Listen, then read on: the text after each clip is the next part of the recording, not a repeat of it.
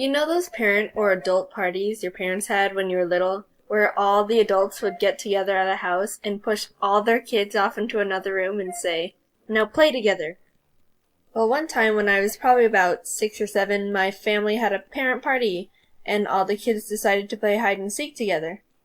So I ran into the bathroom and hid behind the shower curtain, and looking back at this, I realized how horrible of a hiding spot that is, because that's basically the only spot you can hide in the bathroom, and I probably would have been found easily in a matter of minutes. But anyway, I was sitting there in the bathtub when someone walked into the bathroom, and I thought it was a seeker, so I stayed really quiet. But then I heard the door shut and the sound of someone opening the toilet lid. It was definitely not a seeker. Or one of the kids, for that matter. Turns out, I had to sit in the bathtub completely motionless, listening to some guy pee for a good amount of time. And the whole time I was so scared he would look behind the shower curtain and find me just sitting in the bathtub, thinking I was trying to watch people pee or something. So eventually he left and I could get out of the bathroom, and after that I was done. I was done playing hide and seek for a very long time after that. And no, he didn't wash his hands.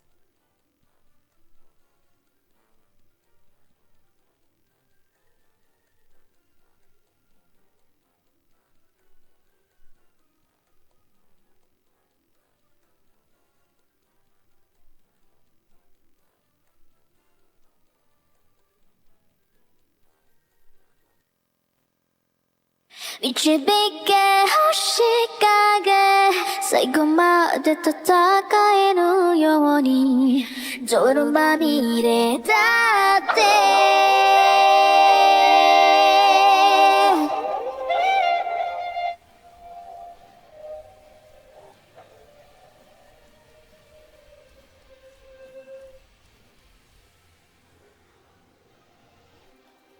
逃げ続けて嘘でロリギロとして走り回ってやっと溢れ出した遅い旅にギリギリ逆らってとがめなんて押してしまえば君が追うのか変わらずに No my name No my name 導け星影最後まで戦えるように泥まみれだって決して諦めないよピアテオにはそばにいるから二人で立ち向かおう僕らきっと Rise above 転んだとしてもやめないと決めた君がいるからそう二人で立ち向かおう僕らきっと Rise above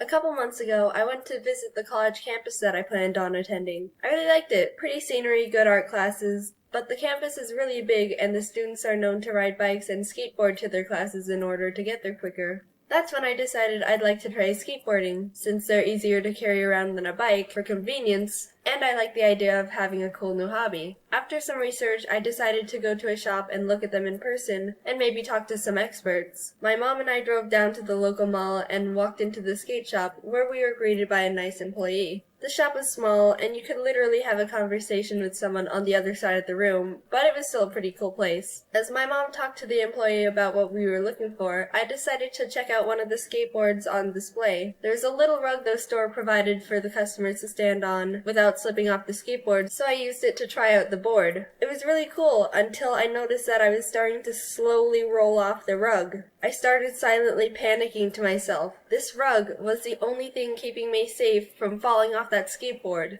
I needed it. I trusted it. And it was betraying me. Stop it! People have different reactions in panic situations. For me, everything goes in slow motion. All I could think about was the horrible ways that this could end. I felt like Mufasa when he was above the cliff with Scar. Rug! Help me! Long live the king/queen, because technically you are of the female gender, but the quote uses the male counterpart. No! Wildebeests. I was having a mental breakdown in the corner by myself. Half of the board was on the tile now, and it was starting to pick up some speed. I quickly glanced over at my mom to see if she noticed the peril that I was in. Still talking.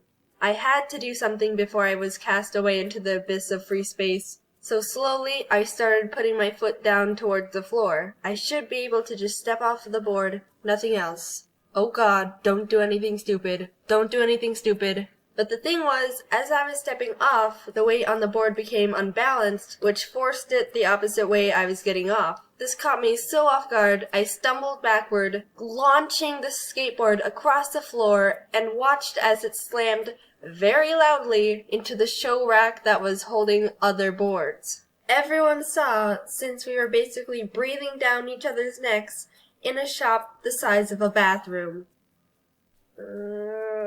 My initial reaction, as it is to most things, was to just laugh it off. But it was just a really awkward laugh that I was using to try and say, oh, oops, I'm sorry, I'm such a klutz. But on the inside, stop, don't look at me, no. We left, and every time I pass that store, I just cringe. I can never return there ever again. Wildebeests.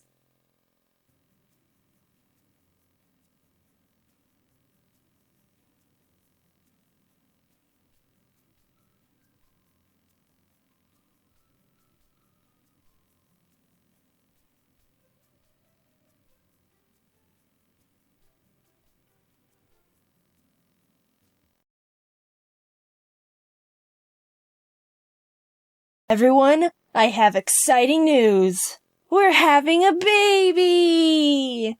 Well, okay, I was gonna hype this video up to make you think that we were having a child, but it's not a child. It's a dog! Aren't you excited? I know this is all probably kinda sudden, but I mean, come on. Everyone likes dogs. Save it. Now before you all go crazy with your obvious dog hype, I bet you have some pretty big questions like, oh Jaiden, what's its name? It's Ari. So now that we've got all the big questions out of the way, you probably want to see him now. Well, you can. Here he is. So, we just got back from picking up our baby. This is gonna be his first moments home. Hello. Oh, what you thinking about? Yay, dogs! Parents are right. Having a child is a magical experience, and I'm glad I'm part of it now. Come to think of it, since we're all parents of this dog now, your parents are grandparents. Mom, you're a grandma now. What? We as responsible parents have to make sure we raise our child right, with manners and good morals. And don't worry, I've already started the process. Alright, Ari, hold the door open for me. Come on, you have to learn how to be a gentleman. Ari, it's rude to eat without utensils. Here's a fork. I'm trying to teach you manners. Here, let me help you. Ari, we have to have a serious talk about peer pressure. If all your friends were jumping off a bridge, would you do it too? I also filmed me putting Ari's room together, which was an experience. So here's the cage I bought, and I'm gonna put it together now, but I'm gonna put it together in my room, which is around the corner. So...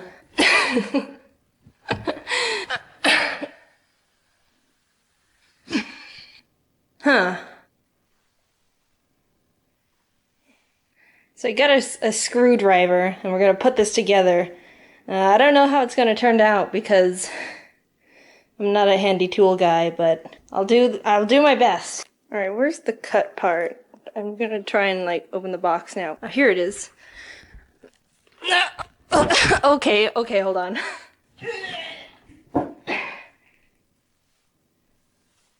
Now we can start.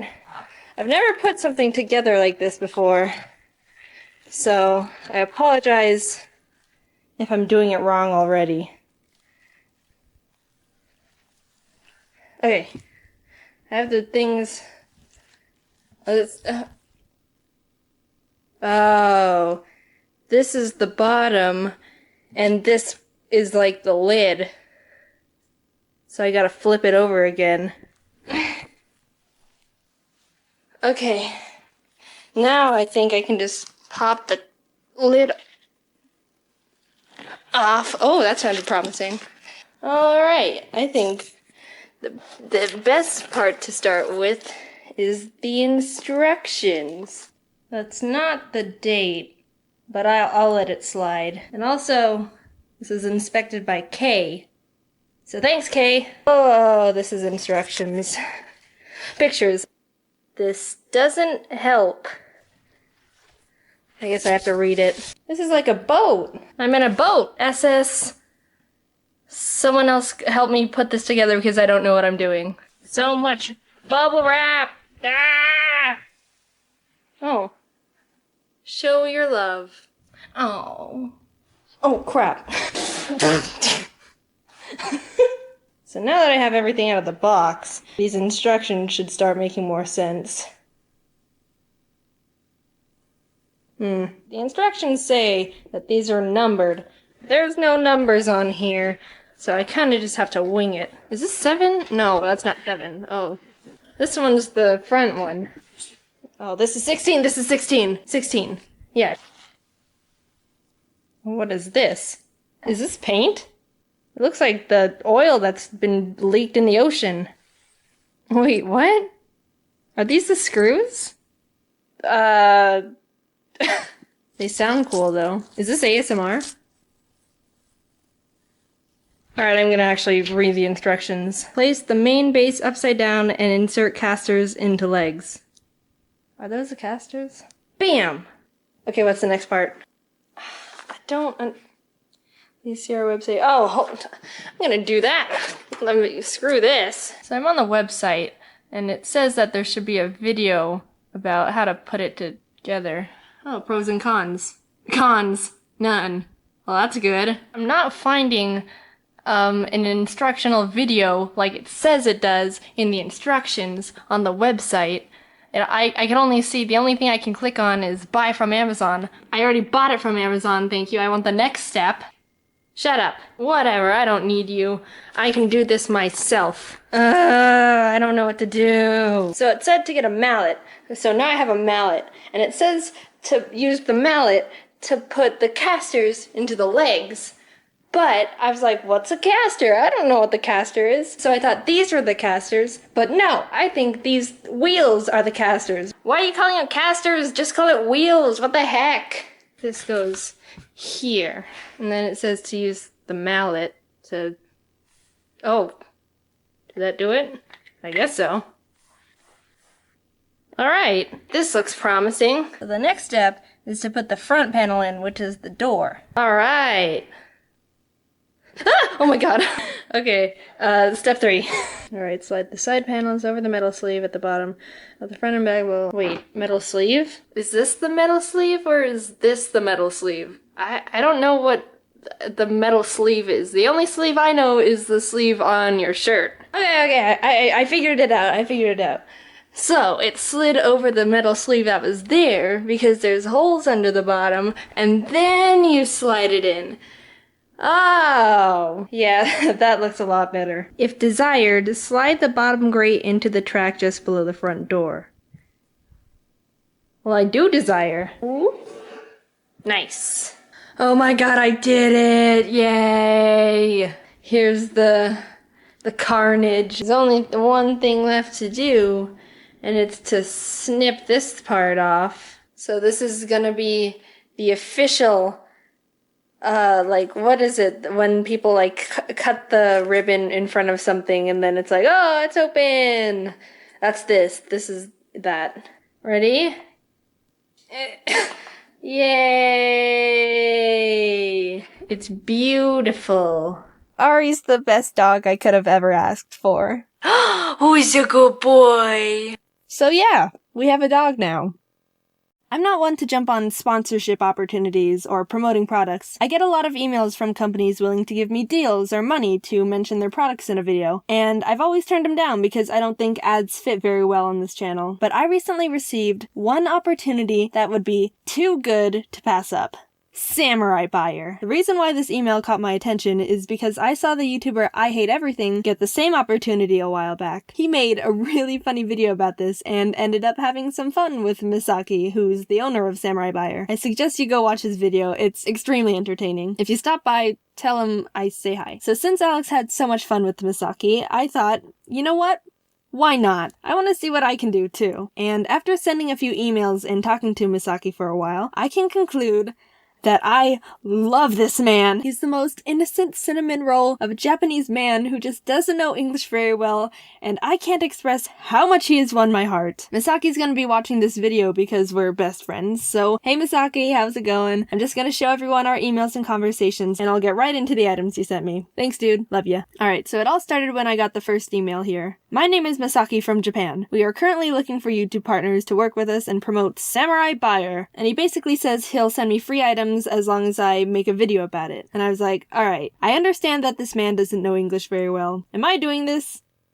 I'm doing this. Greetings, Sir Mizaki. I am Jaiden from United States. I am very in love with many of your store products and fantasize buying them on numerous occasions. I am quite honored that you desire to sponsor me gifts from your shop personally. It makes me feel very special, and I hope I have made you proud, good sir. However, on my YouTube company, I do not create content of unboxing the merchandises. This is a problem, to say the least. Although I cannot produce a short film to upload for my people, if you send me a box of goodies, I am very willing to share with them on my social medias. Hope to hear from you very soon. Jaiden Animations. At this point, I wasn't sure if I wanted to make a whole video about this, so I thought maybe I could get him to send me a box and I could just tweet out the crazy stuff he sends me. But oh, do I have some stuff to share with you guys about this. It would have been a crime not to make a video about what I got myself into. Just stay tuned. It gets crazy. Hello, Jaiden. Thank you for your reply. I understand that unboxing video will not really suit your channel. However, we would like to offer you to make some tutorial video of how to use Samurai Buyer with your wonderful animation skills, which I personally like it.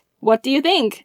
Misaki. Dearest Misaki, oh my, that is a wonderful ideas. You are one brilliant man, Sir Misaki. I am blessed to be in your presence via electronic mail. I would love to share your products to the world with my videos through the magic of motion of animation. How many items will you be sending? I want to be able to make a long enough video so that my kings will be satisfied with me. I want to make them proud of me as well. They are my happy. Harambe 1999 to 2K16. Jaiden Animations. Hello, Jaiden! I am reviewing your animation for past 3 days. I just like them. You can just tell me what sort of items you like to get. Maybe something like $120 at first.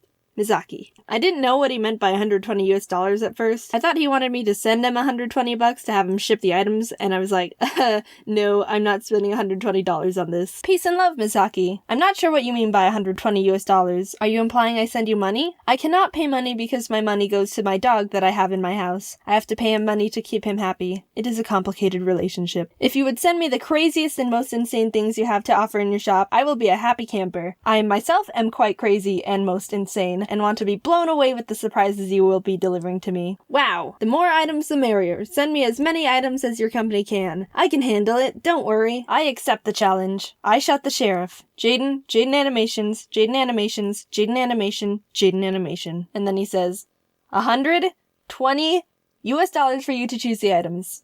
Misaki. That didn't really answer my question. Mr. Misaki, am I paying for this? Or are you sending them for free? Just send me what you think I would like. I trust you, senpai. Jaiden Animations, Jaiden Animation, Jaiden Animation, Jaiden Animates, Jaiden Animations. And then he says, hello, senpai! Senpai? Okay, I pick up the best items for you. Misaki. Thank you very, very much, sir, Mr. Misaki. I will make a good video with them. I won't let you down. Before I send you my shipping information, I have one question you must answer. How are you doing today? I am curious because you are a hard-working man and I hope you are doing well. I await patiently for your reply. Jaiden Animation, Jaiden Animations, Maiden Animations, Jaiden Animation, Jaiden Animates, Jaiden Draws. Hello, Jaiden-senpai. I am great, thank you. Anyway, you have Skype? Notice me, Misaki. So I'm guessing that since he's always talking to a bunch of other YouTube people who are also aware that he doesn't know English very well, they're saying things to him like, "Notice me, senpai," and he's picking it up and saying it too. Anyway, so I add him back on Skype and he says, "Hi, senpai." Oh, he makes me so happy. Then we chatted a bit and he asked if I could hop into a call. Now, I don't like calls. They give me anxiety. But I was like, you know what? I'll do it. I'll do it for Misaki. So we had a nice conversation for like 10 minutes. I got to tell him I'm half Japanese, my mom's Asian, and my dad's white. And he's like, "Oh, we're similar." And then he started joking about rice fields. Is that racist? I don't know if that's racist or not. So now he's talking about rice fields and goes on to say, "Oh, you need to visit sometime and see." I mean, all jokes aside, Misaki, if you want to fly me over to Japan, I am so down to come visit you since we're best friends now. We'll frolic in those rice fields. Just hit me up. And in the call, he also mentions iDubbbz. iDubbbz is a YouTuber who's also done a video about Misaki and Samurai Buyer. His video is more PG-13, so if you're not into that stuff, you probably shouldn't watch it. Otherwise, he has a pretty entertaining video too. So Misaki says, "Oh, do you know iDubbbz? You're both in the United States." I do not know iDubbbz, but come on, man, we're both in the United States. Why haven't we met yet? So that was the gist of the call, and he said he'd mail the items as soon as possible. So now I'm hyped. I'm excited to make this video. There's so much funny stuff I wanted to share with you guys. But wait, there's even more. He messages me again a few days later saying, "Are you there?" And I was like, "Senpai!" "Hey there." "Oh, okay. I had some English question." "Alright, we will be making banner on the top page of Samurai Buyer, like Pokemon, Dragon Ball, snacks, and Japan exclusive items. I am looking for the catchy phrase for each banner. Do you have any idea? Example Pokemon banner. Let's catch all Pokemon! Like a slogan for the entire website?" And he goes, "Nope, on each contents. Banner."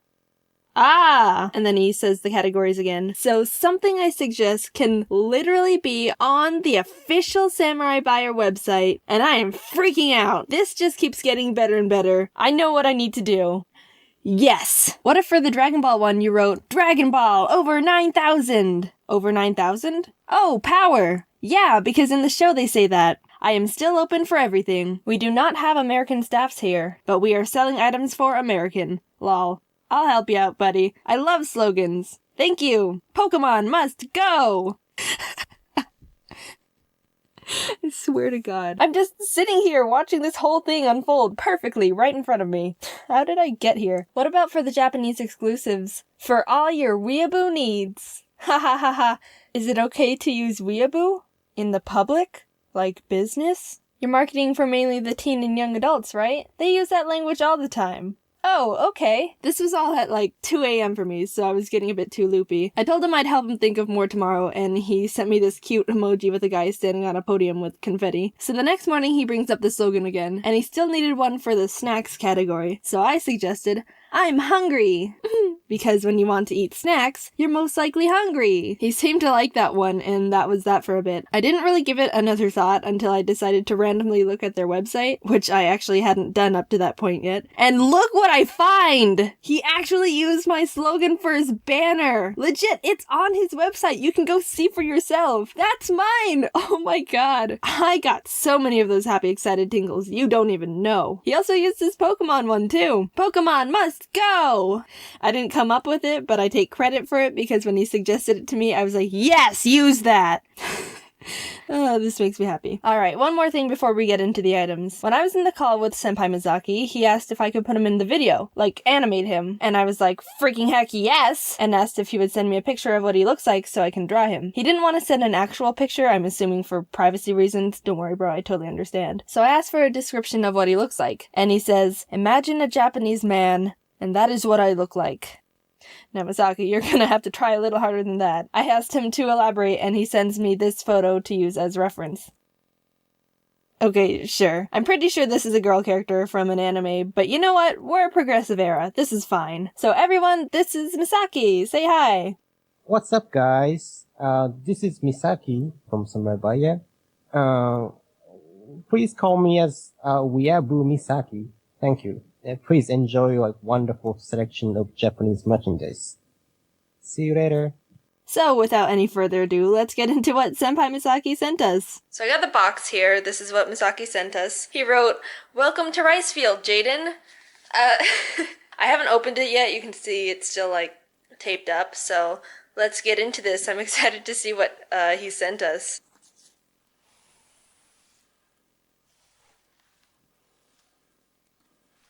Alright. Alright, so the first thing I see in this box is a Full Metal Alchemist figurine. I haven't seen the anime, but I know that's a spicy anime right now. Aww! Look, he sent little Japanese Pikachus! Oh, how precious. Misaki. Oh, look, they can go with my Dragonite. Oh, that's adorable. Alright, let's see what else is in here. Uh-oh, we got ducks. What do you think, dude? Ari likes the ducks. It's strange that they were just like on the bottom. They don't have any packaging. But, okay. And we got a little Cyndaquil. Aw, he knows that I like Pokemon, so he probably sent me a lot of Pokemon stuff. Oh my! Oh, this is, oh, Misaki! Look at this! This is adorable. I've never had so many Pikachus. And then, alright, there's more ducks. There you go. And we got a little fan. Open it up. This is hard to do with one hand. Ooh, look how pretty! Ari, you need some fan? I think I know why he sent me so much Pokemon things. When he was talking to me, he was like, oh, do you like anything specific? And I was like, no, you can just send me whatever you think I'd like. And then he's like, oh, you like Pokemon, right? And I was like, yeah, I like Pokemon. And he's like, do you like plush? And I was like, yeah, I like plush. And then he sent all the Pokemon and all the plush. Misaki, you're so awesome. It's like a big ol' happy family. There's the mom and the dad, and Ari's taking a child. Ari, no! No!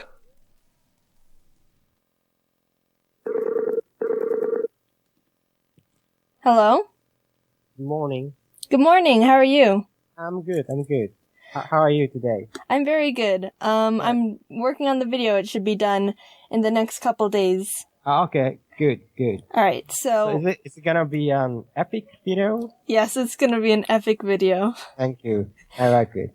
Alright, so what I'm gonna do is, I need for your, in the video, you to just say, like, hello to everyone and say whatever you want to say.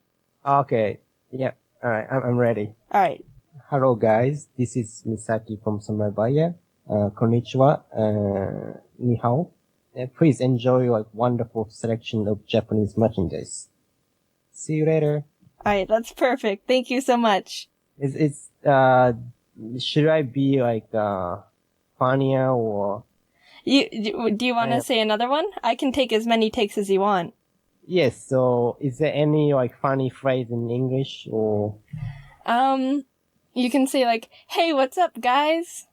Something like that. Okay. Okay. Yeah, I'm ready. Alright, let's go again. What's up, guys? This is Misaki. Please call me as Weeaboo Misaki. Thank you. I love that one. Thank you. No problem. Okay, Jaiden. Talk to you later. Bye. Thank you. Bye-bye. Hello, everyone. I am with Tony V Tunes, Hey guys, Tony V Tunes here. and we decided to do a collaboration. So we have one video here and one video on his channel. So after this, you can head on over to Tony's channel. Link is in the description, Right and watch that. What are we doing? Today, we are going to be doing the Funny Stories tag made up by you and some questions on Google or whatever. And yeah. All right.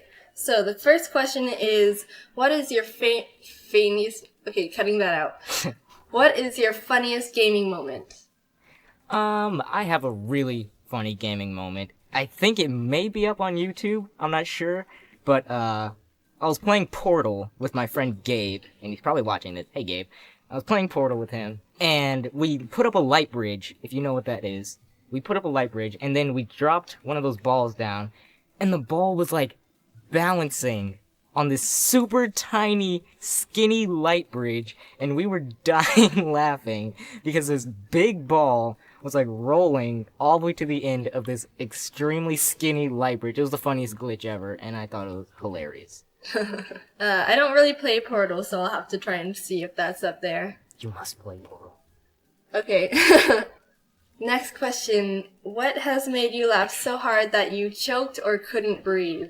Once when I was really little, I was in my parents' room and we were watching cartoons. I was with my mom and we saw like this little bug on the floor. I didn't know what it was. It kind of looked like a caterpillar. But I was like, Mom, look at the bug. And so we had like this little bonding moment looking at the stupid little bug on the floor. And then I was like, oh, hey, I have a little brother. He's into bugs. Let's call him in and we can all have a group bonding session over this bug. And so we're like, my brother's name is Jackson. And we called him in like, Jax, come and look at the bug. So he like came running in. He was so excited. He was doing like Olympic sprint into the room. And it was like pure ecstasy. And he didn't see us crouched on the floor looking at the bug. So he ran like through us and managed to squish it as he ran through. Oh and my god. He's like, where is it? And we were dying laughing. Oh my gosh, it was so funny. It's horrible. It was 5 minutes of pure laughing. It was amazing. Okay, so next question is, do you have a funny story from school? Yeah, I have this really funny story from school. Around 4th grade, when I was like 9 years old, we were all in class, and then my friend just started looking at me with these really big eyes and like shifting his eyes to the side. And I was like, what are you looking at? What are you trying to tell me? And he was like, look over there. And then I was like, what? So I turned my head around, and this kid is walking around in the classroom, completely barefoot, stepping on the desk and stuff. What? I'm like, what is he doing? Why is he running around the class freaking barefoot? And the teacher was like, I forgot his name was like Sebastian or something. She's like, Sebastian, can you put on your shoes? Your feet kind of stink really bad. And we're like, oh my god, what is this kid? And he just runs out of the classroom. What? Did he return? I don't know. He never returned for the entire rest of the school day. I think one of the security guards caught him or something. It was really weird, really disturbing, and no one needed to see his feet. Was he on drugs or something? Probably mad cocaine.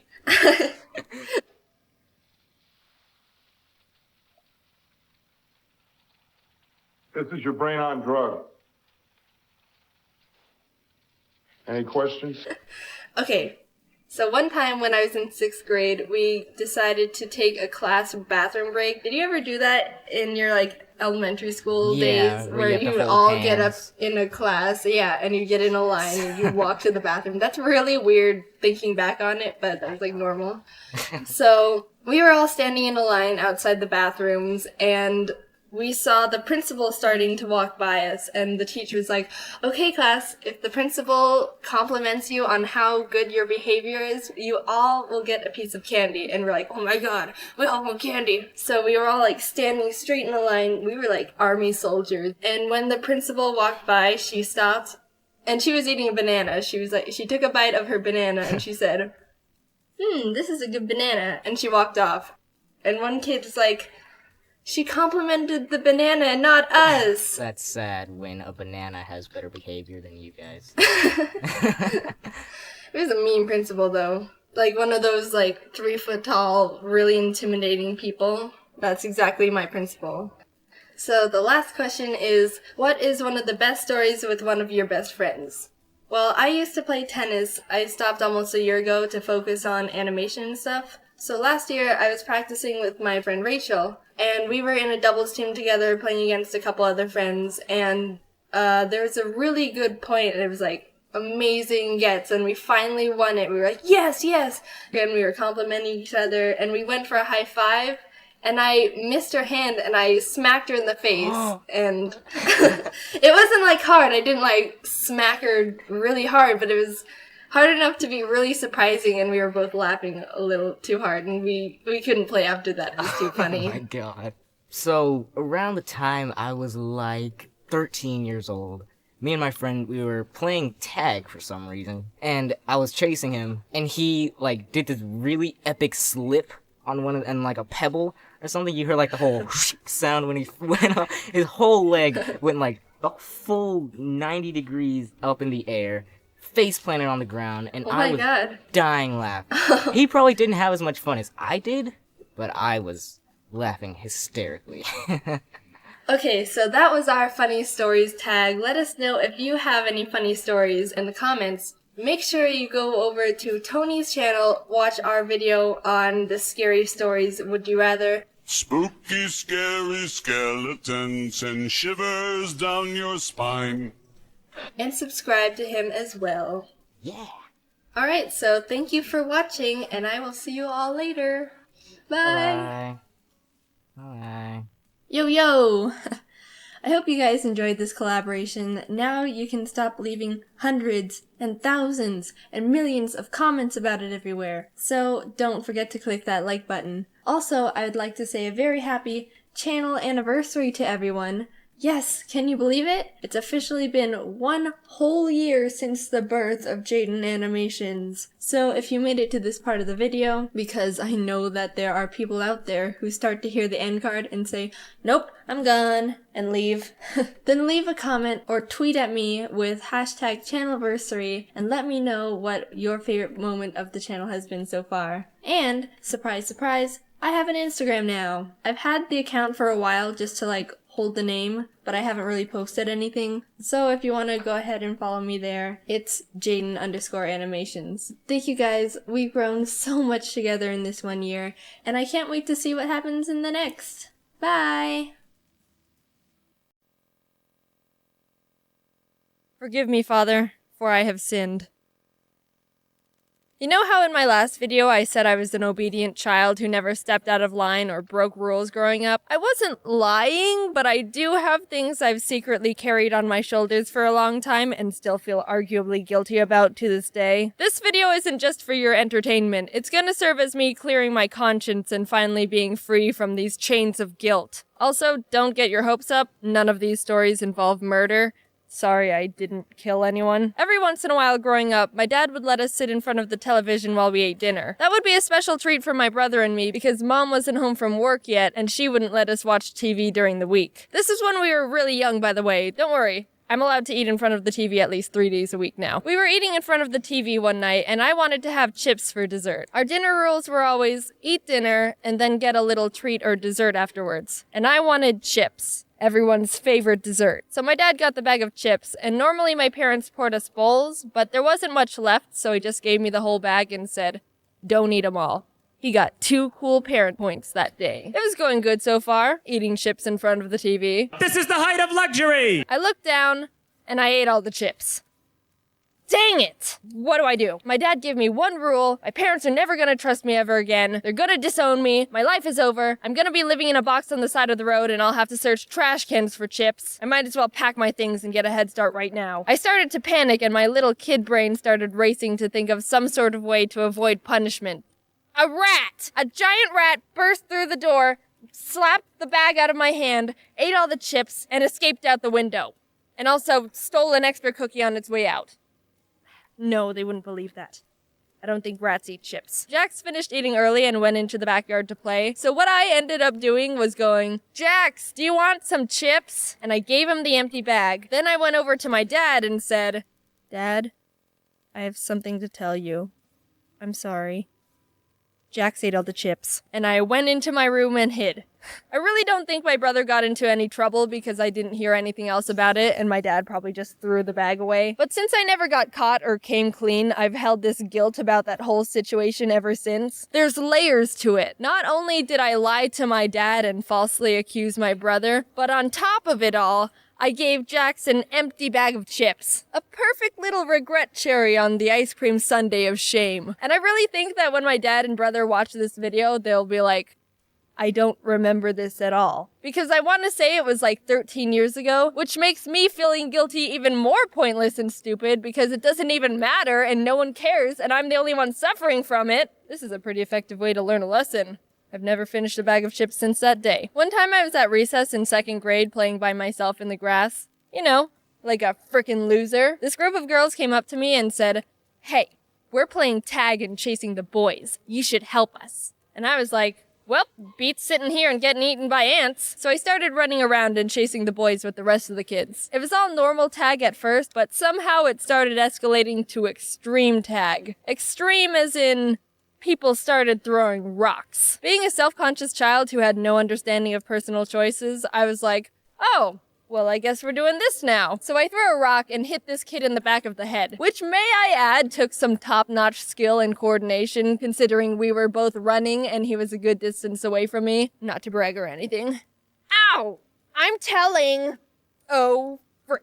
I watched this kid start running off to tell a teacher, and I knew I had to think of something fast. And don't tell me I should have just stood there and faced the consequences of my actions. You know, as a kid, you wouldn't have done that. This only works if we're all honest with ourselves here. The first thing I could think of was to go hide in the bathroom, because everyone knows teachers can't burst into kids using bathroom stalls. That is definitely illegal and weird. I camped out in the girls' bathroom until I heard the recess whistle and went back to class. Obviously, the teacher was told what happened. I couldn't have run away from that, so I still got in trouble. But the guilt trip doesn't end there. The teacher told me I wasn't allowed to go to recess tomorrow, which is reasonable. I can own up to that punishment. But she also said I needed to write a letter to my parents telling them what I did. I don't know what pushed me to do this because I always did what grown-ups said, but something in my head told me, you're not writing that letter.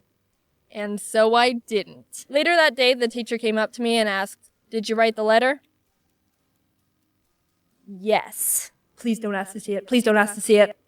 Good. And so my parents never found out.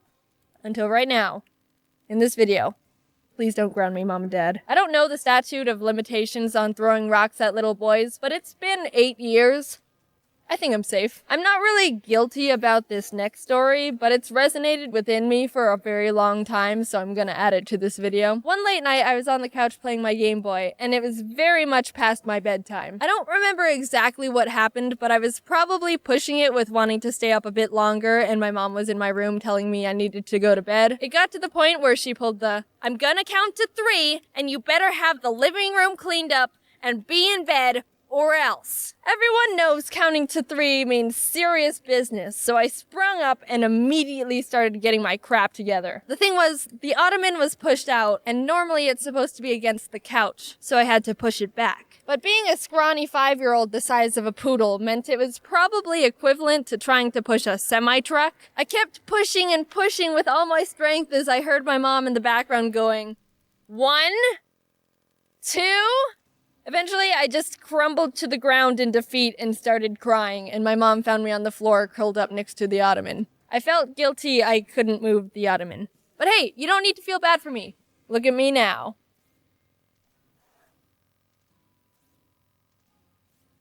Yeah, it's pretty inspiring. So yeah, those are the types of things my brain flashes back to when I'm wanting to feel guilty. For the record, I've not thrown a rock at anyone else ever since. I've got a pretty good thrown rocks to not thrown rocks ratio going on. Also, thank you to everyone who's been sending me happy birthday messages. That was very nice of you. You can see here I'm trying to squish in as much art as I can because I got so much, it's crazy. Watch this. And with the power of editing, boosh! 2 conveyor belts of art. Whoa! Look at them all, sliding across the screen like they've got somewhere to be. See you later, little buddies. Thank you for drawing me things. It's awesome, and I like it a lot. My birthday is September 27th, so a couple days ago. I'm 20 now. Did I do anything? No. I'm not the biggest person on doing or planning things for my birthday. For some reason, I feel selfish celebrating it. It's, I don't know, my brain's weird. I know that thought process is kind of ridiculous, and I love celebrating other people's birthdays. I just have trouble celebrating me. But some of my friends got me gifts and made me feel special, so that's nice of them. Anyway, thanks for watching the videos. I'm 20 now. I'll talk to you later. I'm hanging up now. Bye. Okay, before I even say anything, let's lay out some ground rules. This is probably gonna be the most open I'll ever get about my personal life. I know I've shared tidbits of myself and life through little stories, but when it comes to personal stuff, I'm very private. Especially within the past few years. I'm gonna be talking in very general surface level terms because specific personal details are for me to know, and in the nicest way possible, none of your business. Basically, this is something I want to talk about, share, and bring a spotlight to. But at the same time, you get the Cliff Notes version. So no trying to assume or guess anything beyond what I'm sharing within this video. At the end of the day, we're all just strangers refusing to listen to the stranger danger rule. Alright, formalities aside, let's get into it. I've come to realize that I'm ARO-ACE, which stands for Aromantic Asexual. And I know what you're thinking. That's not gay. What the hell is that? And you know what? That is completely fair, because I didn't know what that was either. Aromantic and asexual are two different things, and I'm gonna break them down to you separately, starting with aromantic, because no one really knows what that one is. And also, it's my personal favorite. Someone who's aromantic is defined as a person who feels very little to no romantic attraction to anyone at all. So like, they might not develop crushes on people, or feel the need to be in a romantic relationship with anyone. Very general terms, but hopefully you kinda get the gist. If not, here's a little story example from me. Growing up, I never developed crushes on anyone. I remember when I was in 5th grade, kids were talking about their crushes left and right, and it was starting to feel like something I had to experience too, just because I thought that's just what happens. Don't make fun of 9-year-old me, I was a sheep. Anyway, I decided I needed to have a crush because that's just what happens to people. And I very robotically chose this random kid in the class who we can call Pikachu. That's not his name. He didn't mean anything to me and I didn't do anything about this crush. Like, I didn't tell anyone or anything. It was just a headcanon thing for me to feel up to speed and like I was hitting my normal human emotions quota. But it's funny because on Valentine's Day, you know how in elementary school everyone would bring cheesy Walmart Valentine's cards for everyone in the class, and then you'd have a box full of candy and hollow emotions from everyone. Well, my school did that. When I went through my box, I pulled out Pikachu's Valentine and thought to myself, someone who has a crush on someone would keep this. I think. So I put Pikachu's copy-paste Batman Valentine in my drawer and promptly forgot about it because it meant nothing to me, but hey, that's just what I thought I was supposed to do. Man, I'm so good at this. Then like a year or so later when my mom was going through my room, she pulled out the card and was like, why do you have this? And I was like, honestly, I have no idea. Years passed, I entered junior high and thought to myself, all right, this is the time where people start developing crushes and then do something about it. Like get into relationships or something. So I was like preparing to be interested in people. On the first day of school, I scoped out the room to see if there was anyone that I thought looked like someone I could develop a crush on. And this was when classes started being divided up into periods, so there were like 6 batches of people I sifted through. But no one caught my eye, and I thought, man, unlucky. Went through the whole school year, next year rolled around, classes changed, I did the same potentials crush scoping again, and the same thing happened. I wasn't drawn to anyone at all. Man. Unlucky again. Every year I thought something would change, especially going into high school when people started actually hitting puberty and were getting conventionally attractive. But my entire school life, grades kindergarten to senior year, which I'm pretty sure is like 13 years, I wasn't interested in a single person throughout any of it. And what's funny was I was thinking, man, what's the deal? Why is no one attractive? And I went to a big high school. There were like 3,500 students there. Surely I am not the outlier in this formula. Why are none of you attractive? By the time I was going to college, I really felt like I had to find someone. It felt like I was falling behind the curve, or if I was gonna find someone, it was gonna have to happen now. I made a lot of new friends, and that's when I thought I developed my first genuine crush. Long story short, in hindsight, no, it wasn't a crush and I was just wrong. I just met someone who I thought was cool and funny and had a really strong desire to be close to them. But looking back, knowing what I do now, it wasn't in a romantic way. I realized I can get very excited and tunnel vision on people I think are really cool or interesting and kind of obsess over getting to know them or just want to spend a lot of time with them. But whenever I got into those tunnel vision moments, if I sat down and asked myself if I actually wanted to be in a relationship with them and hold hands or cuddle or kiss, the answer was not really, but if they wanted to, I could go along with it. Which I do not think is right. In my very old flirting video, which I refuse to rewatch, I think at one point in it, I said something along the lines of, if you're interested in someone but they just want to be friends, I don't understand why some people can't deal with that. And that was primarily because I didn't realize there was an emotional difference between a crush or falling in love and just being really good friends with someone.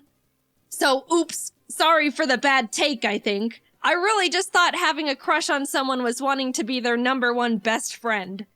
Look, I said don't make fun of me. To me, it used to feel like if I was wanting to become friends with someone to that high of a degree, that would be the next step or justify why I wanted to put this much time, effort, and energy into one person. And it didn't feel right or even fair going through all of this with someone and then tell them they're just a friend. I don't know, it just didn't feel like it made sense, even though I really didn't technically see them in a romantic way. I just didn't understand what was going on really, or that there was supposed to be real emotions instead of a logical understanding of steps. And the fact that I was under the assumption that I was supposed to be interested in people in a romantic way didn't help with anything. I always preferred to stay good friends, but never felt like I could have that, and I worried that if I said no, that we would just start drifting apart, which I obviously didn't want either. It's been a very long journey discovering this about myself. Everything I'm saying has all been extremely subconscious and not understood or defined for many years. I even used to think I was bi or pan for the longest time because I would think to myself, well, bi is being interested in both genders.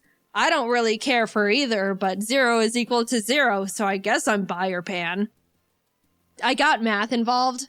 If I knew what aromanticism was when I was growing up, things would have been a lot less complicated for me a lot sooner. I think it's mainly because people don't really talk about it or even know what it is or that it's real. Romance and love is the #1 most talked about topic on the planet. Everything I've been taught or learned through society is that love and romance is everywhere. Everyone feels it, and it's gonna happen to you. Just a funny little note, there was a point where I was listening to some generic romance song on the radio. You know, like all of them. And I just suddenly thought to myself, wait, do people actually feel these things towards each other? Like all these mushy lyrics are real emotions? They're not joking? And that's when I started feeling like something was different. I approached romance under the blanket term thought of, sure, why not? And didn't recognize it was actually a feeling, which might sound stupid, but look, I don't know. No one presented me with any other options. I did a lot of rationalizing. If someone ever expressed romantic interest in me, I would mentally make a kind of logical list of their pros and cons and the pros and cons of what a relationship would look like with them based on what I knew about them as a person. I didn't realize there was supposed to be an extra, excited feeling, or the fact that you're not supposed to think about it as if it were a business exchange. I understand compatibility is a huge important variable when it comes to sharing a relationship with someone, but at the end of the day, it's still, apparently, still a very emotionally driven thing. And I literally had to make that discovery and teach it to myself. Now, I'm gonna talk about being asexual very briefly, and I'm gonna preface it with, let's all just be mature about this, alright? We're all pretending to be adults here. I've got my eye on some of you. Behave! Okay, this is definitely treading into uncomfortable personal boundary territory for me, but yeah, I do want to share that I'm asexual too, which is defined as someone who feels little to no intimate attraction to anyone. Look, I know we said we're all adults, but I'm still gonna dance around the vocabulary, alright? Yes, there's a difference between romantic and intimate attraction. Little side note, I will say you can experience romantic attraction to someone but no intimate attraction, or you can experience intimate attraction but no romantic attraction. You can be one and not the other. It's not necessarily a package deal. Most people feel both, and I do not feel either. Anyway, I have never been magnetically attracted to the look or shape of a single person in my entire life, and did not realize it was a real thing until very recently. I'm able to identify when someone looks conventionally attractive, like by textbook definition, but I never realized people are genuinely drawn to people they think are attractive. I didn't know that people could just see someone and be like, wow, they're gorgeous. I would love to get to know that person, or maybe go on a date with them, or whatever else you people do. I didn't think it was real. I thought people were exaggerating or something. I don't know. And I also couldn't believe that some people feel that with multiple people.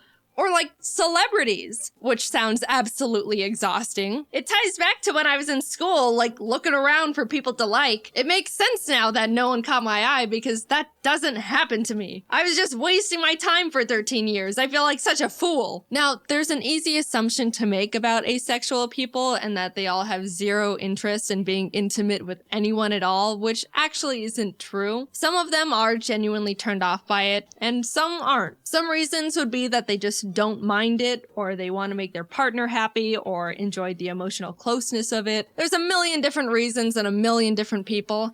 Am I sharing what kind of a people I am? Nope. And you don't know me personally enough in the slightest to be able to try and parasocially analyze where I stand on that spectrum. I'm just here to say I am this. We are moving on. When I stumbled onto the term aro ace and started realizing I fall into that category, it helped me feel much more confident and sure of myself. I've read a lot about how people say they felt broken or that something was wrong with them.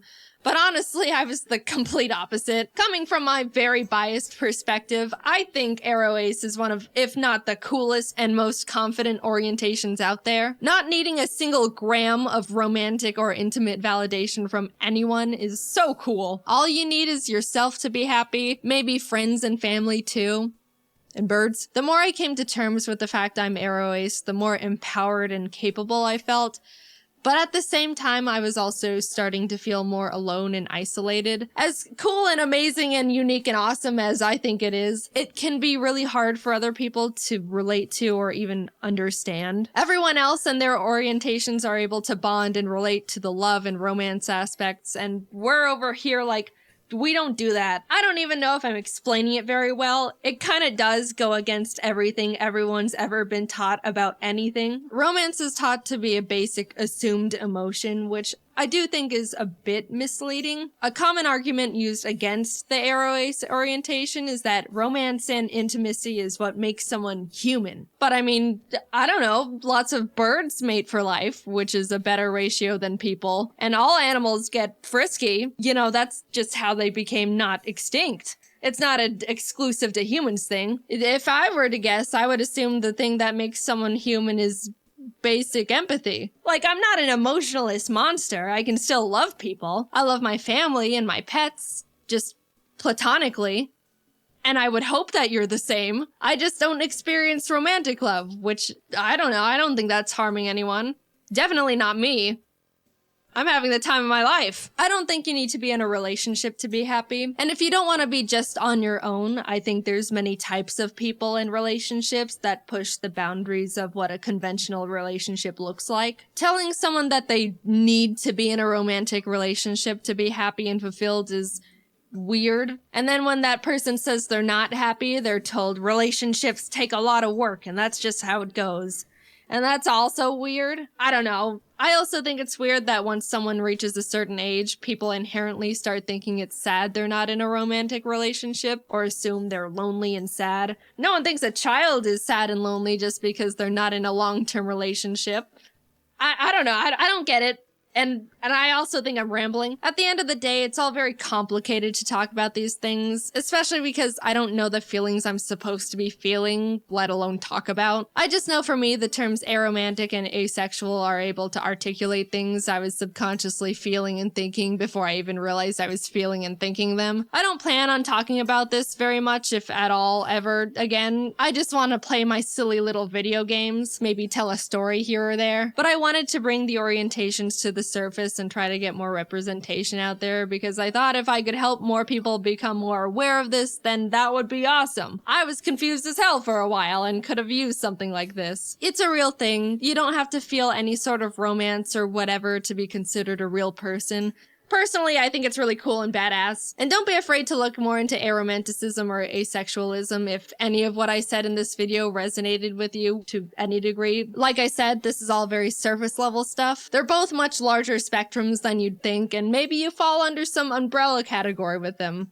I don't know. Or not. Either way, this has all been my personal experience with this stuff. Is there more for me to figure out within it? Yeah, I'm pretty sure there is. It can get pretty complicated and confusing. Haha, awesome. Will I be sharing any of that with you?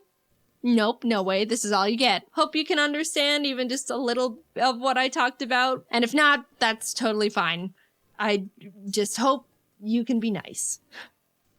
Thanks for listening. I never really intended on making this video because I haven't really felt a strong urge to, like, I don't like using this phrase for myself, but come out. But I did end up wanting to make the video to make people more aware of this stuff because I think it's important and someone has to. There's not really that many people doing it right now.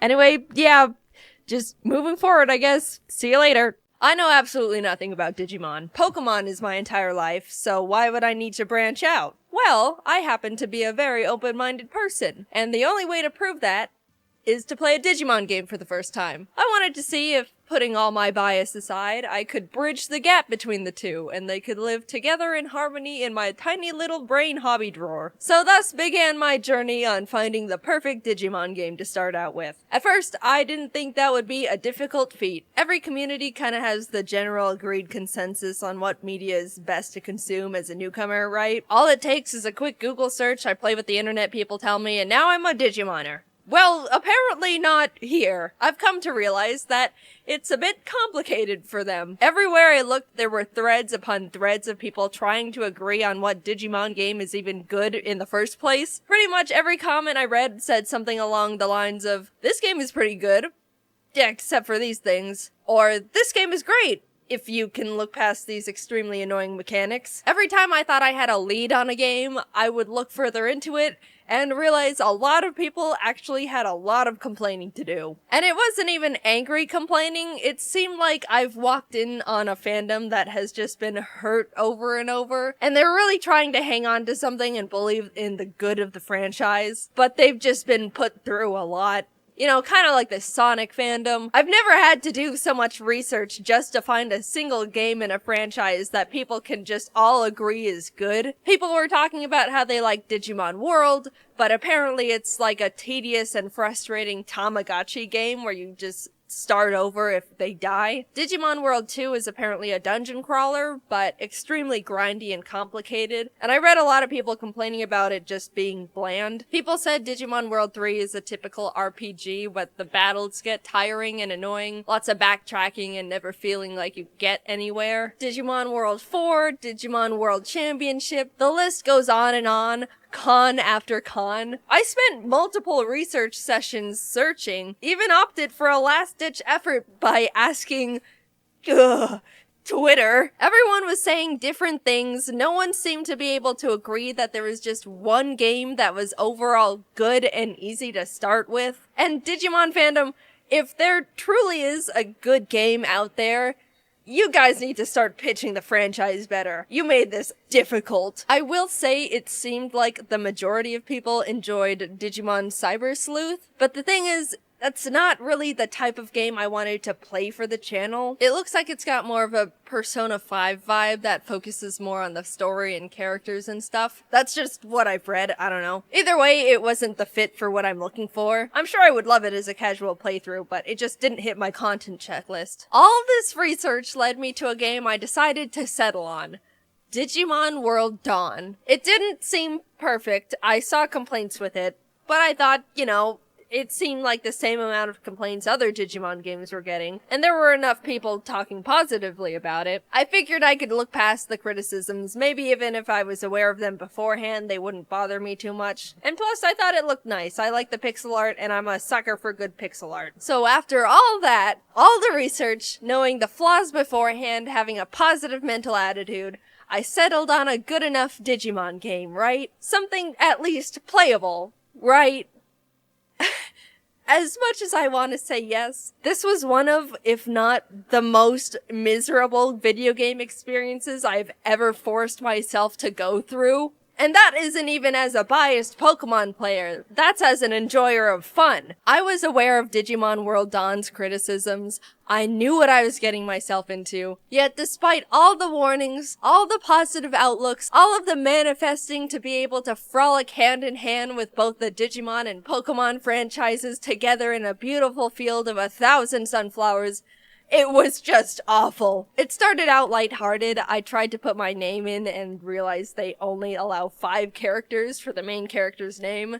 So I'm Jaiden. Before any gameplay, I'm given 4 different packs of 3 Digimon. The Balance Pack, Attack Pack, Speed Pack, and the Japanese Pack. And honestly, I was shocked to see how huge and powerful they all looked. Look at these big men! Pokemon starters don't look like this. This is awesome! I chose the Attack Pack because the big worm guy was my favorite, and then the game forces me to nickname all my Digimon. It's not an option, and if I try to name them their original Digimon names, I can't, because they don't give me enough characters. Again, out of everything I read about this game, this is hilariously not mentioned in anyone's criticism list. I don't know if it's a Digimon thing, or I don't know. So here I, Jaiden, am with my Charmon, Tony Tiger, and Big Worm. I'm not even given a chance to breathe before I'm thrown into this Digimon gang tournament, having to fight for my Digimon and friends' lives and glory in an environment I'm not even sure how to comprehend. Like, first of all,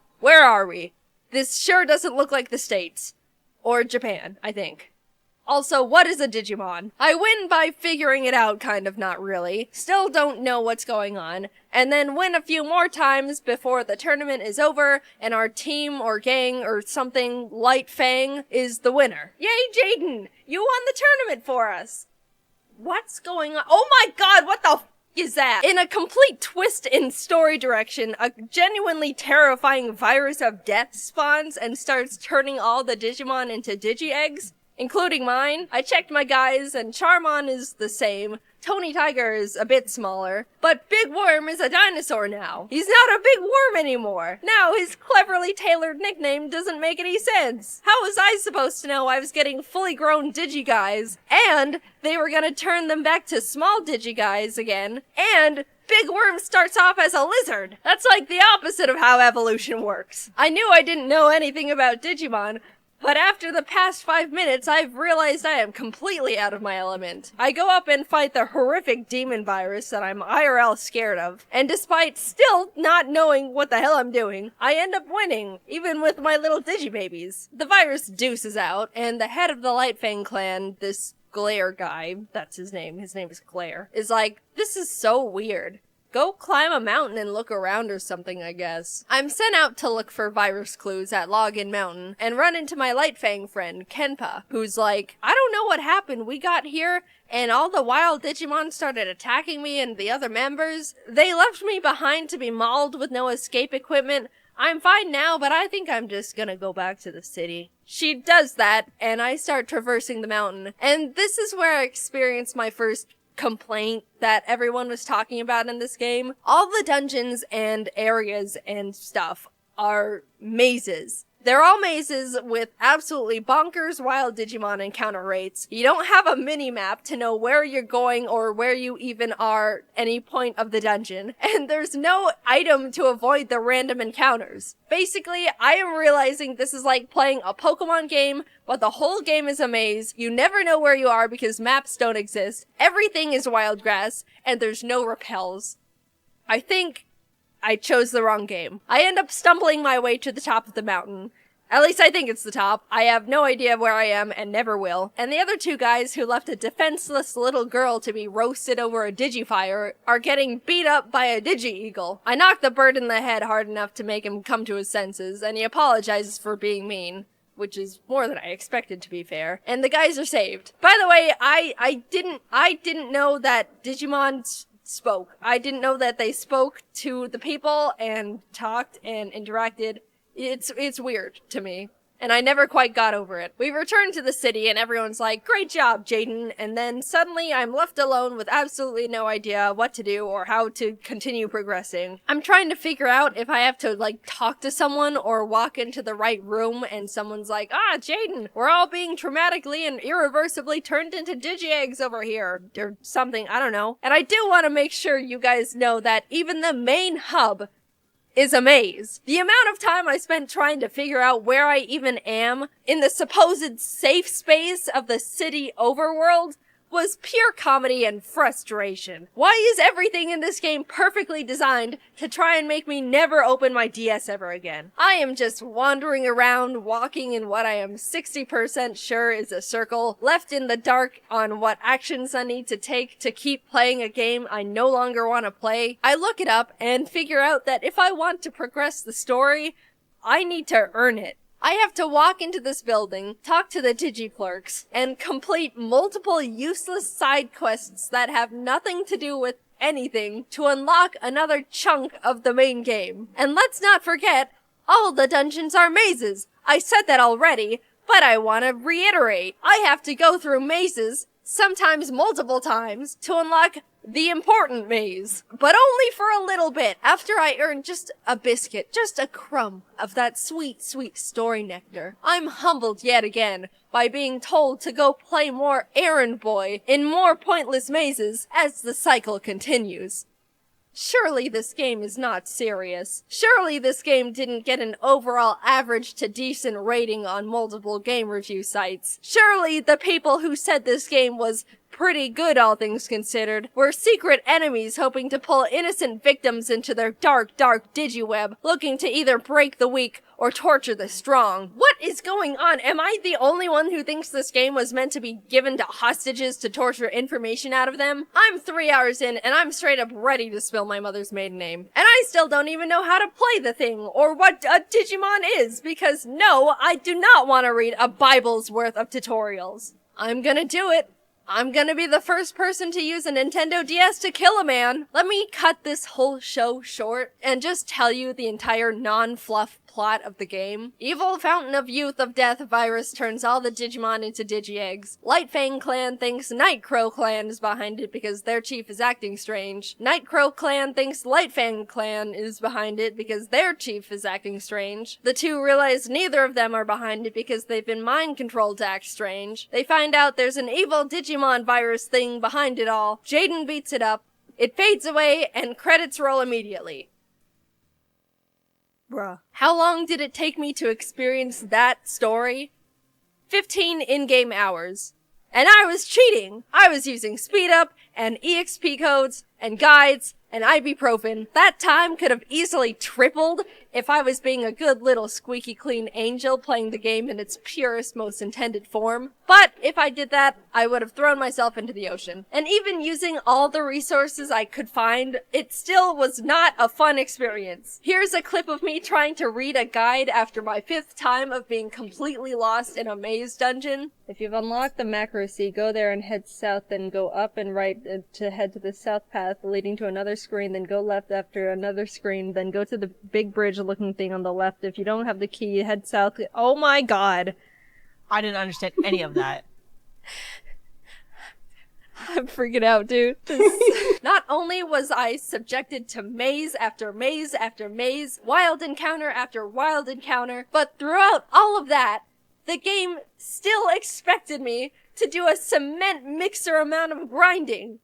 No way, Jose! Do you know how many layers deep this agony cake is already? You want more?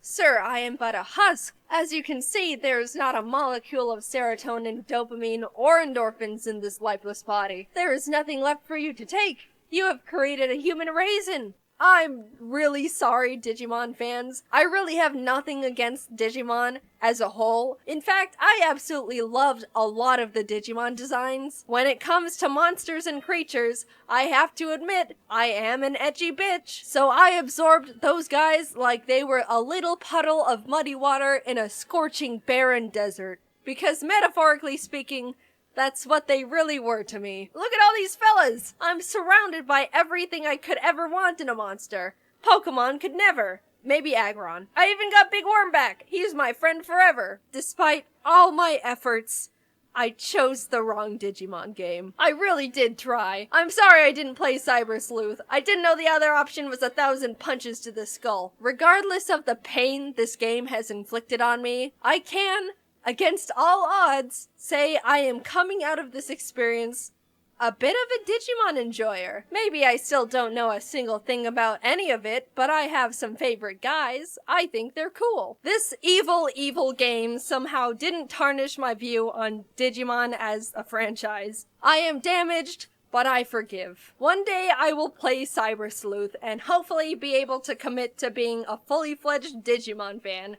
That's how I think it works. Until then, Digimoners, I'm worried about you. Please seek therapy.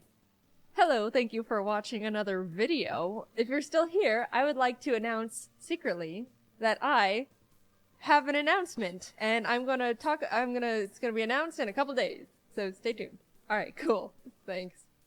As you know, most games are pretty flexible in terms of getting to go as fast, or slow, if you're lame, as you want. And honestly, it's pretty hard to limit that from players. Maybe you could turn the main character into an old man who has trouble walking or something, but that's not fun. At least in theory, I don't know. But you know the one video game genre that forces everyone to play at the same pace? Rhythm games.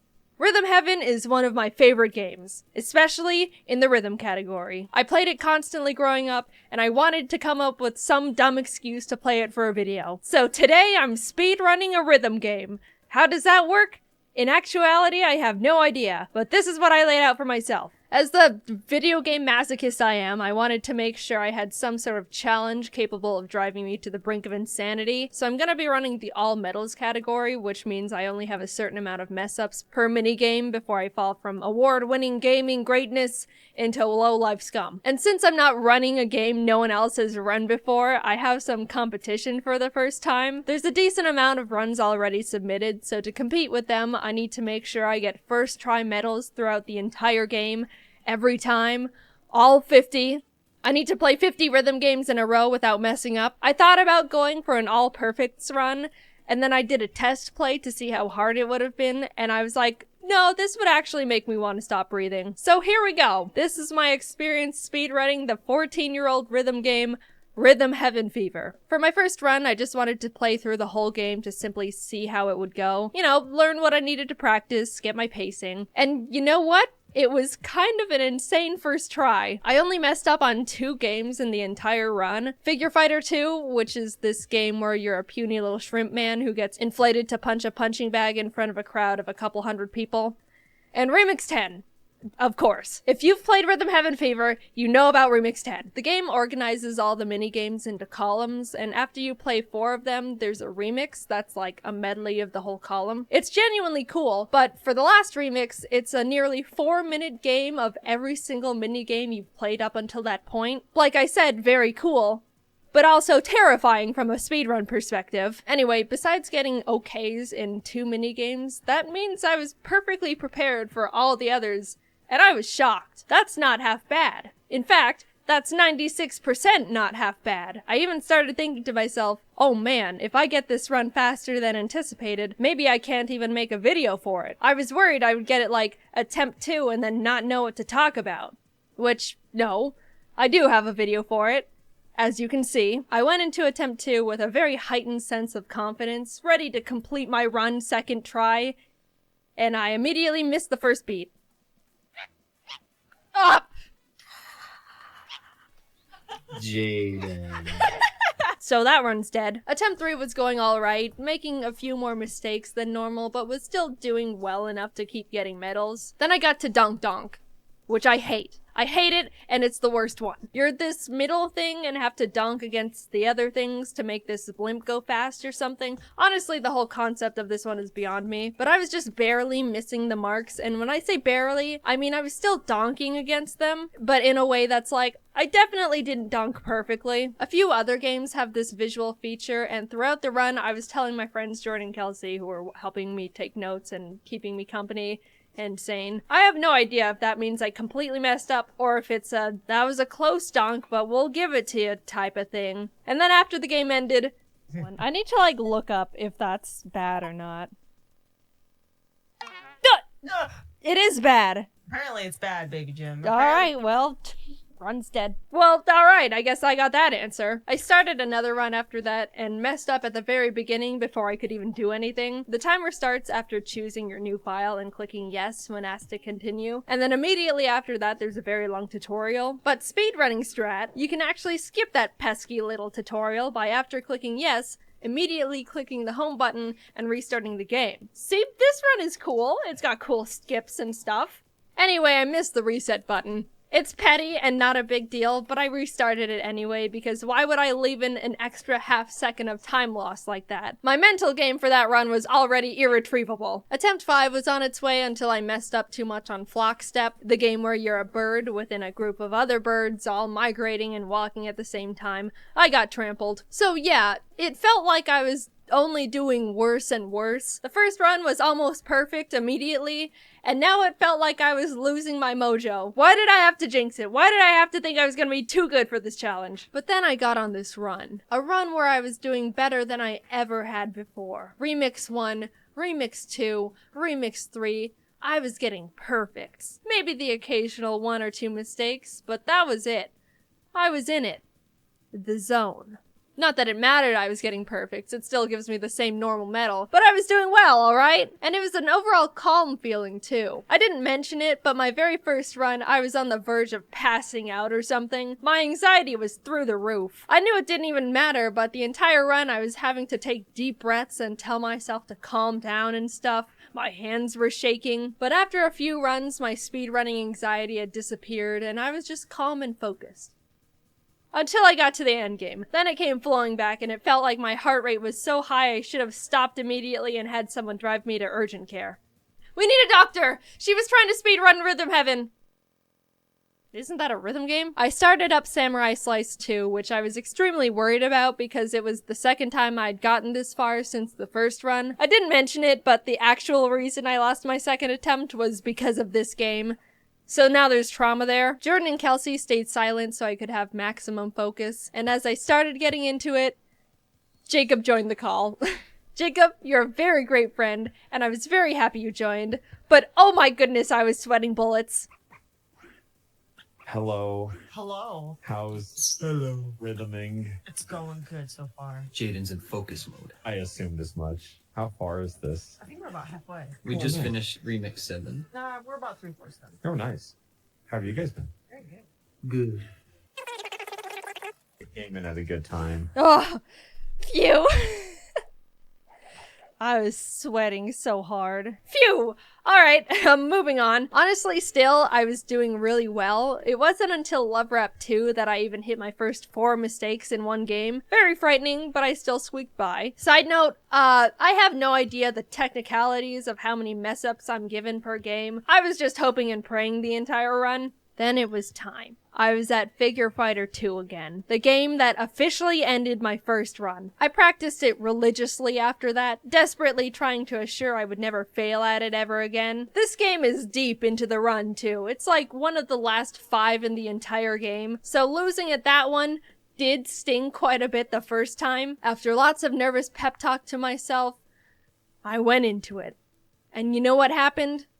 I knocked it out of the park. From 5 mistakes that cost me the run, all the way down to 1. I get to continue on. Every minigame onwards was just exponentially heightening my anxiety further. I was doing really well, but that's what was terrifying me. I didn't know when the mistakes were just gonna hit, and it felt like any second I could kill the run.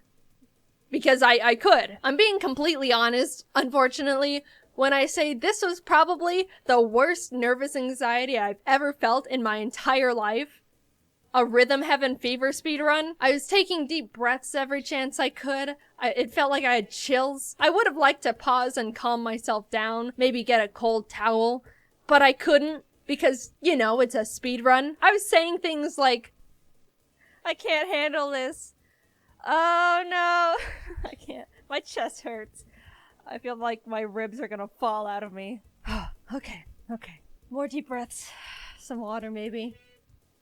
I hate this feeling. I don't want to live with this feeling any longer. Only 5 left. Maybe I was starting to hallucinate or something, but it felt like I was literally having nervous wreck heart palpitations. Both scenarios are equally likely, but I was somehow keeping it together on the outside and made it to the grand finale.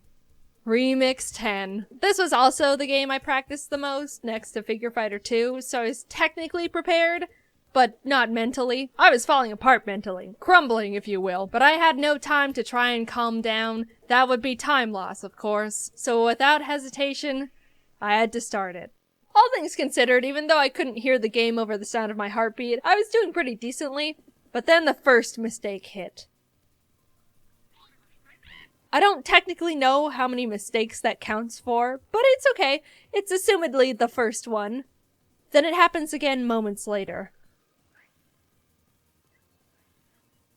This is what I was talking about earlier when I don't know if that counts as an actual mistake or not. Can I look it up? Does the internet have the answer? I don't know, maybe, probably. But I'm in too deep to check at this point, so I'm not going to. The run continues. 1, 2, 3, go! Ready, and tap, tap, tap. It happens again. I wasn't ready for the switch to the tap dancers and missed my cue. They literally harassed me in-game about it. It's all slowly falling apart now. I don't think I can make any more mistakes. Do I know for sure?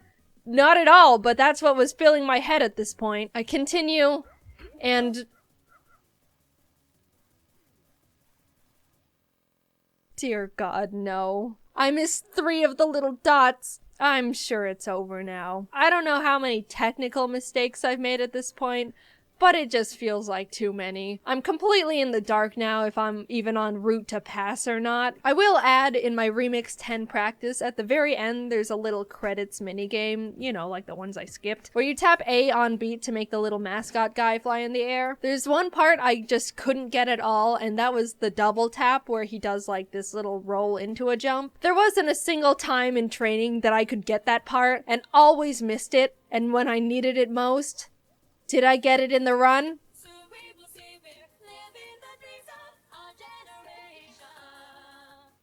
No. That's it. I don't know how many mistakes that was, but it was too many. My heart sank, dude. All that work just to fail at the very end. All that anxiety I'm gonna have to relive. I just didn't know if I could handle it. Like, physically. I wasn't joking about the heart palpitations / hallucinations. All I could do was sit there at the foot of Rhythm God and wait for my judgment. I don't know. I don't know about that one. I genuinely don't know. This one's be like, careful. No, don't say it, don't say it. Oh my God! You did it! I did it! 1 minute, or That- 1 hour and 53 minutes. That was so stressful. Holy Oh my- cow. I don't know how, but I did it. I finished the run. I was free. I officially played all the Rhythm Heaven Fever minigames and didn't fail at earning a medal first try on any of them at all. 1 hour, 53 minutes, and 1 second. That's my final score. How does that compare to the world record? Honestly, not even close. I don't really know how they saved so much time. My main guess is that playing on the Wii is much faster in terms of loading time. I was playing on a Wii U, and that could affect how fast everything loads. I don't know. But also, there's no way I'm gonna play on a Wii for YouTube. Do you know how crunchy that would make this footage? I'd rather take the time loss bullet so I don't have to cross my eyes just to rewatch my footage. So how does my run compare to the people who did the same run on the Wii U? Second best. And you know what? I'll take it. I have no idea how this guy ended up saving like 10 seconds, but being the second best Wii U Rhythm Heaven Fever All Medals runner is fine with me. I am settling, and I am proud. Will I probably lose this record hours after this video goes up? Absolutely. But that's just how it goes. People message me for weeks, months after my Cooking Mama 2 speedrun video being like, Jaiden, you're not the world record holder anymore. And it's like, yeah, I know. Thanks for rubbing it in. I'm trying to cope over here. Nah, I'm kidding. I'm actually really happy people started running Cooking Mama, especially the burnt pie percent. I felt honored in a really strange way. Anyway, after trying my hand in speedrunning a game that has a semi-active, honestly at the moment kind of dead, running base, I now realize speedrunning is terrifying, especially if content is on the line. I'd probably like it more if I did it for fun in my free time, but yeah, oh well. I'm happy I finished my run. Despite everything, I had a great time. And it just feels good knowing I'm half decent at Rhythm Heaven now. A skill that will be very useful absolutely never. I really still can't believe I almost had a panic attack because I was speed running Rhythm Heaven, but hey, just put it on the resume, I guess. Sorry the videos have been coming out more sporadic in terms of frequency. Honestly, the reason why is because they're just longer in general, which takes a bunch more time to animate. But they're fun. I like the videos. I think they're fun. Maybe if I just stock up on a bunch of videos for like 6 months, I can post regularly like a normal content creator for like a month, and we can all pretend it's normal and awesome. Just an idea, I don't know. Anyway, thanks for watching, and I appreciate any and all support you guys have for me. Talk to you later. Bye-bye. Hey guys, so I'm gonna start doing some Q&A videos so we can all learn about who I am and we can all be connected and friends and stuff. Anyway, Okay, so the first question is, how old are you and what made you do animations? So, I've gotten so many questions. Are you in college? Are you in high school? How old are you? I'm 17, I'm in my last year of high school, so I'm going into college next year, but yeah. As for animation-wise, I really have no idea how I got into animation. I've always been drawing ever since I was little, and I just all of a sudden wanted to do animation, so I looked it up, I didn't take any classes, and I taught myself, and I'm not a professional at all. I'm pretty sure I'm doing everything wrong, so I don't think you guys want to learn from me. You should probably learn from a professional like I didn't do. When did you start animating? Now, this is a funny story. I'm sure you've all seen that terrible mother animation that I made for Cupquake, right? Yep, that was my first animation that I ever made in my entire life. Like I said, I'm not a professional at all. I just jumped straight into it. I did my best. I had no idea what I was doing, but it turned out pretty well. And I'm so glad that so many of you had such positive feedback and you loved it and you want more. And that's really what helps me grow as an animator. So thank you. Next question. Do you have anything big planned, like a long video or something? For this channel, no. But, as you guys know, I work for Cupquake, and the animation that we are working on right now is amazing. It's turning out so well, and I think you guys are gonna love it, maybe even more than Terrible Mother and Dino Killer, the other ones that we have out. It's different. It's a lot different from the Minecraft shorts, but it's my favorite out of all of them so far. It's probably not going to be out for a couple months because it's different. I'm trying not to give you guys any hints, but you're going to be wanting to watch it 5 days a week. Trust me. Quickly, it's life or death. You have to pick between having hands for feet or feet for hands. Do it at that. Considering that I need my hands to be doing animation and drawing, I'll probably have feet for hands. No, I'm just kidding. Definitely hands for feet, no questions asked. But seriously, I've tried drawing with my feet before, and it is hard. Props to people with no hands, and they have to draw with their feet. Next up, are you ever going to vlog on your YouTube channel? Now, I'm taking this as, what do you look like? And I knew I was going to get this question eventually, but right now I'm only focusing on getting animations out because that's what I think is really important. I guess I can tell you a little bit on what I look like. My dad is white or Caucasian, and my mom is Japanese, and they both grew up in Canada, so I'm like white, Japanese, Canadian, but I also live in the US, so that's a little bit on my background. But who knows, maybe in the future I'll show you guys what I look like, but for now, no. Why do you make videos for Cupquake? Okay, this is something that a lot of you guys probably are wondering. I used to be just a fan of Cupquake. I just watched their videos, I was just a subscriber, that was it. But one day I decided to send in a fan art and they posted it on their channel and I saw it and I was like, oh my gosh. They liked my art, I should send more. And they started kind of talking a little bit about it, and they also mentioned the fact that they were looking into animating some moments in their videos. And I was like, oh my gosh, I don't know how to animate, but I was thinking about learning how to animate. So I sent them a message, I said, hey, I kind of know the basics of animation, and they kind of already knew me by my art. So they're like, okay, what's your email? What's your Skype? Let's get in contact. Let's make this happen. And one thing led to another, and out came Terrible Mother, and you guys loved it so much, we just had to make more, and that's how this whole animation thing started. So that's why I'm telling you guys, you have to get yourself out there, because my whole career basically just started by sending in a fan art, which is a prime example why you don't know what possibilities are out there. You just need to pop your bubble and form the path that you want to take.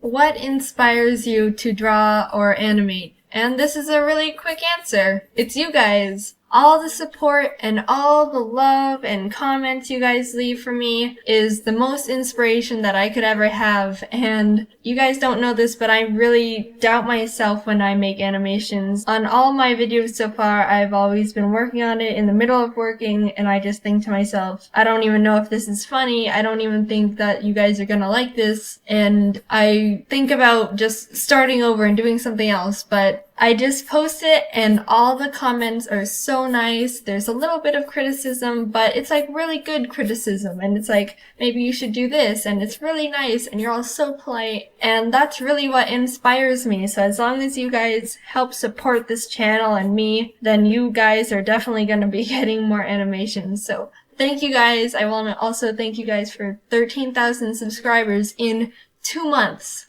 I have no words. That's beautiful. Thank you guys so much. Well, that's all the questions I'm gonna answer for this video. Make sure to like the video and subscribe if you haven't. Also, if you want to be updated on the channel, know when I'm taking questions for more Q&A videos, or even getting a day in advance notification on when I'm posting an animation, follow me on Twitter at JaidenAnimations, and check out my DeviantArt where I post some of my drawings. Anyway, thanks for all the support and all the love, and I'll see you again later. Bye! Back in April, Chiikawa started teasing their newest project, Chiikawa Park. Despite them not revealing any follow-up details at all, I was obviously frothing at the mouth. Over the next few months, information slowly started being unveiled, until finally, teaser photos. Oh my god. Chiikawa is real. I had to figure out how to go. But to anyone who knows how Japan works, you'd understand this is a much more difficult mission to accomplish than suggested, because practically everything is executed through randomized lotteries. You can't just camp a website and refresh 5 times a second in hopes of being the first to buy all the tickets to resell like the barbaric ways of the West. You apply alongside 100,000 million people, then pray on your hands and knees to the gacha overlords, knowing you ultimately have no power in this world whatsoever. I lit my manifestation candles and let the overlords choose my fate when I secured tickets. Chiikawa, thank you for shining your light down on me. I figured since I'm gonna be flying all the way back to Japan for the park, I might as well spend my time as surrounded by Chiikawa as I can. So I ended up turning it into the most jam-packed Chiikawa-themed trip I possibly could. Sarah, good friend and fellow Chiikawa enjoyer, and I hopped on a plane and sped off to Tokyo to experience possibly the most obsessive yet exciting time of our lives. After landing, sleeping, and waking up bright and early, I was practically buzzing with excitement, knowing today was the day I was going to witness the most anticipated Chiikawa event the franchise has created yet. Equipped to live through the most memorable day of my life, we headed off to the park. As we were driving, my head was still buzzing with questions about what the event was even gonna be like. The promotion of the whole thing had been super secretive. I really didn't know what to expect going into it. The car pulled up, and we were greeted by giant Chiikawa and friends wrapped around the building. This is how I knew it was gonna be huge. Please prepare yourself. We walked through a very hypnotizing Chiikawa portal that opened up to the welcoming first room. You could sit in Rocco's car, see Shisa and Ramen Yoroi-san chatting together, and even spot a cheeky little Momonga and Furuhonya. Also, naturally, there is a huge wall of Chiikawa hats and headbands for purchase right out the gate, so you could walk around sporting your Chiikawa Oshi. I will say they went all out on the character headband selection. Almost every single guy in the series was there, including the random enemies. As someone who tends to like super obscure side characters in series, it warmed my heart. Deeper into the room, you can find a real-life replica of Chiikawa's actual home. Please don't disturb them too much, though. They're very busy studying for their reading exam. Good luck, Chiikawa.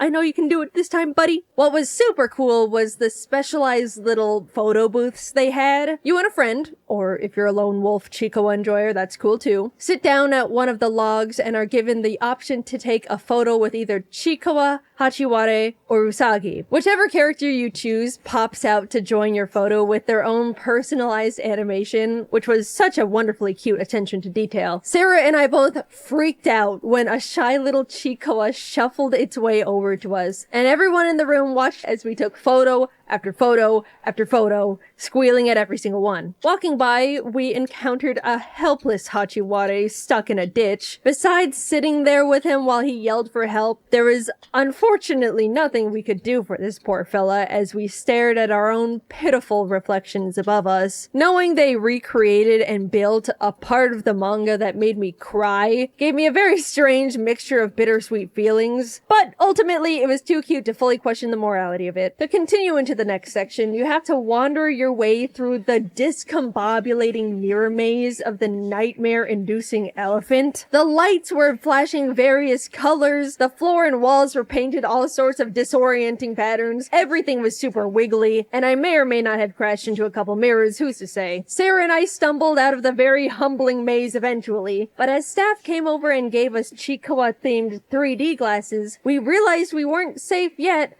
as there were multiple screens of various enemies hacking and slashing and call fat spitting in our direction. You really don't realize how many evil, treacherous creatures there are in the series until you sit in front of every single one as they try to get you. In fact, I'm realizing now a lot of the experiences Chiikawa Park puts you through are the evil, messed up, life-threatening parts. True Chiikawa fans know the series isn't all sunshine and rainbows like you'd expect looking at it from the outside, but that is the part about Chiikawa that I love the most. Even in the most wholesome of lands where there can be giant rivers of miso soup, meadows of plants bearing toasted buns, and friendly neighbors that just want to buy cute pajamas, you can still get hit with 8 whole days being kidnapped, starved, and thrown in goblin jail for eating the wrong stupid-ass mushroom.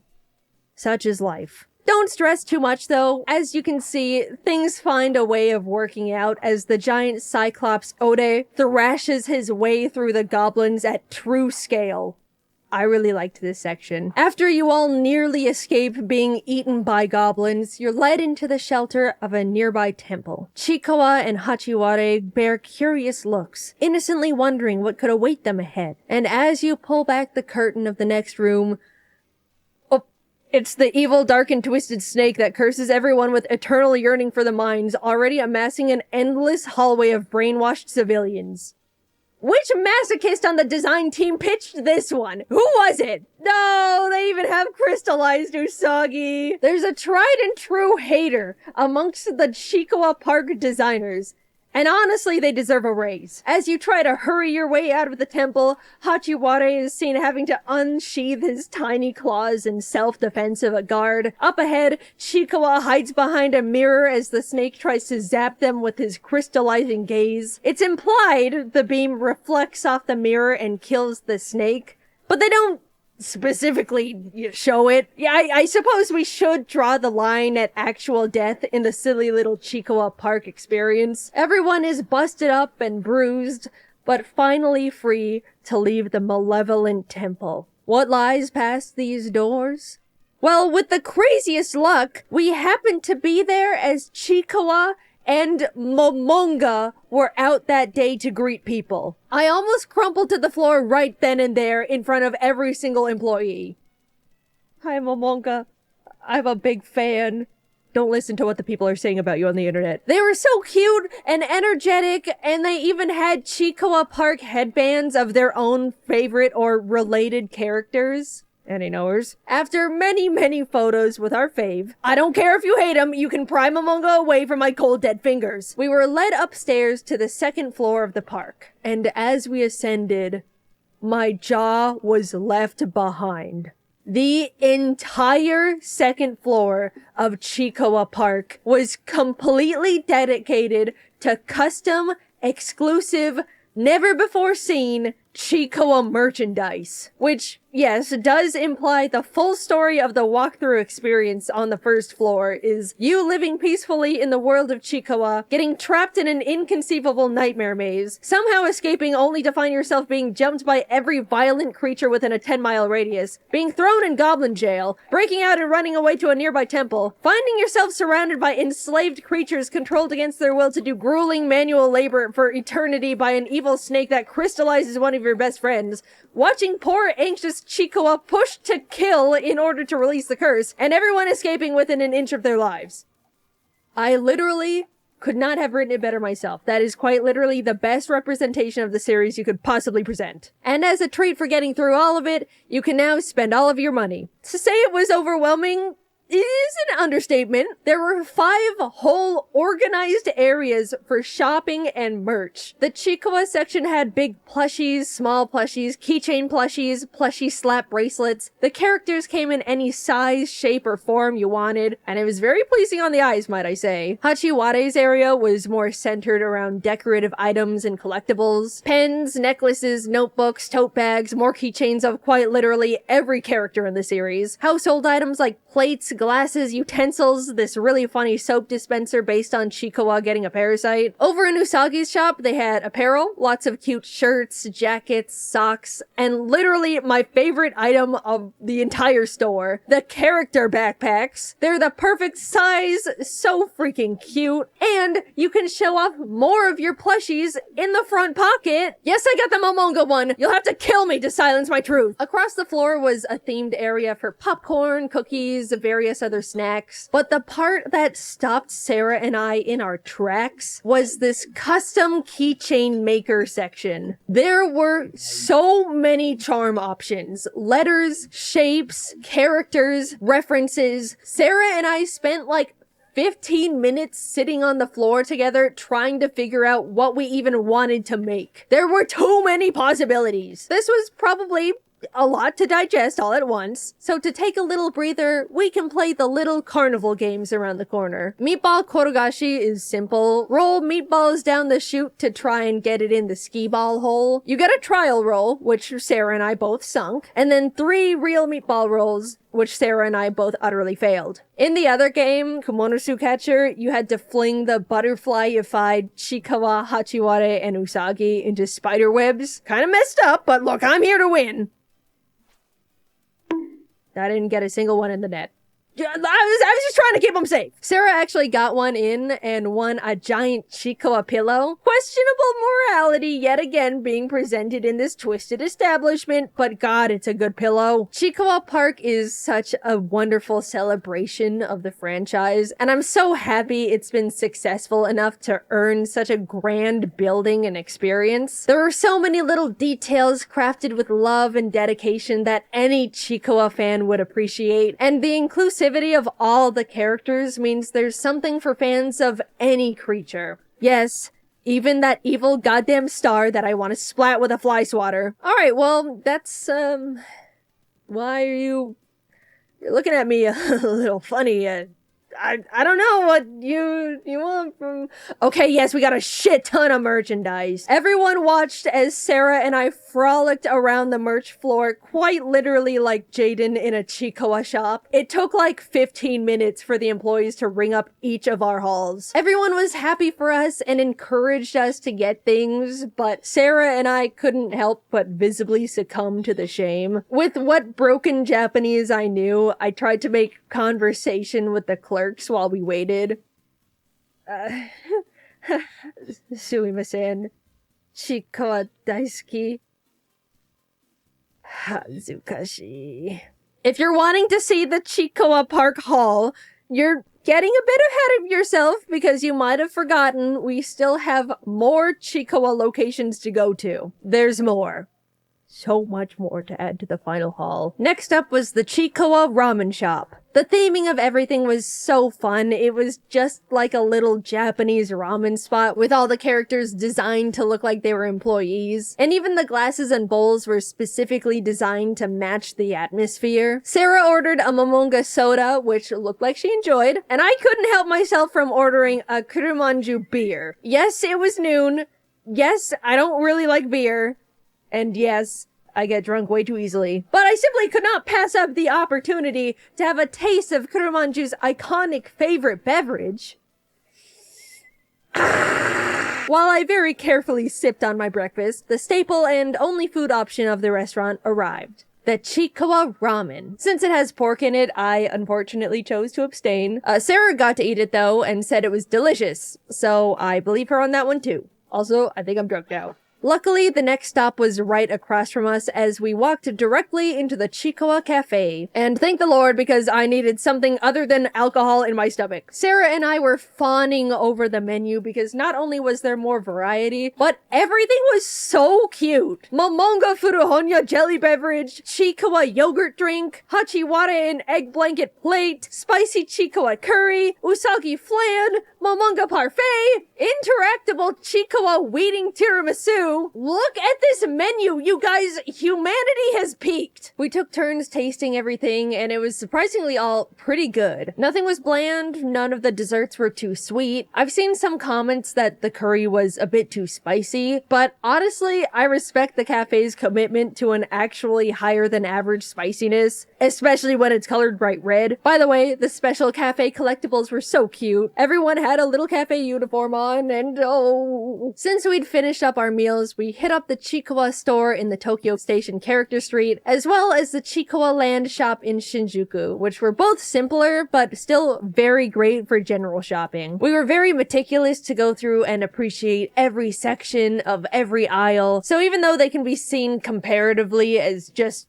typical shops, you can imagine we spent lots of time there too. Despite us going to so many Chikawa locations, nothing ever felt repetitive. Even with the small little shops, Chikawa is somehow just so incredibly locked in on making great merch. I don't know how in the world they do it. Plus, they're constantly spitting out more and more. I thought getting into Miku was awful for my wallet, but I'm sorry, Chikawa. I didn't clock how much skin you had in the game. Alright, so the next place we were headed to was the one Sarah and I were the most excited for, obviously besides the park. The Chikawa Bakery. And it absolutely did not disappoint. The design of the shop was divine, from the colors to the decorative characters, all the way down to the actual baked goods. Oh, it was like nothing we'd seen before. And at this point, we had seen a lot of Chikawa, so you can imagine how much weight that statement has. The treats looked so beautiful inside the display, and there were a ton more options than I was expecting. Everything was, of course, really good. I really liked the matcha momonga croissant, but I thought the Kurumanju red bean bun was the funniest little guy because it just looks exactly like him. I have consumed his beer, and now I have consumed him. Admittedly, Sarah and I absolutely lost a lot of control over the bakery's merch. Every few minutes, one of us would be like, no, I can't justify buying this thing, even though I really like it. Buy it! You'll statistically never come back here ever again! You're right! This was the perfect day. I woke up, was surrounded by Chikawa for 12 hours straight, and then went to sleep. But I'm sure you want to see the damage. Alright, you've been patient. Witness the spoils of our Chikawa adventures through Chikawa Park, the ramen shop, cafe, bakery, Tokyo Station, and store. I admit it looks pretty extreme, but I have an explanation that's not mental illness. Since I've dragged so many of my friends into the Chikawa rabbit hole alongside me, I wanted to get them all gifts to, in a way, celebrate this experience with them. I was only able to bring Sarah along for this trip, but given the opportunity, there would have been so many more people by my side for it. Just that thought alone hit me a bit hard and made me feel really grateful. I grew up with, at the time, pretty niche and uncommon interests, and for the longest time didn't really know what it was like to actually be able to bond with people over shared fixations. Over time, I made friends that got me into their favorite franchises, but Chikawa felt like the first time I was able to get them into my favorite thing and have them genuinely enjoy it. Watching the people in my life take the time to actually get into the manga or anime, talk to me about their favorite characters, send me Chikawa art or memes they found and wanted to share, it felt really new, and I guess I just didn't realize how special it could be to me. So I wanted to spoil as many friends as I could, and given how insane the haul in the end was, it actually made me digest how many friends were impacted by my general excitement, and how many people I can share a mutual interest with now. Any character you saw in the pile that wasn't Chikawa, and in some cases Momonga, was meant for someone in my life that I got sucked into the franchise alongside me. A symbol of someone who I've spent hours talking to over this little thing, and someone that's made me feel really appreciated for simply taking the time to give my favorite thing a try for the first time. To break up the sappiness, I will mention that as soon as I finished setting up this giant wall of Chikoa merchandise to record that shot, Sarah brought her Japanese aunt and cousin over to our hotel room. So these two wonderful, normal ladies who did not speak a lick of English simply walked into Sarah's friend frantically hunched over a giant hoard of probably the most obsessive and off-putting mound of greed they'd ever seen in their entire lives. Without being able to explain it all. Jugo Tomodachi. Chikawa Tomodachi.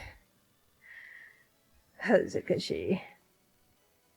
Since my last Chikawa video, I've seen more and more people finally get into the series as well, and it makes me so happy. It's a long way out, but I hope that one day America can have even a fraction of a Chikawa park that Japan has built, because it's awesome. Thank you for watching, happy end of the year, and long live Chikawa. At this point, you all know how I am about my special interests. My super addictive personality takes over, and I can get just a little passionate about things my brain becomes attached to. I just can't help myself. When I like something, I want to be completely surrounded by it at all times. Is that such a crime? No, it's not. I'm just enjoying life. You should try it sometime. My hyperfixations have always come in waves. None of them ever truly go away. They'll have their burst for a few months and then lay dormant in my head until something triggers them again. But guys, there's been a shift. The big one. It's finally happened. I've stumbled onto something that I have not been able to let go of. My brain has latched onto this new hyperfixation so tightly that even after several months, my obsession has only gotten stronger.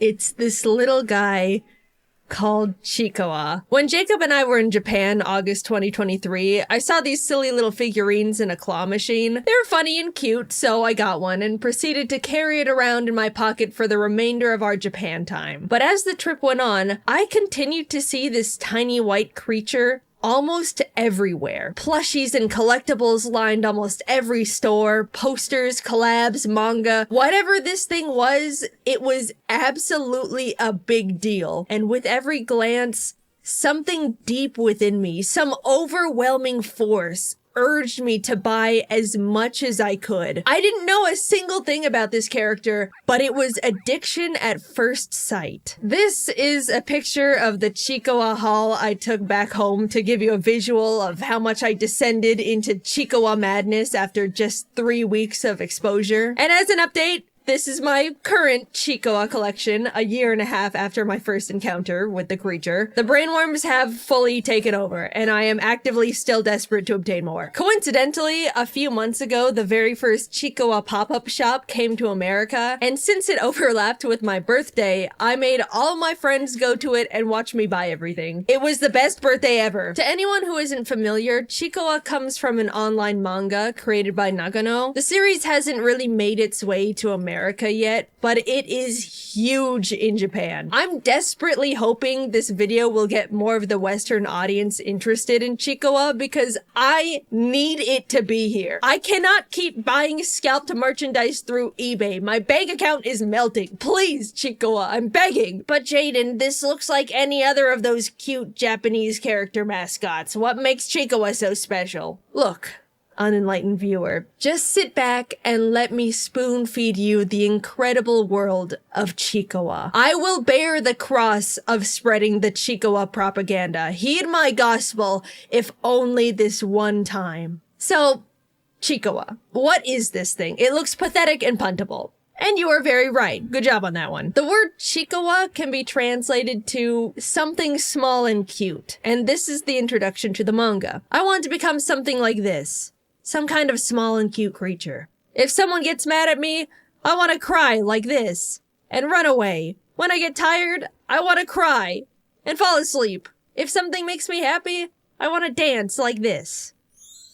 I want to become something like this, some kind of small and cute creature, and then get something like a big cream puff and bury myself in it while feasting. Then I want to cry because I got cream all over myself and ran out of cream puffs. Gently clean myself and then fall asleep while reminiscing. I want to become something like this, some kind of small and cute creature. And then on a rainy day or when I'm carrying a lot or when my legs are tired, I want to fall over and cry, and be picked up in a cart like this,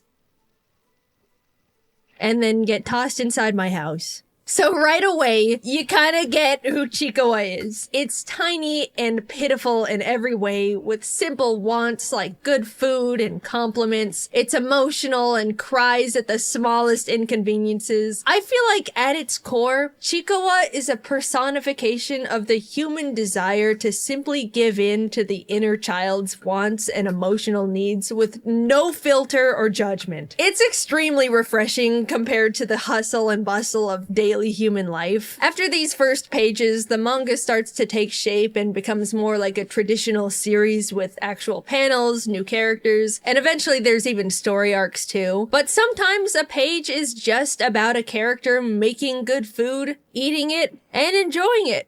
And I love that. When I read Chikawa, it makes me feel like I'm timing out for a moment. I enter this world where life is simple and everything slows down. Each little moment and feeling gets to be highlighted. It helps to remind me to savor the joys of the smallest experiences life has to offer. Even though some parts of Chikawa's world are unrealistic, like rice cookers found in bushes that always refill with rice, or a magical geyser that spits out fun candy, it's not a complete escape from reality because it still offers very real experiences. At one point, Chikawa sees that its friend Hachiware has a cool weapon to protect itself from dangerous creatures. Inspired, Chikawa goes out and gets a job where it pulls weeds for money. After some time and hard work, it gets to show Hachiware they now have a matching weapon of their own, celebrating and playing with them together. Not everything that happens in the world of Chikawa is good, though. Sometimes the characters work hard and fail anyway.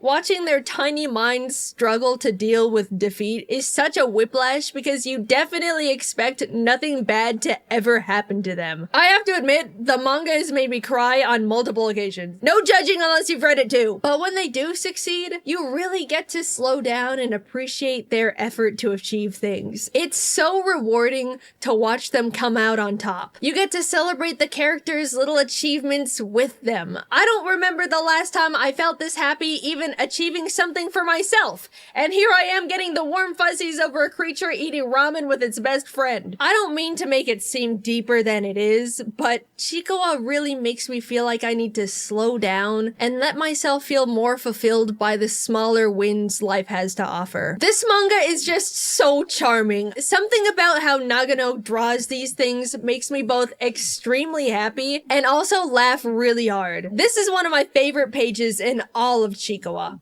Hachiware and Chikawa are running with their container of sushi, excited to get home and eat it together, but Hachiware trips and falls, completely ruining the sushi inside. And the face Chikawa makes absolutely kills me. I use it to message my friends all the time. It's just such a specific portrayal of this tiny, pitiful creature's feelings. I cannot get over it. Hachiware then decides to mix the sushi together and they get to eat it as rice bowls. Happy ending. I'm trying to explain it, but you really just have to read it yourself. I love the art. I love the content. I love how I feel when I'm consuming it. I have to buy merch. Looking at them, you probably think all the characters are all just sweet little cute things and don't really have distinguished personalities, but you couldn't be more wrong. This one's actually an alcoholic. Let me show you my personal favorite because, yeah, surprise, surprise, it's actually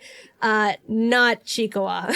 This is Momonga. It's the complete opposite of what you would expect a character in this series to be like. It's selfish, needy, always telling everyone what to do. The complete opposite to Chikawa. Momonga should be absolutely insufferable, but at the same time, it also has this burning desire to act and be perceived in the most cute and likable way possible. It has no idea how social norms work. It is simply a conversational tornado, and I love it so much.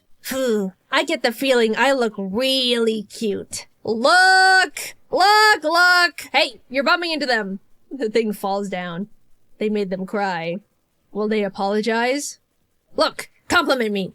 They're terrible. Momonga might not be for everyone, but something about how unapologetically bratty it is lights up my world when I see it on the page. Like, look at this single panel. Creature lying on the floor, crying. Someone is wondering if it's gonna apologize for pushing it down. And Momonga is just standing there, not giving a single shit. I wish I could be Momonga. As you saw in my collection, I have a handful of Momonga things too. I just like buying Chikawa stuff more. There is a Chikawa anime too, and I like it. It's great at bringing the world to life. I still recommend reading the manga first, so you get to really appreciate the personality and charm of the drawings. But if you would simply rather watch cartoons than read, then absolutely go for it. I totally get it. I just want you to consume it one way or another, so it becomes popular in the West and they bring the merch here so I can buy it all. What's funny is the anime episodes are very short. 1 minute of animation, followed by another minute of rolling credits. As I'm writing this script, there are 225 episodes of the Chikawa anime, so 225 minutes, or just under 4 hours of content. You could get caught up on the entire Chikawa anime faster than some YouTube video essays. Compared to what a lot of media is feeding us right now, where everyone is always trying to aggressively grab your attention, get you to click on things, make you feel angry, overwhelm you, Chikawa is the complete opposite. It makes you appreciate every small moment. You watch these characters go through their silly, imperfect lives, enjoying their food, working towards their dreams, feeling so accomplished and fulfilled over the tiniest things. Sometimes they get upset, but by the next page, they're already enjoying something else going on in their life. While you go through this series, you'll have your first thought of, man, I wish real life was like the world of Chikawa.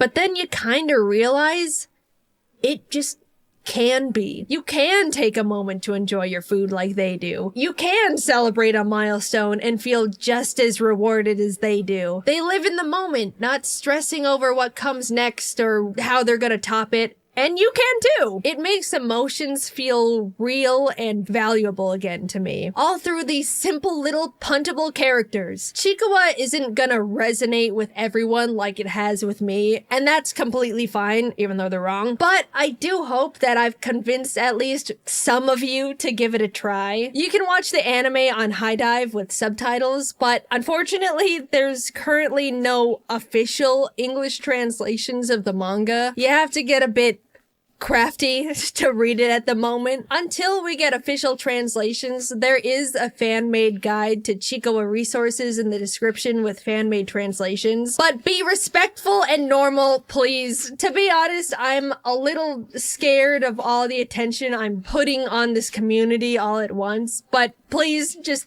be chill about it, okay? Also, please, you don't have to bring me up every time you see anything Chikawa related. I don't want to suddenly make this a Jaiden Animations thing. Just enjoy Chikawa as Chikawa, please. Thank you. I really want to be gentle with it because I love and respect the franchise a lot, but I also want to share this series with you guys as well. Hopefully, you'll be just as obsessed as I am, and then we can all buy merch once Chikawa comes to the West, eh? Thanks for letting me ramble about my favorite thing. I love Chikawa. I hope you'll give it a try. And if anyone out there watching can tell the Chikawa company to send the merch to America, please, please. I promise I will buy it all. Please. There's actually a chance I might have been pronouncing Chikawa wrong this whole video. I've heard other people pronounce it Chikawa or Chikawa. I really am not sure, so this is pretty embarrassing. Also, while prepping for this video, I sat on call with practically everyone on my team, and we all watched the whole Chikawa anime series together for research purposes, and then they all made Chikasonas. I cannot believe this is my job. Dungeons and Dragons is like a board game without the board, and you play using your imagination. If you think of something, it can just happen in game. D&D is very popular. Almost everyone I've ever met absolutely loves it, and I have never played it before, even though I always thought I would really like it. People would tell me stories of their games, like, so this one time me and my party were entering a cave, and there was a big ogre guarding some treasure, but I used my charisma stat to seduce him, and we ended up eloping together. Dude, if you don't think that sounds crazy fun, then I don't think we would get along, and you should probably unsubscribe. But if you do think that sounds fun, then hey. Sorry, I've never done that before. It felt weird. I decided to reach out to Charlie, aka Slimesicle, aka Charlie Slimesicle, because he's super into D&D, and we ended up forming a little group of me, Alpharad, Ronbu as the players, and Charlie as the dungeon master, which is like the game organizer slash manager slash god. We all created our characters, and into the world we were teleported. The clouds part over a vast, lush forest. In it, a giant ancient oak tree can be found looming over all the other trees. The inside has been hollowed out, and a sign hangs on the side reading Old Oak Inn. Inside, many creatures of various origins are relaxing, drinking, socializing, but one stands out. A cat, equipped with various instruments, sits at a table, leaning over their cup of milk and scanning the room. They spot a dragonborn drinking at the bar, alone, seemingly pondering life. From the other end of the bar, a man in a suit approaches the dragon and starts a casual conversation. Do you know Mark? No, I don't. Who are you? I'm Paul. I'm an assistant manager at Ye Old Mart of Wall. 43 years old. My wife passed away during childbirth. My parents died. And my only child, Paul Jr., ran away at age 6. I'm living a deadbeat life, not even able to go up in the corporate ladder because my manager, Mark, prevents me from doing so. So here I am, drinking away my woes. I'm Zoot. Hi, excuse me. Are you two new around here? Born and raised. I wish I was. Okay, so I've been stuck in a time loop for what I believe to be the past 3 years. I've relived the same day over and over. I suspect my neighbor Thomas somehow trapped me here, but I don't know how to escape. I can prove it. Look, over there. In about 5 seconds, there's a 70% chance a waiter is gonna trip and drop their glasses onto the ground.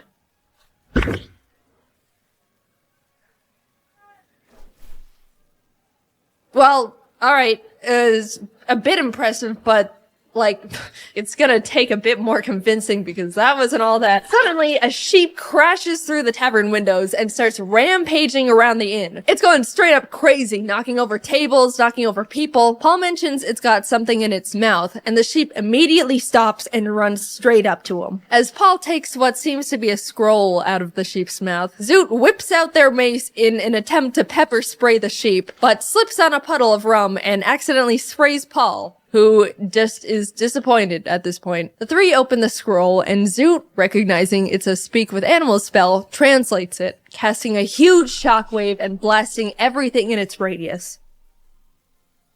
Hello? Can you understand me now?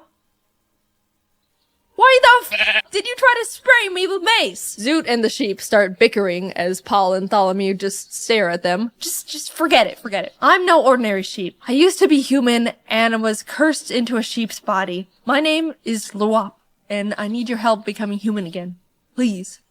Alright, Lop. Well, it's Luop. Come on, guys, let's go. And for some reason, they all went along with it, still not understanding what the hell is going on. Maybe, they both thought, they could find their arch enemies, Mark and Thompson, along the way. The group is walking through the woods. Tholomew is very on edge, feeling like something isn't quite right. The tree line is shifting in unnatural ways. Oak trees are turning into birch. The bushes are rustling. Zoot spots various random animals along the path and picks up a turtle, which they add to their inventory. Paul tries to pocket a turtle of his own, but it turns out to be a rock, and is then mauled by a cougar. He ends up unharmed, though his adventure suit he changed into is now ruined. Zoot feels bad about Paul not getting a turtle, so they offer to let Paul name theirs, to which he chooses Paul Jr. They eventually reach a clearing with a large stone outcrop covered in engraved shifting runes. Carved into a stone is a large bronze door with a face on it. Hello! You should try to impress it. Oh, okay.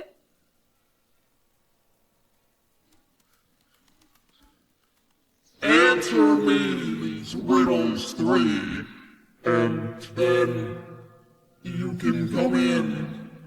I'm a riddle door. The alphabet goes from A to Z, but I go from Z to A. What am I? The alphabet backwards. Wrong! The answer was zebra. Who is next?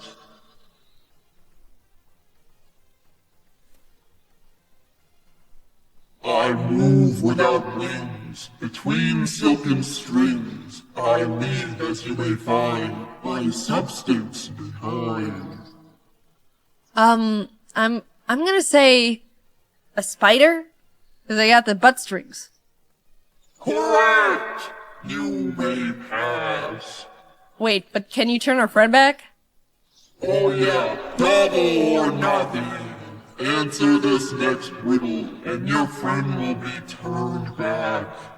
I creep and crawl with no eyes, legs, or ears, but I can move the earth with my peers. What am I?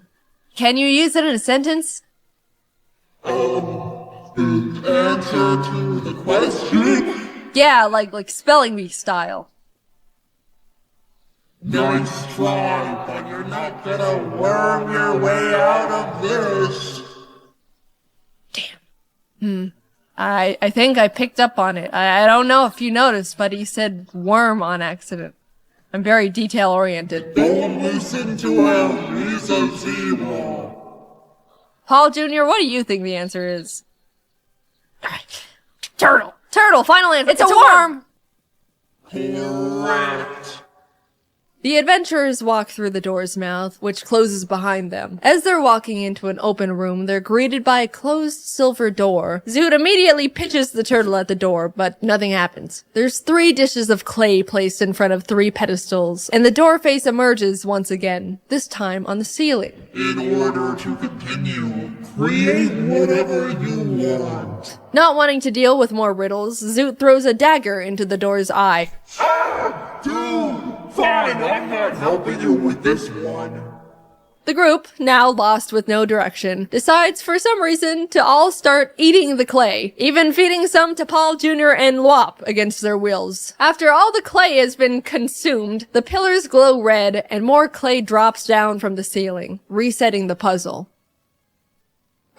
Out of ideas, they decide to do what the door face suggested. Tholomew sculpts a crown, Zoot rolls out a worm, and Paul builds a penguin. They all place their creations on pedestals, which sink in and beam green before the lights turn out and everything goes dark. They flash back on and suddenly all their creations have come to life in weird clay flesh bodies. Paul cleaves at his penguin with a great axe, nearly cutting it clean in half, revealing that the inside is just more clay. The worm monster looks at Zoot and says, "It's wormin' time!"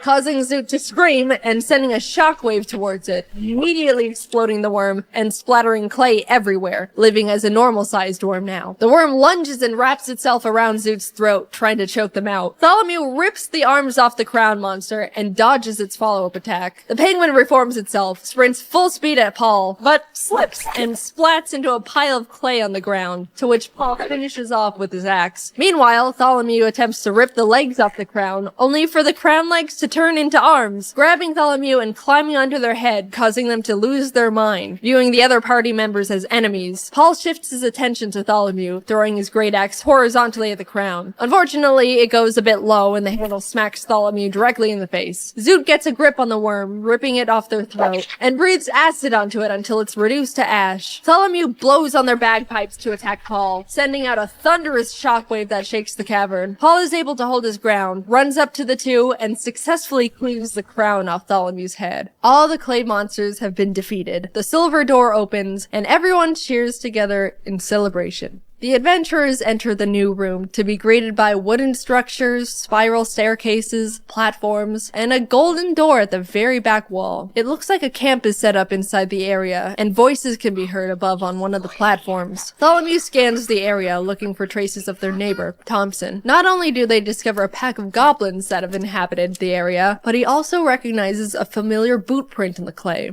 It's the same type Thompson wears. He's been here. Paul climbs up to the goblin platform and sparks conversation. The goblins are confused and a bit wary of the intruders, but introduce themselves nonetheless. I'm Gob, that's Glob, that's Gobble, that's Gobble Gob, and that's the Peeler. And who's that? That's Bloyle. So your names are Gob, Glob, Gobble, Gobble Gob, Peeler, and Bloyle? The Peeler. Got it. So your name is the Peeler. You don't know anything about Mark or Thompson. I only know about one thing. And that's peeling. Yeah! Ah, great, there you go. Oh, jeez. Okay, all right, we're leaving. Paul starts booking it to the door they came in through, the Peeler right on his tail, stabbing at his ankles. No one else is doing or saying anything, they're just watching. Paul makes it back to the previous room, and the Peeler slinks into the shadows. With Paul in the other room and Bartholomew and Zoot unable to speak Goblin, Bartholomew is left trying to communicate through improvised sign language, pointing at the door and blowing kisses at the goblins to signal peace. Zoot tries to slip around the goblins in the meantime, as communication is clearly not working and the goblins are only getting more aggressive, but they bump into an invisible force they can't see, alerting the goblins, who are now initiating combat. Zoot decides to keep running to the door as Bartholomew bangs on their drums, sending sound shockwaves at the attacking goblins. Gob, Glob, and Gobble are all sent flying off the edge of the platform, falling to their deaths. Gobblegob, in a fit of rage after losing his friends, lunges at Bartholomew but misses completely, sending himself off the edge of the platform too. The Peeler emerges from the shadows to lunge at Bartholomew, who is taking up Bloyle, but Paul jumps in just in time, clashing blades with him. As everyone is distracted, Zoot gets to the door, peeking in to see an entirely golden room with a small golden rod shaped like a tree branch floating at the center. The branch shifts between valuable materials, at one moment being made of gold, then emerald, then ruby. Gobblegob, the goblin that accidentally dove off the side of the platform, sprints back up the stairs and attempts to tackle Bartholomew off the platform, but accidentally leaps over him and plummets once again over the edge. This time to his demise. Paul and Bartholomew perform a clumsy team attack together and finish off the Peeler, ending the battle, but because of the uncoordinated attack, Paul's axe is now peeled. They all hurry over to Zoot and enter the golden room together, trying to figure out how to get the artifact down. Zoot suggests they all toss Slop into the air to get it down, so Paul Solongi Bowser's the sheep into the air, but in the complete opposite direction. Bartholomew quickly runs over and breaks his fall, and before Lop can say anything, they throw him again, this time hitting their target as they both fall to the ground. No one stops Lop's fall this time as he lays motionless on the floor. As Bartholomew is healing up Lop, Zoot approaches the wand, only for it to be snatched by an invisible force. An unseen figure then reveals itself. Well, hey there, neighbor.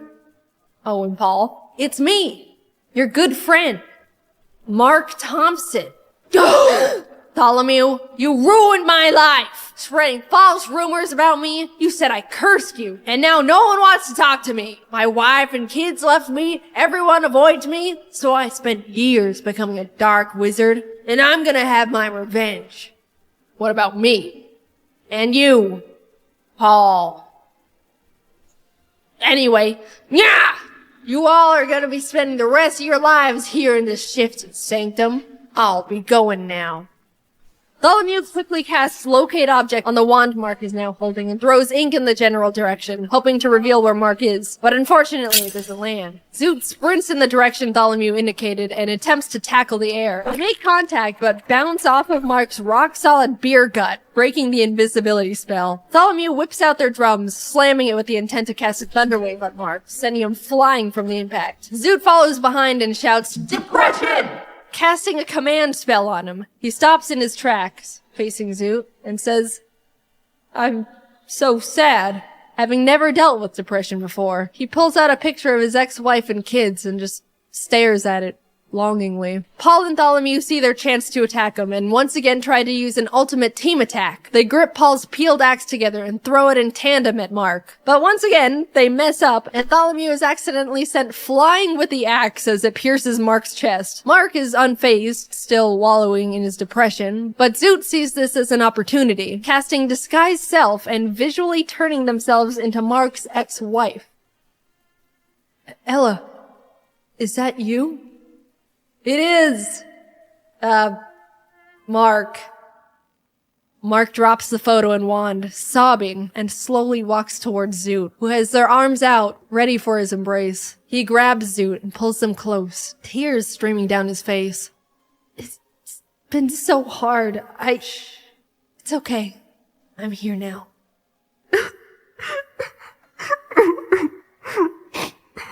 Zoot pulls back, just a bit, just to look into Mark's eyes, which are sparkling with tears, and proceeds to acid blast him point blank from the mouth.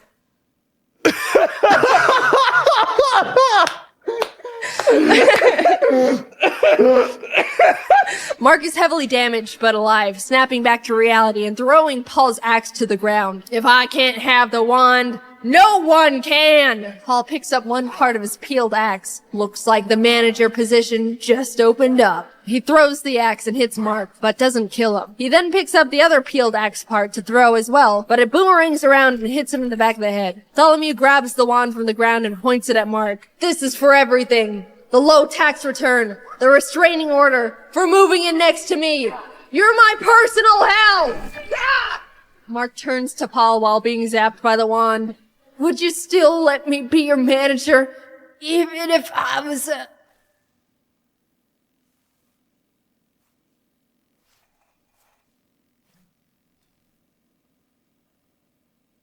You're fired. You guys did it! Please, use the wand to turn me back into a human. Please! Tholomew casts the wand's powers onto Lop, finally turning him back into his original form. Paul and now human Lop lock eyes. Hi, Dad. Paul Jr. Is that you? Oh! Paul and his long-lost son, Paul Jr., embrace. The wand, now all out of magic, crumbles into dust, and the party exits the cave. The bomb is detonated, and the explosions erupt behind them as the group walks off together. Thanks for watching. This was a different type of video, but I hope you enjoyed it. Especially big thanks to Charlie, Ranbu, and Jacob for the great D&D session. It was super fun, and I really want to play more. I'd like to upload highlights of the actual D&D session to my second channel eventually, but it's not ready yet because I'm bad at planning. So maybe that'll happen one day. Anyway, this was a big project. Thank you to the team as always, and to Sir Meow for the sound effects. Links to everyone are in the description. Okay, I will see you later. Bye-bye. Yo, what's up, homesicles? I'm gonna talk about substitute teachers. I want to say, for the most part, we all like having subs. You walk into the classroom expecting it to be a normal day, and you glance over at the teacher, and boom, it's a sub. Yes, don't have to try today. Most subs are pretty cool. They don't really care too much either, and everyone just ends up having a nice easy break day. They have this attitude okay, so I'm just gonna pop in a movie or something, do whatever you want. I'm just here to make sure you don't all go Miley Cyrus wild and poke some kid's eye out with a ruler. But sometimes they don't care too much, and it gets kind of weird. Once I had a math sub where we were just doing a worksheet or something, and this girl behind me was eating carrots, but all of a sudden she started choking on one of her carrots and was gasping and gagging and stuff, and everyone turned around and was mortified. What do we do? We all looked over at the sub for help and guidance or something, because of all people, he should have a plan. And he was just looking at her, not doing anything. I'm sure if the girl could have spoke at that time, she would have said, "Freaking, I'm choking on a carrot here. What are you looking at? Do something, you buffoon! Ah!" So for a small period of time, everyone was just helplessly looking at this poor girl choking on a carrot. No one knew what to do. Finally, one guy got up and did the choking Heimlich procedure they teach us. It was so legit. He even did the "are you choking" question like they say you have to. If you haven't heard of the technique, or for some reason they changed it, the steps are: approach the person and ask, "Are you choking?" Do not proceed if they are not choking. It actually says that. Get behind the person and wrap your arms around their waist. Be ready to support them if they faint. Take your fist and place the thumb side against their belly, just above their belly button. Grab the fist with the other hand and thrust into the belly. And the final step is repeat thrusts until the object pops out or until the person faints. So the girl didn't faint. He actually got the carrot out of her throat and everyone was relieved. And after all that hullabaloo, we all kind of looked over to see what the sub had to say about the situation, and nothing. He just watched the situation with a blank slate look on his face. Like, what the heck? What are you? I've never seen less of a reaction from such a big situation from anyone in my entire life. You should make a reaction channel, come to think of it. He'd blend in with most of the people on YouTube doing it already. Anyway, enough with Mr. Blank Slate. I remember when I was in high school, we had kind of a main group of substitutes that were common to have when a teacher called in sick or something. And there was this one old man guy that everyone knew and absolutely hated. And before I say something like, oh, Jaiden, that's kind of rude to say, in our defense, he hated us too. Whenever a person walked in and saw him sitting behind the teacher's desk, the immediate thought would be, oh, crap, it's gonna be a rough day today. No one had to say it,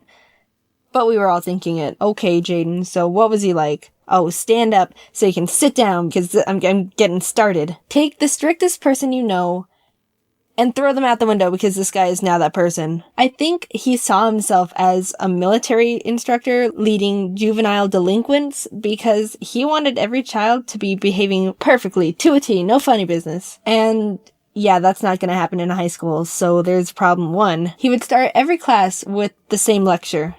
Alright, sit down and zip up because we're taking attendance. If I hear any talking, you're being written up. I don't tolerate jokesters in my classroom.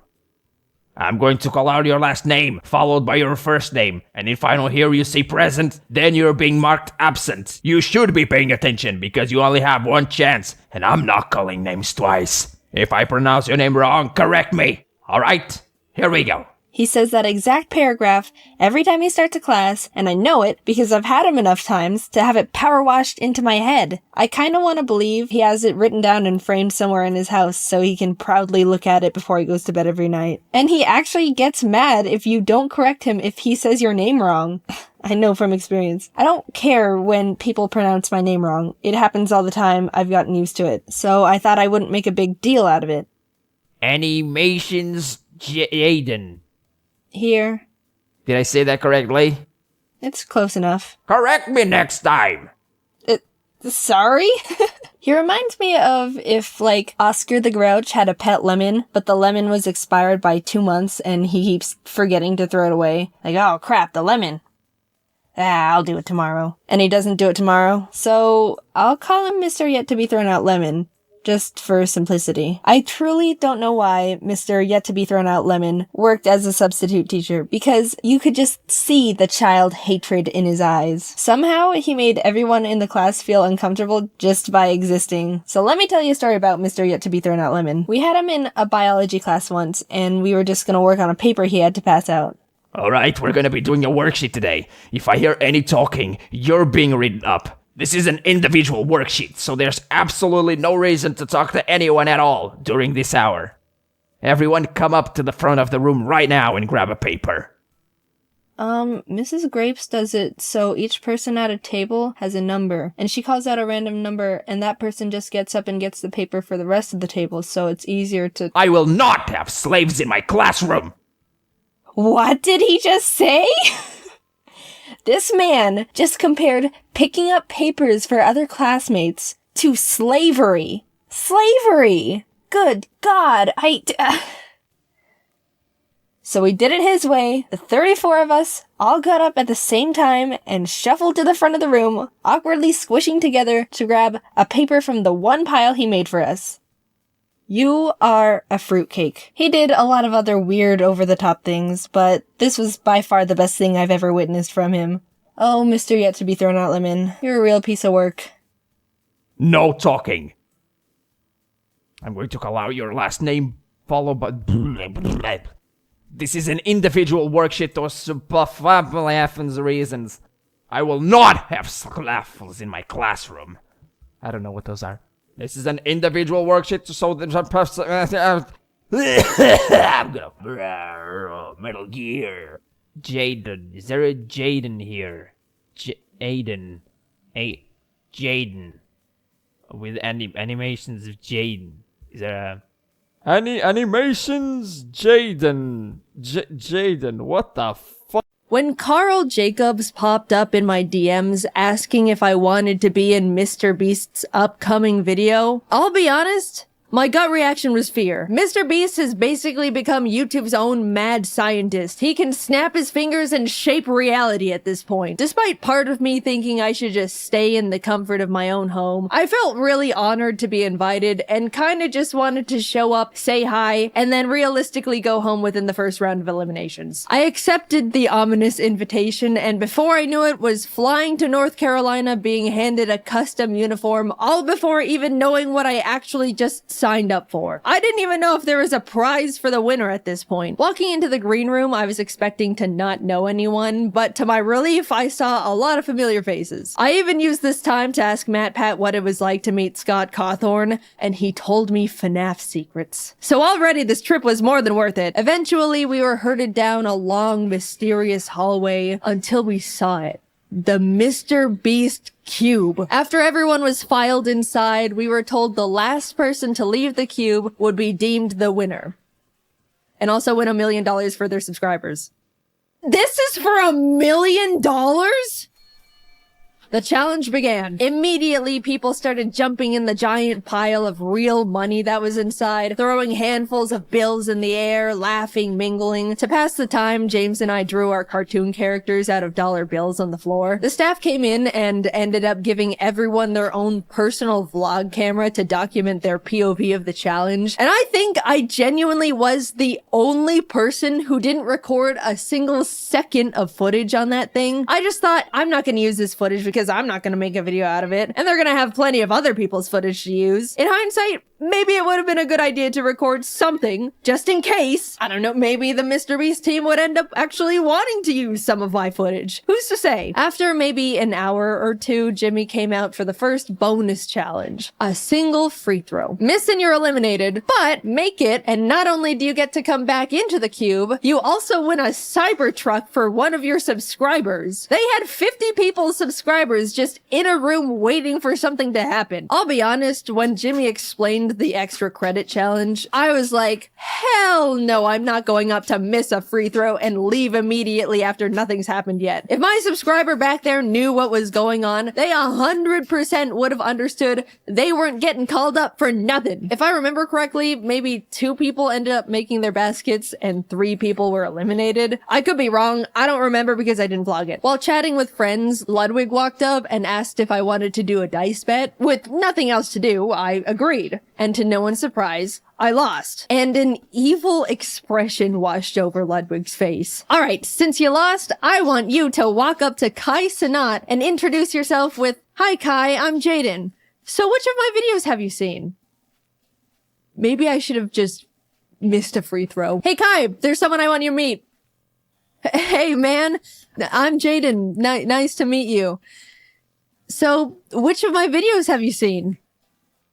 Excuse me? Holy shit, I'm gonna kill myself. "Oh, so which of my videos have you seen?" "Oh, I'm sorry, I haven't seen any, I don't think." "Ha! That's okay. Nice meeting you, bye." Kai was super chill and nice about it, but oh my god, I wanted to rip my skin off. I'm stuck in this cube with him until further notice, and it's all Ludwig's fault with his stupid dice. I hate it in here, let me out! Oh, hi Jimmy. We were told to gather up in groups of 5, designating one as a team captain who will have immunity for the next challenge. I was with James, Schlatt, Ludwig, and Charlie Moist Critical, using the dice to choose the captain. This time, I actually rolled highest, but reassigned it to Ludwig because I couldn't cope with the idea of possibly being responsible for a teammate's elimination. And then it was revealed captains would just have to assign their teammates a shape for the Squid Game Honeycomb Challenge. Okay, well, I definitely overthought that one. I had triangle, James got circle, Charlie was star, and Schlatt unfortunately got umbrella. The 10-minute timer began, and everyone started deploying various different strategies to get their cookie shape out. Charlie used a new technique called huck as much spit as you can into the tin to dissolve it all. It was really gross. He ended up filling the tin almost to the top with spit. By the end, 2 people with stars were eliminated, and not a single umbrella made it through. Bye, Schlatt. It was very funny seeing Mr. Beast lift the lid off Charlie's tin and immediately reel back in disgust, though. A total of 14 out of 50 people have now been eliminated, leaving 36 people. Honestly, that was good enough for me. Losing at any point going forward was already further than I was anticipating. We were fed our little thing of rations and left to wait again. It probably doesn't seem like long in Mr. Beast's video, but it was like 9 p.m. by the time we began the second real challenge. After being directed to choose a partner, James and I shook hands, ready to take on the next game as a team, and froze as it was revealed we had just chosen our own opponent. Another Squid Game tactic. I probably should have seen it coming, I just didn't expect the double up. The Beast staff revealed the next challenge as they rolled in a giant Jenga tower. Winner stays, loser walks. Unfortunately, the very first game of giant Jenga between KSI and AJ ended up taking literally 2 hours. Doing the math in our heads,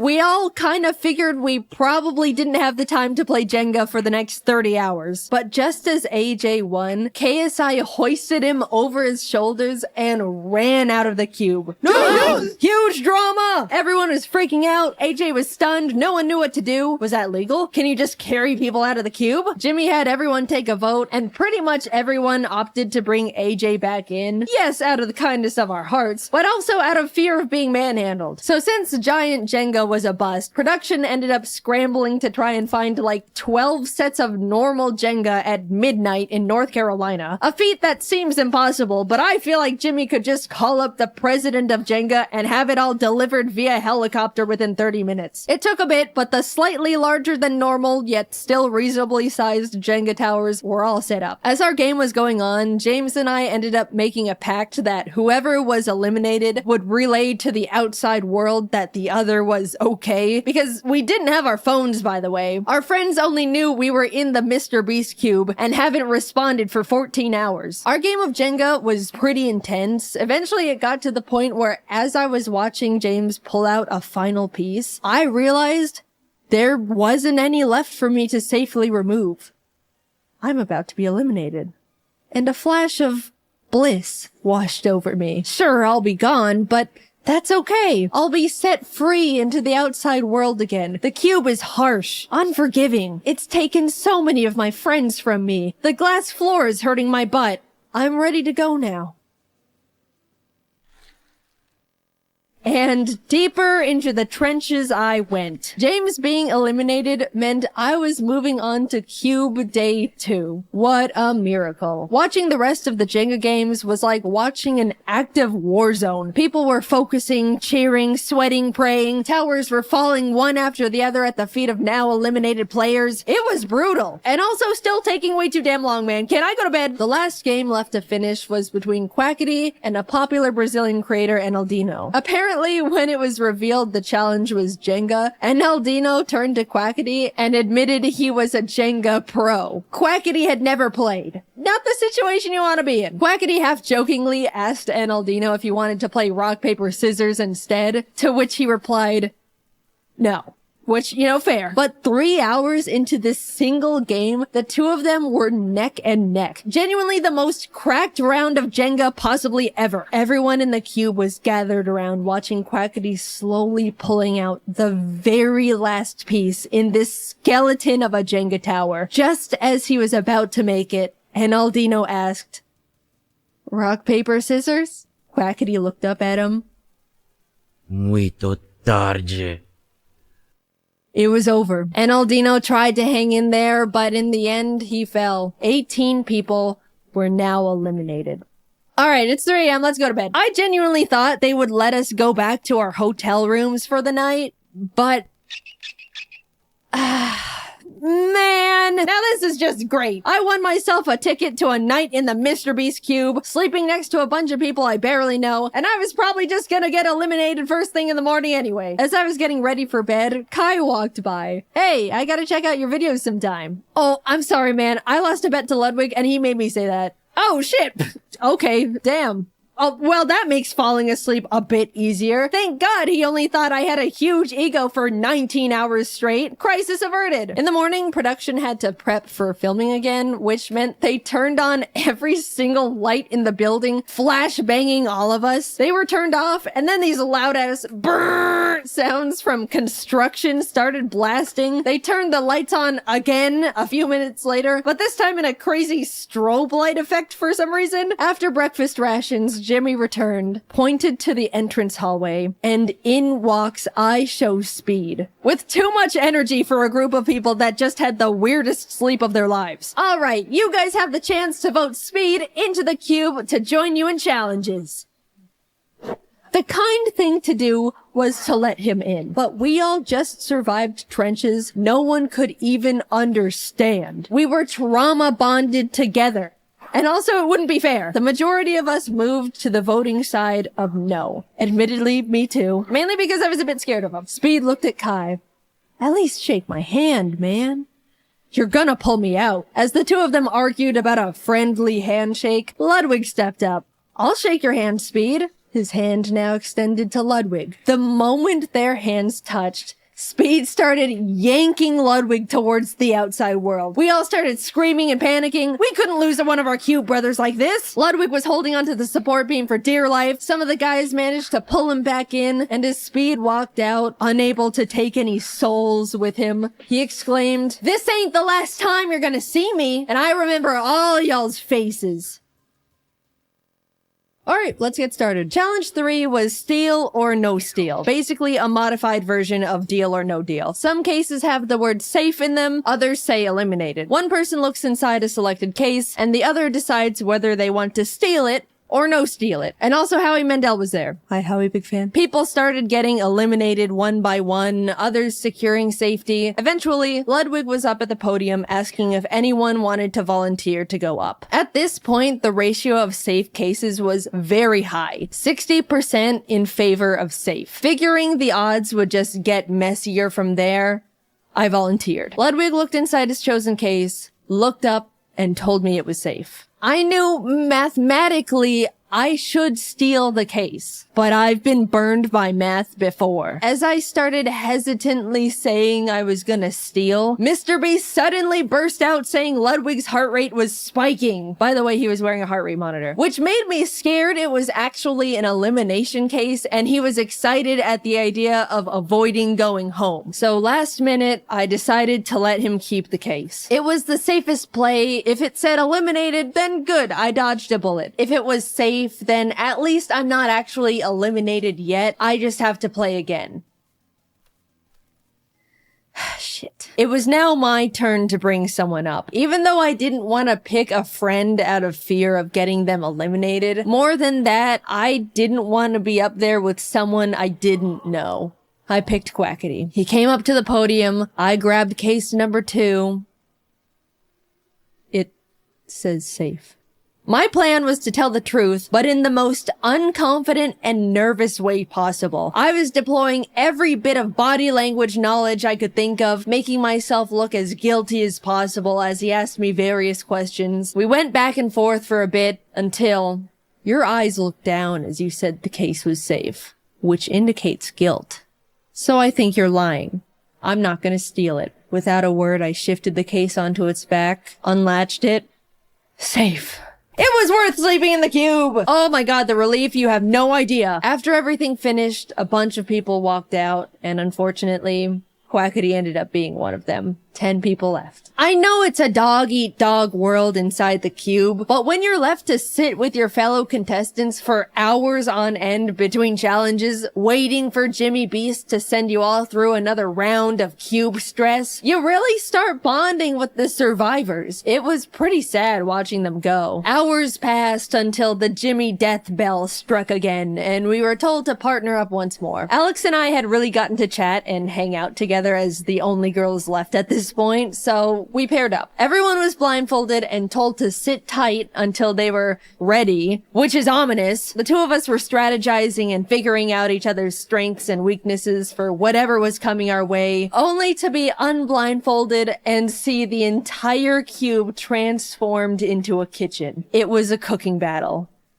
We're actually fucked. What? Alex started panicking, saying she can't cook for her life. We were freaking out. Then Mr. Beast brought out the judges. Professional competitive eater Joey Chestnut, Miranda Cosgrove, hi big fan, and Speed. Bottom two teams are eliminated. Time starts now. We ended up committing to mac and cheese with a slice of chocolate cake, under the fancier title of American Comfort Food. AKA the only two women left in the challenge can't cook and they're trying their fucking best. The judges walked around to check in on everyone, and eventually Speed was at our station. So when you all were voting to let me in, which side were you on? Well, originally we were on the side of no, because we were a bit intimidated, but we ended up switching to a yes at the last minute. Right, Jaiden? Yeah. I switched. Alright, cool. 'Cause you know I don't forget, right? Yep. Later on, during the challenge, Mac and Nolan from the Beast team came up to ask what we were making. At the time, I was grating up Feastables to sprinkle onto our cake for decoration, and I thought, oh, it would be funny to have them ask what we're making, and it's just their own brand of chocolate. So I was like, close your eyes and open your mouth, and gave Mac a piece of chocolate, and immediately, without chewing, he was like, is this Feastables? And I was like, yeah. And he kind of stood there for a second with his mouth still open, and Nolan was like, oh, he's allergic. And they both had to leave. Oh my god, guys, I felt so bad. I apologized so much when he came back. Max said it was fine and is a good sport about it, but I still have so much guilt about being such an idiot. Ludwig and Amixem presented first with their fried chicken and asparagus dish. The judges all really enjoyed it, giving them a total of 26 points, which is really unfortunate because I definitely thought Speed was gonna hold a bigger grudge against Ludwig and tank their score. We were up next, and thankfully they really liked our food too. Joey was the first to score us and ended up giving us a 10 out of 10. And in the moment, as a joke, I wanted to turn around and flip off Ludwig as a, friendly fake gloat, but I accidentally turned around and flipped off a Mixem, and I felt so bad again. He was not the intended target, and now I was just being rude, and this challenge was going horribly. Not because of the cooking part. I've just been non-stop fumbling socially. We also got a total of 26, putting us at a tie with the French boys. But now, Logan Paul and Nick DiGiovanni were presenting. And I haven't mentioned it yet,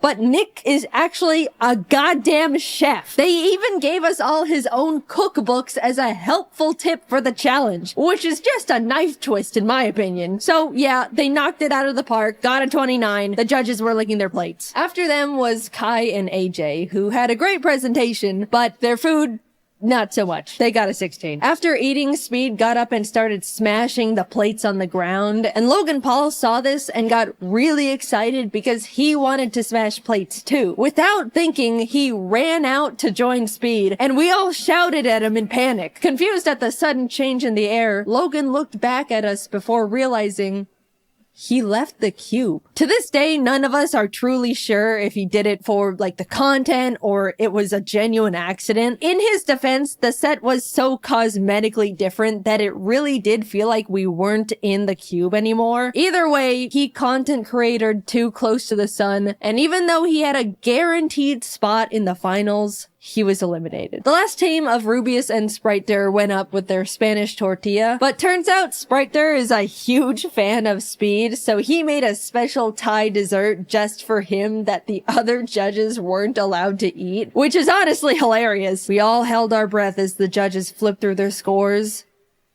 22.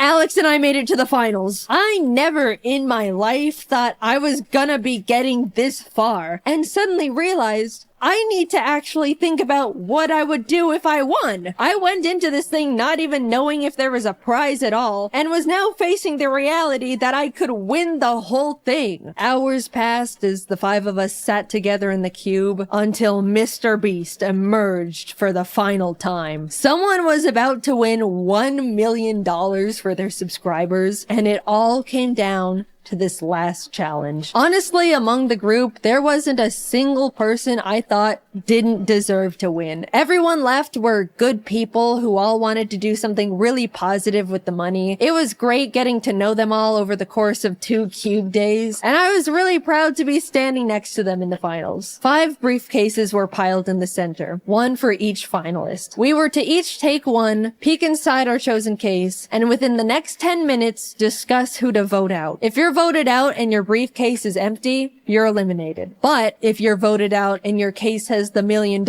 inside, you win instantly. It was basically like Reverse Among Us. The first round started, we all grabbed a case, peeked inside.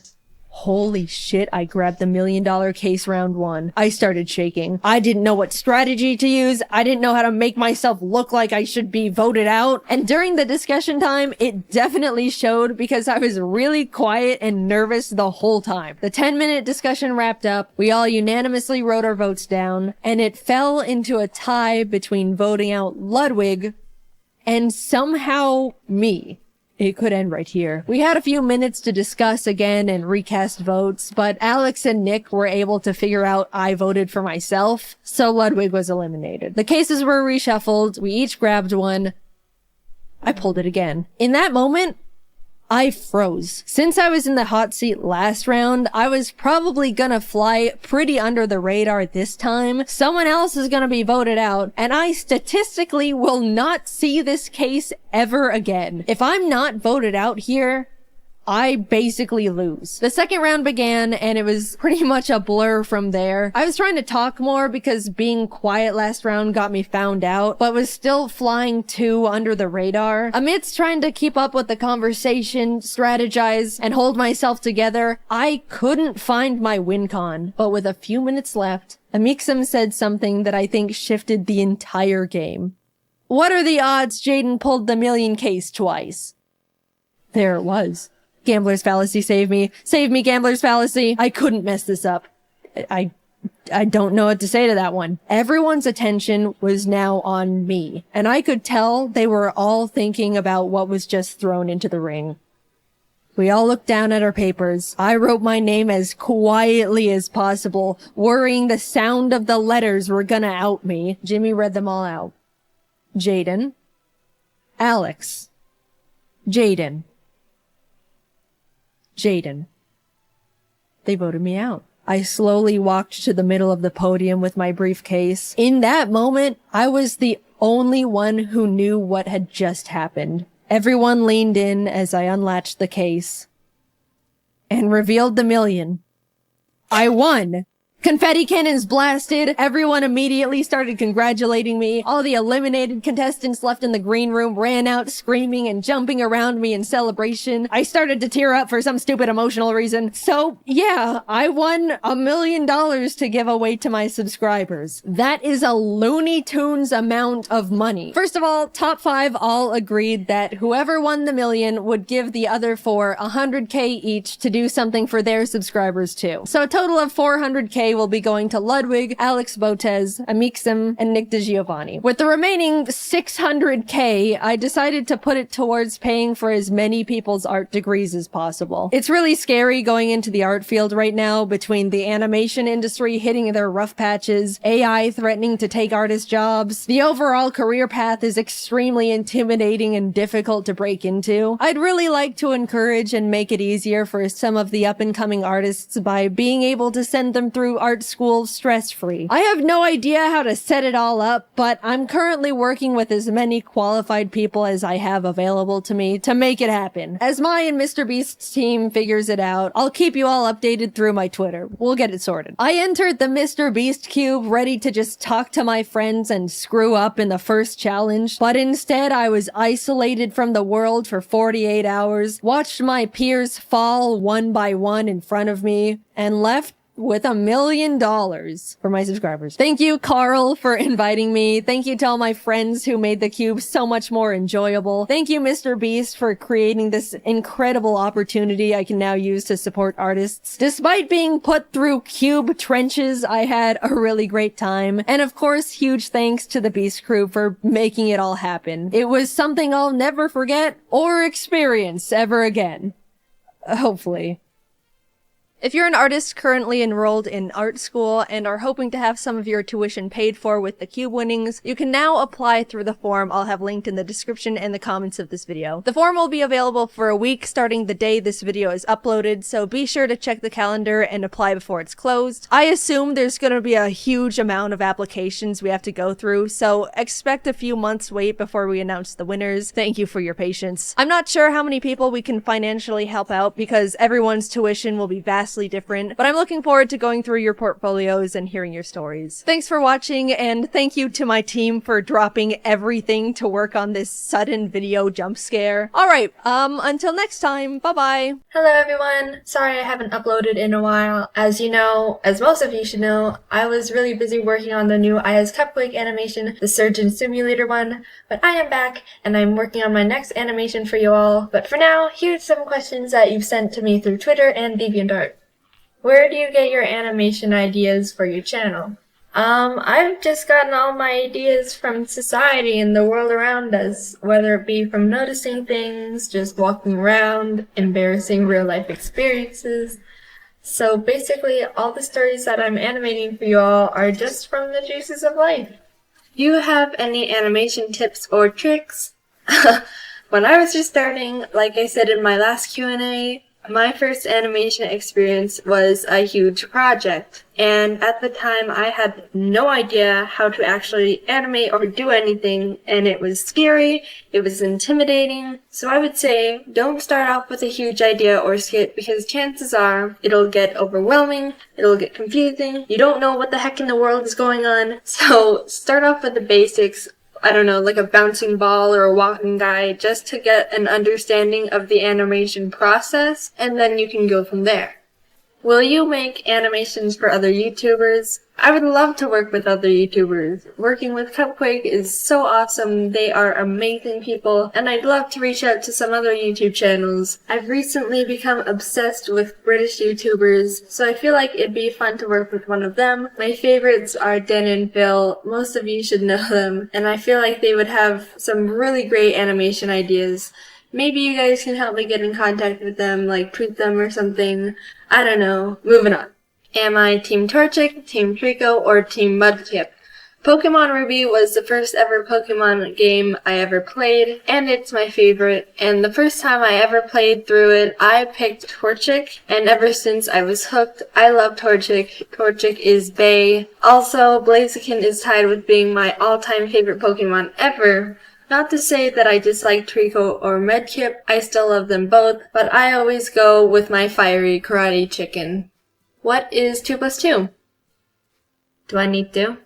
If I could be any animal that matches my personality, what would it be? This is kind of a funny coincidence because in junior high, I was in a class and somehow we got on the topic of deciding what animal I would be, and apparently the class thought I would be a bunny, so I guess being a bunny wouldn't be that bad. You know, hopping around, eating grass, until you're savagely eaten by a coyote. But, you know, besides that, that'd be pretty cool. How big of a Pokemon fan are you? You all do not understand. I am such a big Pokemon fan. I've played almost all the main games, some side games, I have merchandise, and I actually play it competitively. Yes, there is a technical side to Pokemon that many people are not aware of. It includes complicated things like EVs, IVs, natures, stats, abilities, stuff like that. And if you have no idea what I'm talking about, then you are not ready. Once you are enlightened, you can never play it the same way again. You have been warned. Do you like drawing traditionally or digitally? I started off drawing on paper just like anyone else would. Crayons, markers, stuff like that. So I was always used to paper when I was growing up. But when I got my first drawing pad, I started drawing digitally a lot more. And now I really like drawing digitally just because it's so much easier to fix things or undo something. Control Z is my god. So I am much more of a digital drawer now. Do you play any other games other than Pokemon? I'm just a big Nintendo fan. All my favorite games are made by them. I love Animal Crossing, Kirby, Smash Bros, Mario. Kate and I love playing Cooking Mama together because we raged when we ruined the dish by washing all the rice down the sink, or burning the beef in the stir fry because the stupid onions wouldn't cook fast enough. I basically enjoy all the cute cartoony games. What is your advice for people learning to draw? I would say, don't let anything discourage you. If you're passionate enough towards drawing, then you need to keep doing it. Practice literally makes perfect when it comes to drawing. One tip that I figured out is you shouldn't compare your work with other people's. Everyone draws differently, they all have their own style, and comparing yourself only discourages you. Also, listen to what other people say about your work. Don't just quote-unquote block out the haters, because the art world is based on criticism and how people perceive your artwork, so listening to other people's points of view can help you grow as an artist and get better. Well, that's all the questions I have time for. Thank you to everyone who sent one in. If you want to ask a question for the next Q&A, be sure to follow me on Twitter and DeviantArt. I love you all, and goodbye! So if you're new here, hi. I've done this before. Last year I made a video about my first ever Pokémon Nuzlocke, and the game I played in it was Pokémon Ruby. It was fun, so here I am again, doing another. But this time I attempted to Nuzlocke Pokémon Platinum. I'll explain again super quickly how a Nuzlocke works. You can only catch the first Pokémon you run into per route. If a Pokémon faints, it dies and you can't use it anymore. And you have to nickname your Pokémon so you grow more attached to them. If you still don't understand, that's not my problem. Let's get started. Hoo boy. This was my Pokémon Platinum Nuzlocke. Pokemon! So my friend and neighbor Barry is practically dragging me all over the place with his hyperactive squirrel brain, frantically trying to get a Pokemon as soon as possible from this Professor Rowan he saw on TV. He drags me out to Route 201 and is about to leap into the tall grass when, hold it! You guys know going into the tall grass is practically a death wish, right? What you're doing is basically suicide. Borderline insanity. What absolute moronic lunatics you are. Have you no respect for your lives? Do you have any Pokemon? No. Do you want some? And like that, I have a Turtwig. I named him Turt and immediately used him to bash in Barry's Chimchar. I was making my way through the routes, but right as I was about to nab the Shinx I found on 202. Don't kill it. No! So no Shinx for us. But that's alright. Shinx isn't that great this early anyway. Then I locked eyes with our first trainer. The first battle. Let's see how we fare against youngster Tristan and his level 5 Starly. Oh my god! So in the first trainer battle I ever fought, I almost immediately lose my starter to a critical hit. Why do I suddenly have a very bad feeling about this? Nevertheless, we kept going onward through Jubilife City, where we caught Kronk the Zubat in the cave above Route 204, and Magikarp on 218. Hi, Magikarp. Your name is Puppy. Just outside the city, Barry runs up and demands another battle, so I happily bash in his Chimchar again. And his Starly too. I kept on my way, eventually arriving in Orberg City, and nervously challenged Rourke. I was terrified of his Cranidos, but Turt landed a crit Razor Leaf and one-shot it before it could even do anything. So that's badge number 1 for us. I made it to Floroma Town and was really excited because if you didn't know, outside the Valley Woodworks you can find Shellos. And if you didn't know, again, I love Shellos. I ran straight to the grass to get my Shellos encounter, and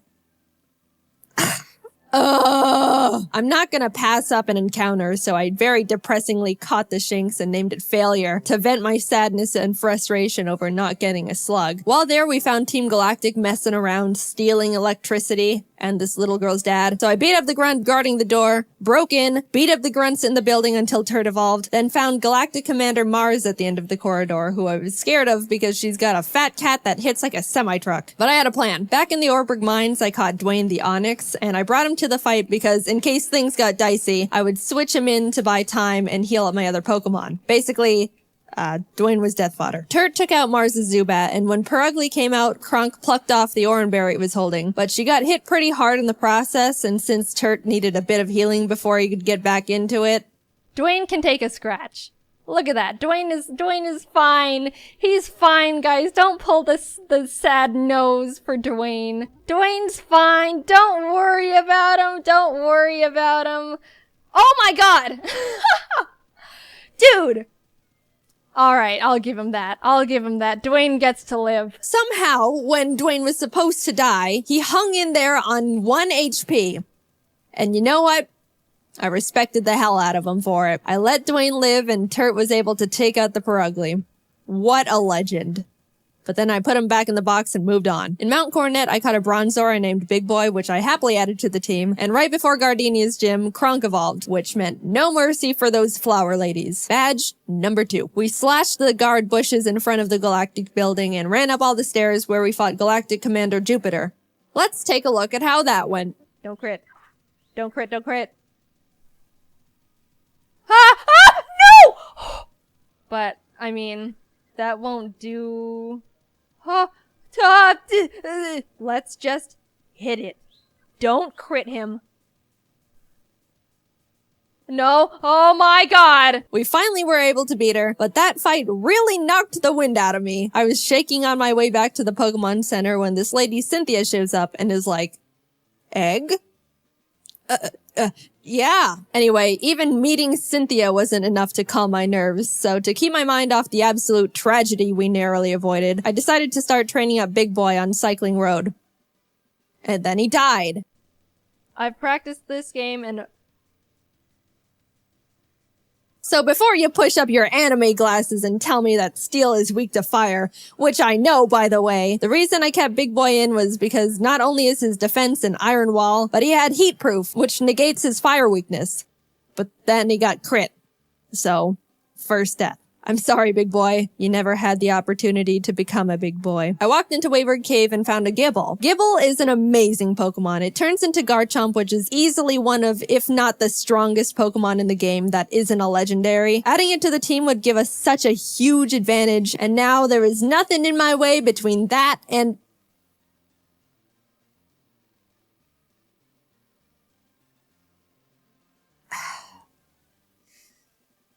And we're moving on. We arrived in Hearthome City where I caught DeVito the Ralts, Kronk and Puppy evolved, we had a clean win against Fantina, and some lady gave us an Eevee I named Milk. Things were starting to look better now. I was leveling up DeVito against trainers, and when fighting this lovey-dovey couple...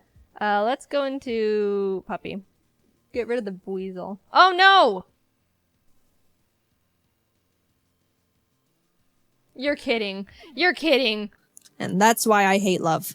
In came Shrimp the Scyther I caught on Route 210. Some good news, on Route 213, I finally found a Shellos. I named it Swoop, and I loved it. I loved it so much. I know you're not supposed to have a favorite child, but Swoop was my favorite child, and I wasn't apologetic about it. I trained it up, and now we got a Gastrodon. Turt ended up evolving too, so together with Kronk and Swoop, Maylene was defeated, and badge number 4 was secured. Outside of Pastoria City, I caught a Quagsire named Lol, but when I went to get my Great Marsh encounter, I was trying to get a Yanma and accidentally threw a ball at a Wooper. So now we've got Lol and Oops in the box. Then I swept Crasher Wake with Milk, who is now a Jolteon, with the TM Thunder I bought literally next door. I walked out of the gym and Team Galactic set off a bomb. I ran down the grunt who detonated it and took him out because he is weak. Cynthia appears again and tells me to bring a charm to her grandma. So I'm like, yes ma'am. We found her in Celestial Town along with Cyrus, the leader of Team Galactic, who starts some evil Shakespeare speech about how everything is imperfect so he's gotta blow up the world or something.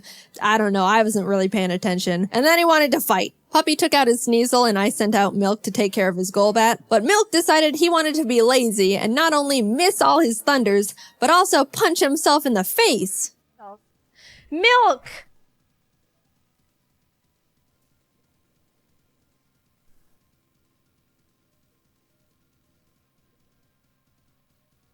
You can't be doing this. Kronk came out and killed the Golbat because Milk was being difficult, but I gave him a second chance and he took out the Murkrow. Anyway, here's your dusty charm. I went out and caught a Magnemite named C, then arrived in Canalave City where we barged into Byron's gym and demolished his team with Swoop and Turd. Then Team Galactic sets off another bomb, this time at Lake Valor. So Barry, Professor Rowan's assistant Lucas, and I split up to check on the lakes. As I'm strolling past all the flopping Magikarp, I run into Galactic Commander Saturn, who we swept the floor with. After that, we headed over to Lake Verity where we did the exact same with Mars. There was a part where Turd got crit and almost died.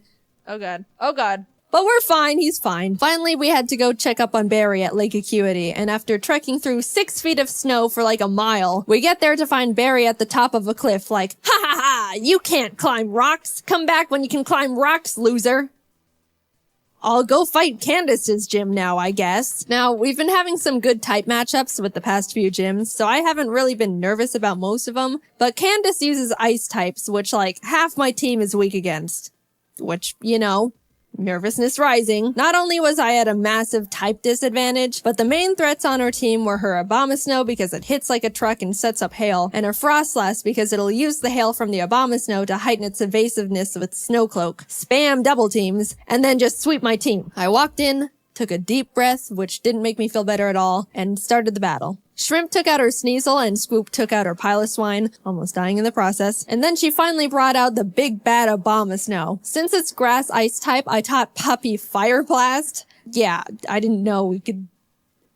Anyway, I wasn't sure it could one-shot because Puppy's not a special attacker, and lo and behold, it didn't. It didn't miss.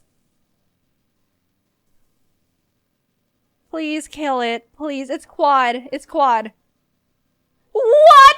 Eventually, Puppy took it out, but that was absolutely terrifying. Last but not least, Frostlass. I wanted to have Swoop Rain Dance to get rid of the hail so Frostlass's Snowcloak isn't activated, but since Swoop was sitting at a not-so-chill 20 HP, that wasn't gonna work out super great. However, since I didn't want Kronk to be in this fight at all, right before the fight, I swapped her with Failure the Shinx. Yep.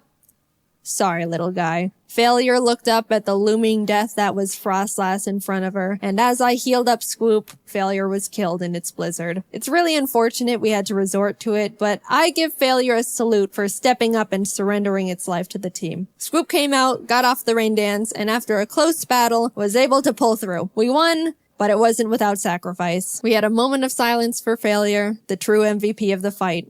Gone, but not forgotten. Now we could climb the rocks to Lake Acuity, and when we got up there, Barry's got snot dripping down his face, crying in the snow because he got beat up by Jupiter, who looks at me and is like, "See ya, I'm going to Veilstone HQ."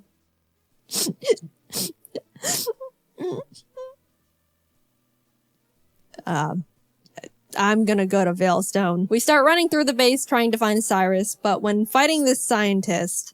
Psychic. Porygon 2 freaks me out. It is way too powerful, way too bulky, and it's way too weird. I do like Porygon 2 though. I would like a plush of Porygon 2. Very cute. What? What? What? What? No! No! Scoop! We lost Scoop! I wasn't okay. Kurt came out and curb stomped the Porygon 2 out of vengeance, but to put it lightly, I wasn't taking that too well. My heart is breaking. I'm like actually sad. But life doesn't stop when your dog dies, so I had to keep trucking and brought Law the Quagsire to the team. With an intense, blood-curdling thirst for revenge, I stormed into Cyrus's room. Fight! Shrimp and Milk took out his team in no time. I snatched his Master Ball and used his teleport pad to enter the basement where Mesprit, Azelf, and Uxie are all being held captive. Fight! And like Cyrus, Saturn was swept too. After releasing the Lake Guardians, we head to Mount Coronet because Cyrus wants to go there and destroy the planet, I think, and we catch up to him at the Spear Pillar. Before we can run up and attack him, Mars and Jupiter step in. Then Barry arrives. Honestly, I have no idea how he found us all here. And it's like, I'll help! Lol takes out both the Bronzors, Mars's Prugly, and Barry's Munchlax. So I thought, you know, it was all smooth sailing, right? Well... Wow, Barry. Really doing a lot for the team, aren't ya? Oh my god, no, it has Giga Drain? No. No, oh no, oh no! It was a crit! Not only did I not know their Golbat had Giga Drain for some reason, but it also got a crit. So I was starting to feel bad, but then I started panicking. The thing is, after you fight Mars and Jupiter, you have to go into the Distortion World and fight Cyrus and Giratina. If Cynthia forces us into the Distortion World without us being able to get a new member, we're in massive trouble. We finished up the battle and Cyrus starts his whole spiel about how the world is imperfect, blah blah blah, everything must die except for me. Then he gets swallowed up by Giratina, a hole opens, a rip in space leading to the distortion world, and I'm kinda just standing off to the side twiddling my thumbs like, Cynthia, please don't shove me in there without my consent. Cynthia, can I go? I have something to do. Our world will be destroyed. Are you ready? No, I'm not! Let me go! I'm free! Holy crap. Get me out of here. Goodbye. I'm sorry, lol. We just got you, and then you died. But luckily, remember when I accidentally caught that Wooper while trying to get a Yanma? It's time, Oops. You are no accident. You're our lucky star who will carry us to victory. We got Oops leveled up, came back to the spear pillar where Cynthia was just sitting there waiting for us, and hopped in. Everything is topsy-turvy and the Lake Guardians are telling me to push boulders into holes. And suddenly I'm on a floating crest of land with Cynthia, who's basically like, Cyrus, get lost and never come back. And Cyrus didn't like that. So he came at me. Oops took out his Houndoom and his Gyarados came out, so I switched to Milk. But I was very terrified because Cyrus's Gyarados has Earthquake. So if Milk misses his Thunder here, he dies. And Milk is notorious for missing his Thunders. But it hit. Milk lives another day. He also took out Cyrus's Crobat and Honchkrow, and Shrimp finished up his Weavile. Cyrus steps aside, and suddenly, it's just me and the Angel of Darkness itself, Giratina.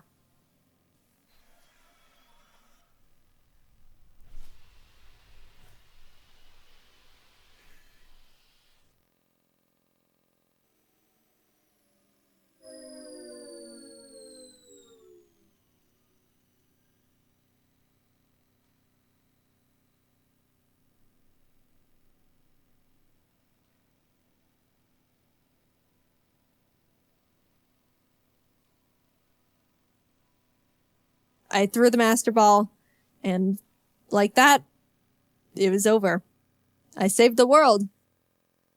Now to get back to my gym badges. I arrived at Sunyshore City and started making my way through Volkner's gym. I know he's the 8th gym leader and he's supposed to be tough and apparently he's depressed because everyone who challenges him isn't good enough and he's bored. But I wasn't concerned. We have Oops and none of his Pokemon can do anything about it. It's not like they have Giga Drain or anything, right? They didn't, I checked. Oops was just Earthquake and everything, and at the end, I'll admit, I got a bit scared. Okay, don't crit. If you crit Giga Impact, that would be really holy. But it's all good. We're all good. And with that, off to Victory Road we went, where we caught ourselves a Gabite I named Flakes. Would have been nice to have one, I don't know, near the beginning of the game, say, in Wayward Cave, you know. But whatever. Better late than never. It's good to have just in case something goes horribly wrong out of nowhere. Flakes is base 60. Yeah, it is. It's an amazing... Whoa, whoa, whoa, whoa, whoa, whoa. No! You're kidding.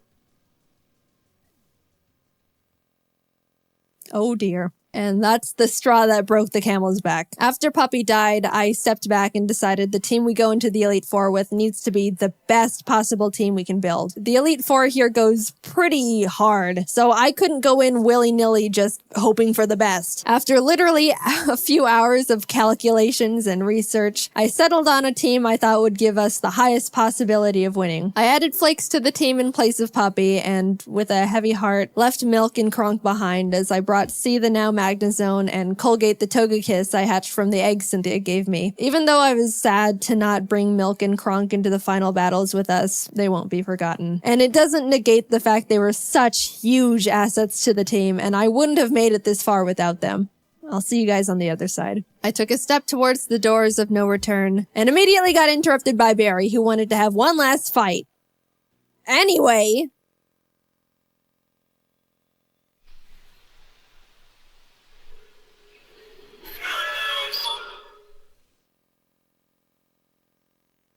Welcome. This is the Elite Four. The battle starts and C takes out Aronzeon, Mega, and Vespiquen. Oops takes out his Drapion, and Colgate takes out his Scizor and Heracross. Next up is Bertha. Bertha loves ground types, but Turt and Oops had a smooth time smashing through her team. I felt a horrible shiver when her Rhyperior came out, but things went well. On to Flint.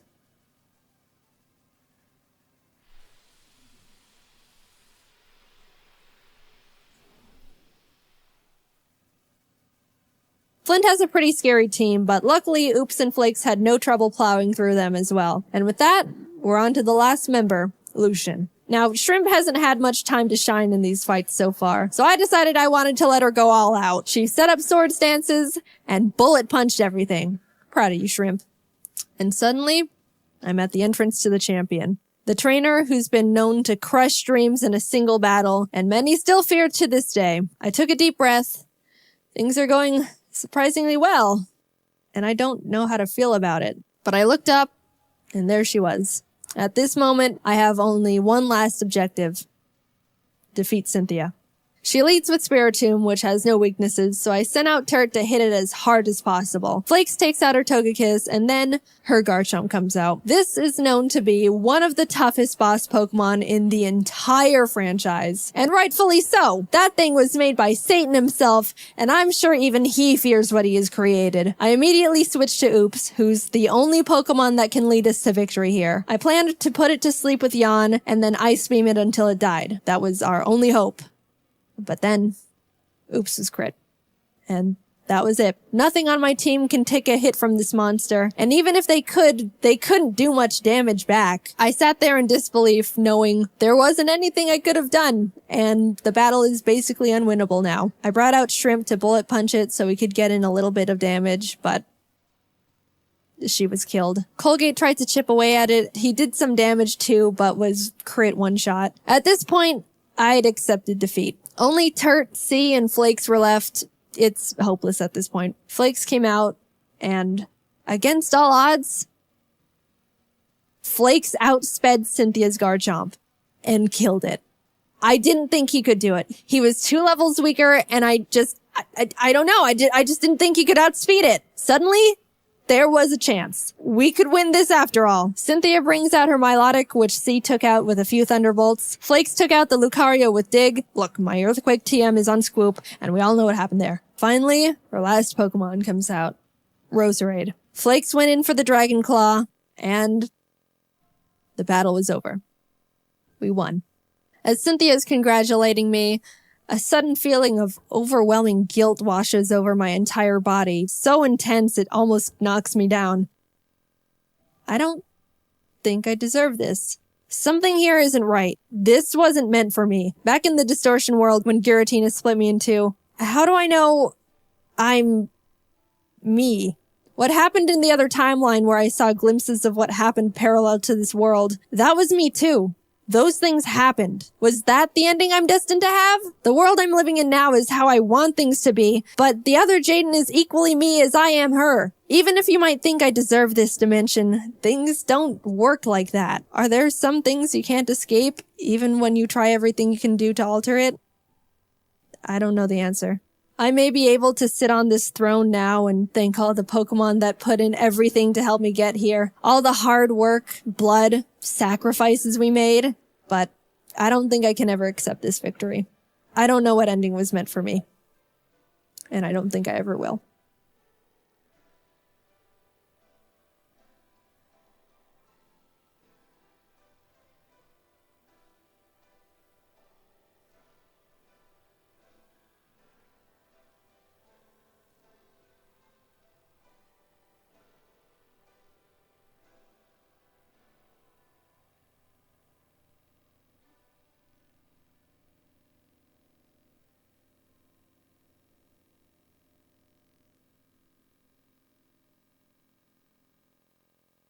Hey guys, do you remember Kate from Embarrassing Moments #1? She was with me when I was making a fool of myself. Hello. Well, she works at a popular frozen yogurt place and has some pretty crazy customers with some pretty funny stories. And I wanted to share one of her stories with you all. Everyone say hi to Kate. Hi, Kate. Okay, so it started when an old man and his elderly family and friends walked into the store. Now, a little background on yogurt handling. Every night at 8:15, one of the employees has to clean and drain one machine that holds a yogurt flavor. This means that customers can't order that flavor for the rest of the night. My coworker, we'll call him Kevin, was over draining the salted caramel flavor, which just so happens to be the most popular yogurt flavor. Since Kevin was over handling the machine, I was the one who had to take the customers' orders. Hello, what can I get you? Give me some of those salted caramels. Oh, I'm sorry, sir, but we're draining that machine tonight. Is there another flavor you'd like instead? What? You had to go and drain my flavor first, huh? Oh, no, sir. That's the only machine we're draining tonight. But yeah, you took away my flavor first. I looked over at Kevin, who was overhearing the old man's nonsense. We made eye contact, like, what the heck? And he walked over to the old man and started explaining why he had to drain the machine, emphasizing the fact that we only have to clean out one machine a night. But you had to go and drain my flavor first. By this time, we figured that the old man was just crazy, and there wasn't any way we could reason with him, so we stopped trying to explain, and Kevin started suggesting other flavors he might enjoy other than salted caramel. Is the vanilla any good? I want that. Okay. Then after the old man's group finished their order, they all grabbed the yogurt and walked outside. Did you ring anyone up? They all left pretty quickly. No. Did you? No. Turns out they all left the lovely old man to pick up the entire check by himself. Serves him right. After figuring out all the costs of each order, Kevin says, Okay, so your total is going to be $27.89. Are you lying to me, Kevin? What? You made it extra expensive, didn't you? No, sir, I wouldn't do that. Is he telling the truth? Because I got a feeling. I don't like that look. No, sir, you can trust Kevin. He's very trustworthy. Kevin started trying to explain even more, but the old man cut him off again. I don't trust ya. Okay. So now it was just me and the old man. So your total is $27.89. Well, thank you, Gabe. While paying, he tried to make a little bit of pleasant conversation with me, as if that whole dramatic situation didn't even occur. And then he gave me a tip. Yeah, just make sure that dimwit co-worker don't get none of that cash, all right? Kate, you earned it. That's just for you. Oh, thanks, sir. Have a nice day. Okay, you too. And then he walked away. So basically what the moral of the story is old men can take their frozen yogurt very seriously. So be careful out there, everyone. Hey guys, welcome back! It's really been too long, and I apologize for not uploading an animation for 2 freaking months. But I hope you guys can forgive me, and I will try to upload more during the summer. Anyway, I have a few important things to say. 1, do you notice this beautiful fan art that I put in the end card? I decided that I want to include your talent, so if you want your fan art featured at the end of an animation, I have a link for that in the description. Also, if you haven't seen my FNAF 3 animation for Cupquake, you can find that in the other animations I've made playlist on my channel. Basically, if you haven't seen me upload something in a really long time, you should check that playlist just in case I made an animation for someone else and it's on their channel. One more thing. I opened up an ask.fm, which is like a little place that you can ask me silly questions. I've only announced this through Twitter so far, and I've already answered so many questions, and it's so much fun. Anyway, thank you guys for watching. Don't forget to follow me on Twitter for little updates and silly things I might say at JaidenAnimation, because I can't fit the freaking S of Jaiden Animations in the Twitter tag, which really bothers me, but whatever. Also, if you're into artsy stuff, you can check out my DeviantArt, where I can fit the S, so that one is Jaiden Animations. Anyway, I'll see you guys later. Goodbye! Jaiden, what is this? 2 Pokemon videos in a row? Yeah, and you clicked on it, so I've already won. Back in April, I went back to Japan and had the pleasure of being invited to the Pokemon Cafe alongside Jacob, Brayden, Captain Kidd, and his girlfriend too. Courtesy of Pikachu himself. And the Pokemon Company. Legally, I have to disclose that. But it was mainly Pikachu. Apparently, we were the first creators who have ever been personally invited to the cafe, which absolutely blew my mind. That's insanely special, and I felt so honored. So, naturally, I thought, why not channel a bit of Emily's aura and make a video about the experience? We walked in and were greeted by a wall of the cutest cafe-themed Pokemon merch. Chef Pikachu plushes, plates, cups, decorations. Oh, it was beautiful. We'll come back for you, my beloveds. let us feast first. The staff brought us to our table, taught us how to order food from the little tablet, and our Pokemon experience began. We decided to start with the drinks first, and there were genuinely so many to choose from. Cute character soda floats, tea sets, flavored milks. How could you even decide? Basically, between the four of us, we ordered almost one of everything. I think visually, my favorites were the Paldea soda floats. Sprigatito was melon flavored, Fuecoco was apple, and Quaxley was Ramune soda. I know I'm saying it all American-like, but I'm embarrassed to try it the Japanese way. Ramune. I don't know. Personally, I absolutely love soda floats already, but put a cookie of a little guy on top, and I'll definitely pay for that. Fuecoco is my favorite Pokemon of the three, so I've convinced myself that it was also my favorite flavor-wise, but all of them were actually really nice. I also tried the Pikachu float as well, which looked the prettiest. I'm not really a big fan of lemon flavor things, so I only took a few sips, but if you like lemon and also Pikachu, I think you would really enjoy it. There are also little choose your Pokemon lattes where you sift through a giant menu of practically any Pokemon you wanted printed onto the foam of a latte. Everyone chose their respective favorites. Of course, I got me a little Aggron. Look at this guy. He was born to be on top of a latte. Delicious. Jacob also got the chocolate Moo Moo milk, and it was super cool because they brought out a little set of like Moo Moo milk, chocolate, and a shaker. So you basically make it yourself. Jacob said it was good, so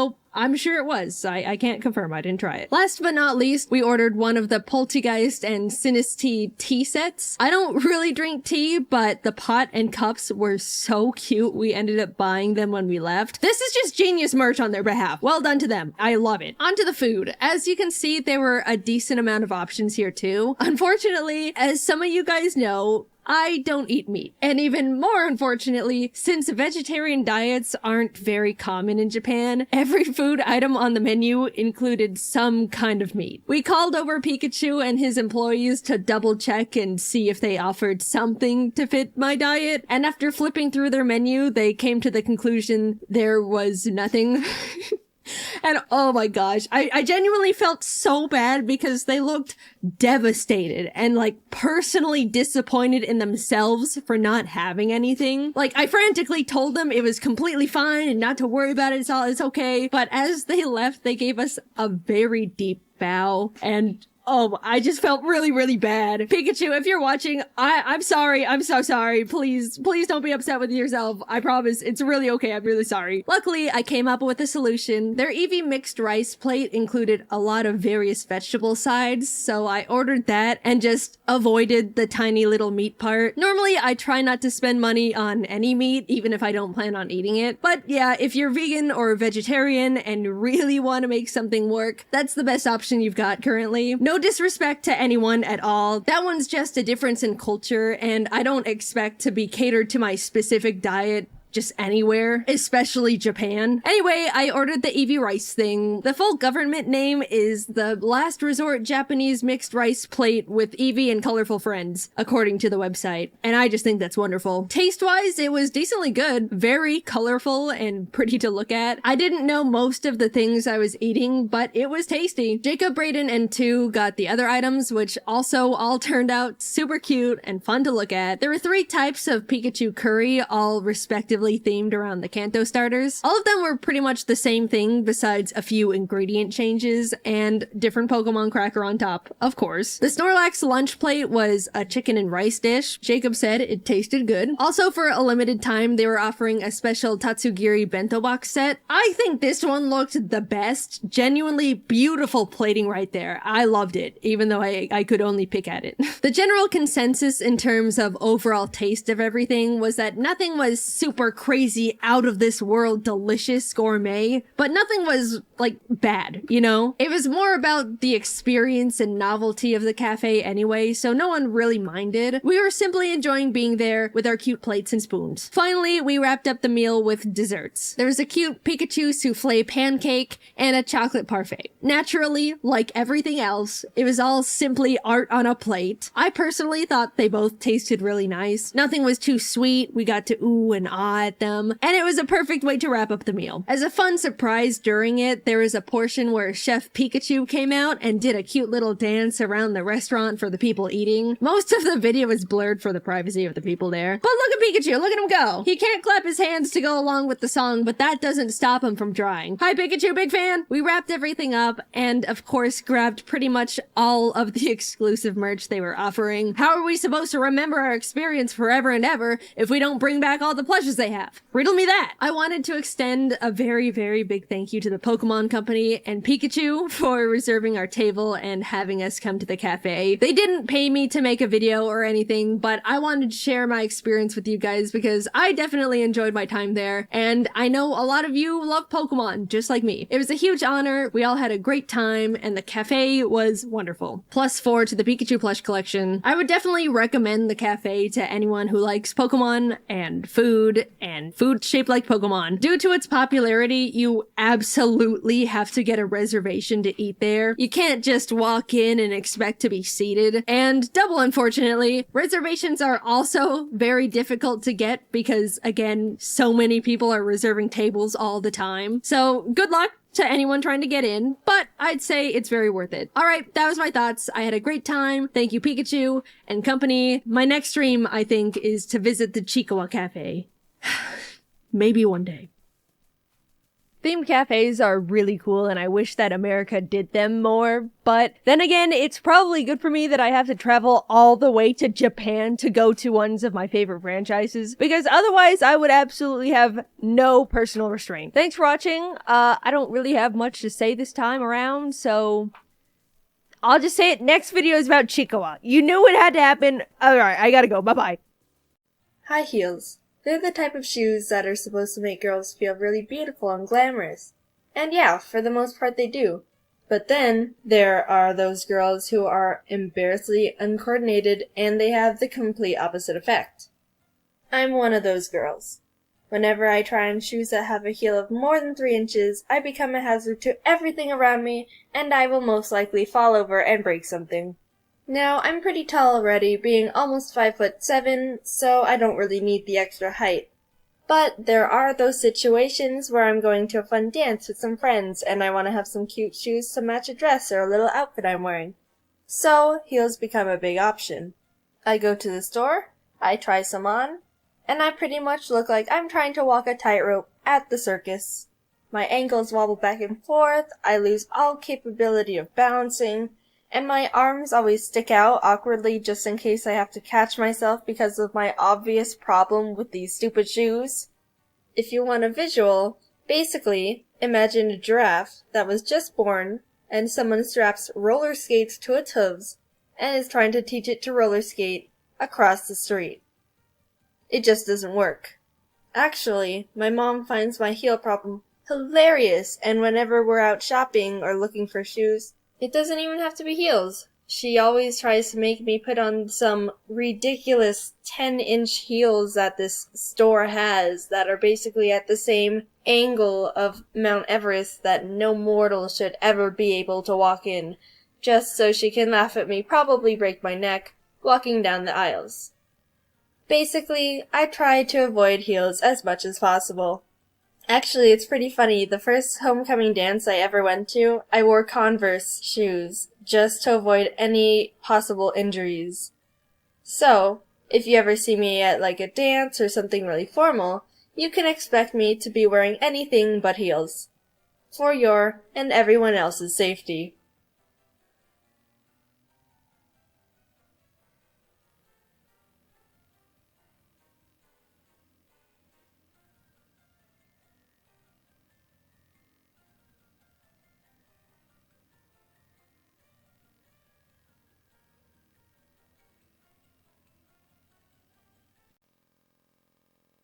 Hi! Oh god, I don't know how to start this. So, it's about time I remake this channel's introduction video, because the old one was the very first video I ever posted, and I cannot even look at it anymore. Hey everyone, my name is Jaiden, and Hello everyone, my name is Jaiden, and I recorded this audio on a toaster because I didn't have anything else at the time. Yeah, don't watch that anymore. Here's a new one. So, hello, I'm Jaiden, and I make stupid animations about my life and stories and stuff. Hopefully they're funny. I don't know. I run the channel individually, and even though it's hard making a living on just YouTube right now, especially as an animator, I absolutely love doing it, and I think you'll enjoy the channel too. I hope you will. Not convinced to subscribe yet? Here's some lovely things people just like you are saying about Jaiden Animations. She's, cool, I guess. Wait, who is this about? Jaiden is great, and everyone should subscribe to her YouTube channel. She's a super awesome person and makes great videos. Is that good? Like that?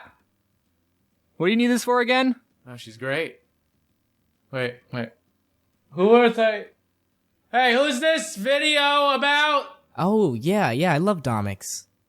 Wait, you said Jaiden? Jaiden Animations? I think I liked one of her tweets once. She doesn't post animations enough. There are so many things you could say about, Jaiden Animations. Can I have my $5 now?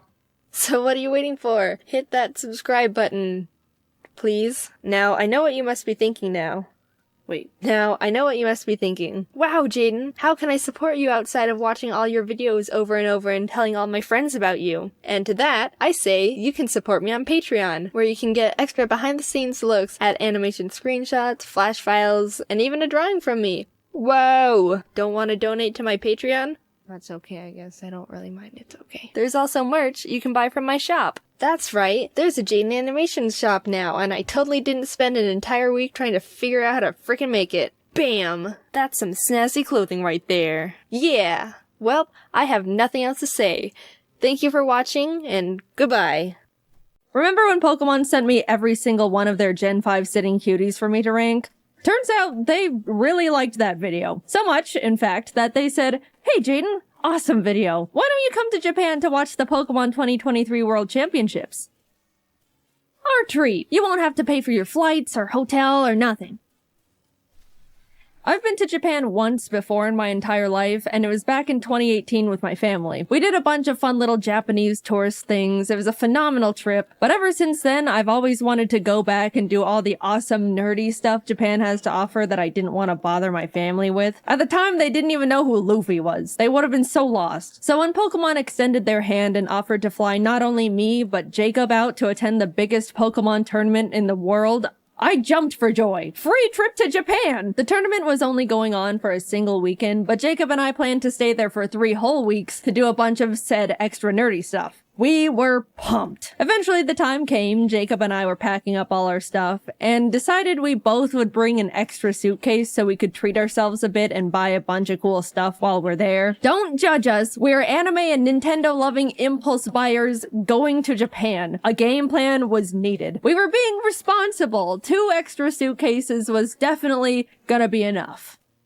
Yep. Equipped with our extra luggage, we headed off to the airport. Pokemon straight up gave us business class seats. We didn't ask for them or anything. So when we boarded, we realized we had the seats where you could lay down. There even was some sort of seat divider that acted like a car window, so I could roll it down and bother Jacob whenever I wanted. Quick little 11-hour flight later, and we were in Japan. It was time to have the best trip of our lives.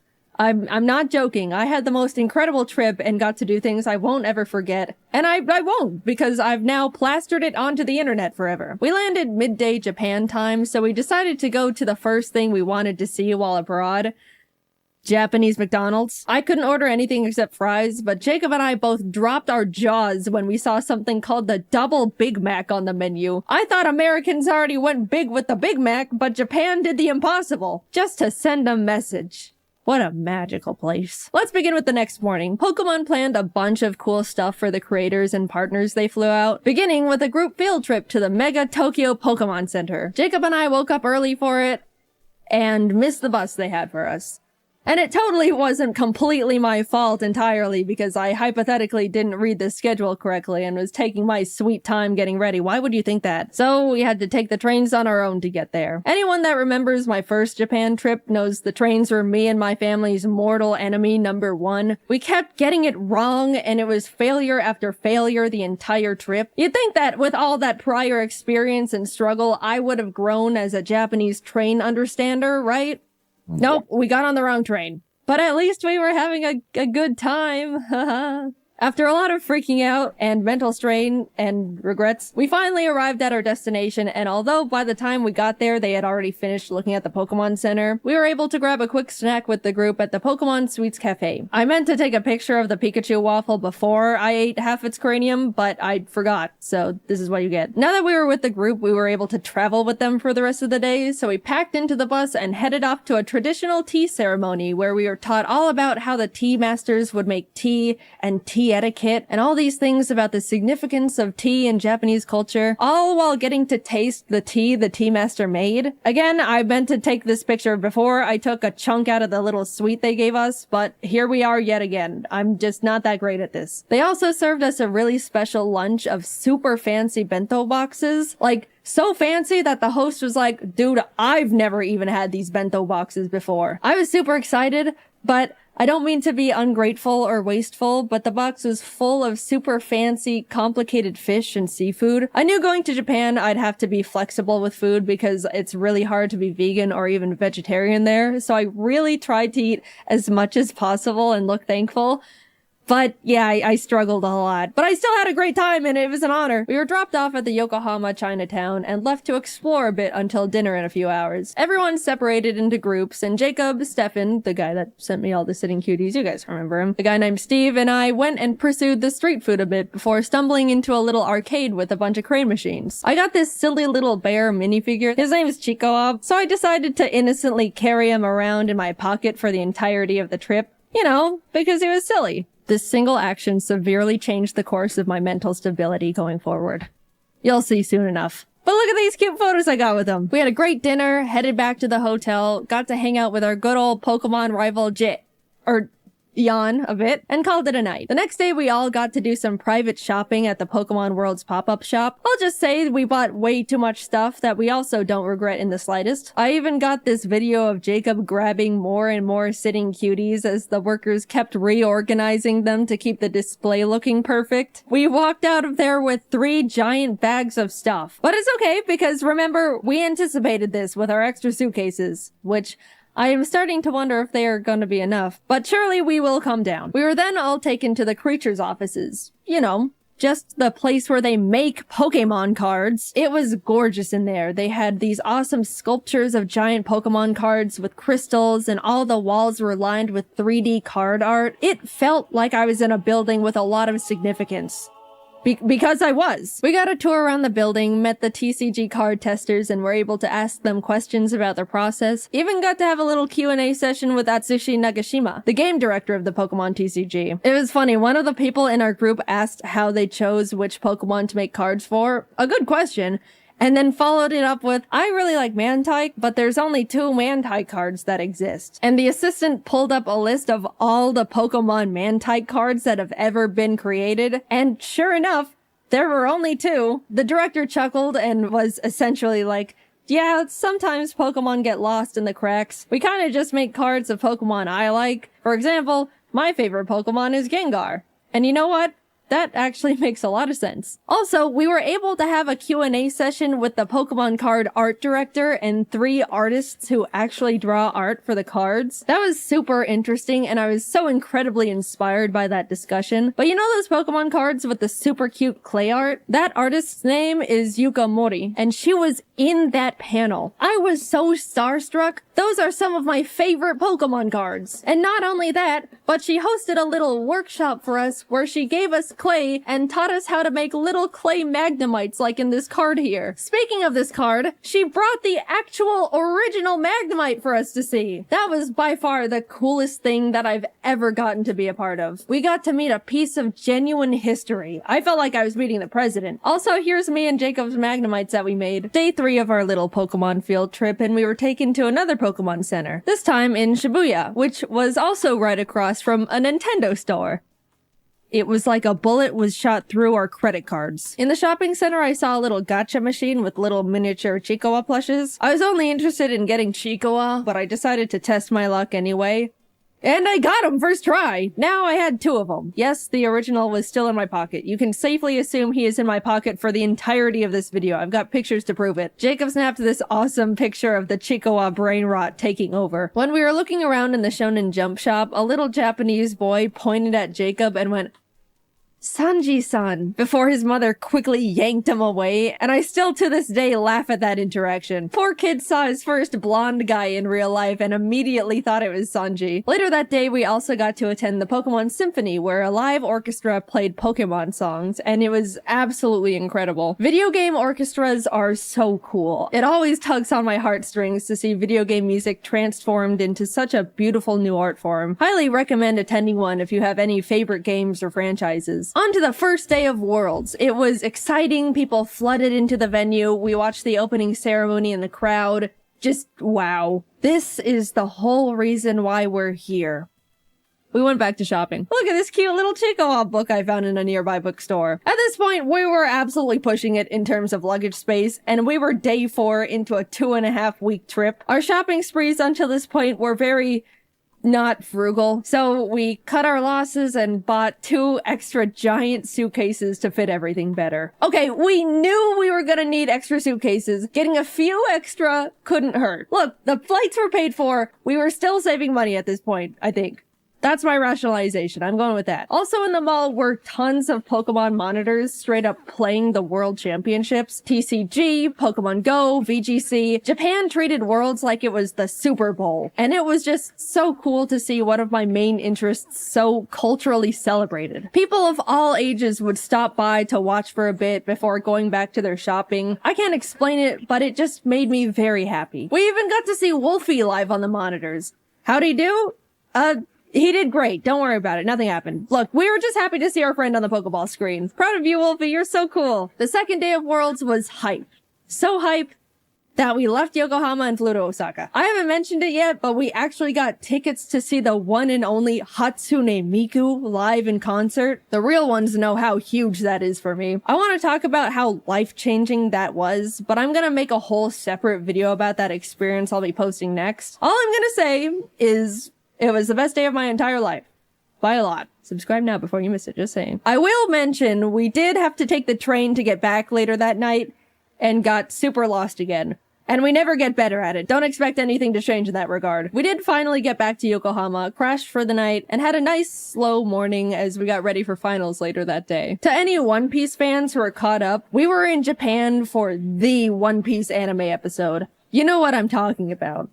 1072. We were able to turn on our hotel TV and watch it live. And that was so cool. I don't talk about how much I love One Piece much, mainly because it doesn't really come up. But One Piece is peak, and it was an honor to be in Japan at such an iconic part of the manga and anime's history. Anyway, back to Pokemon, sorry about that. We were able to watch the final VGC match live, got to chat and eat dinner with Wolfie and some other friends, had a late night hangout with Jan again, and that was about it. Day 7 meant it was time to pack up all our stuff from the hotel, say goodbye to Pokemon and Yokohama, and head on over to the apartment we rented for the rest of our stay just outside of Tokyo. At this point, we had filled up all 6 suitcases and multiple backpacks. I didn't mention it, but Pokemon gave us a truckload of gifts that we genuinely had no idea what to do with. We're grateful nonetheless, thank you Pokemon. But yeah, the taxi ride was a bit awkward. So, are you meeting up with some friends?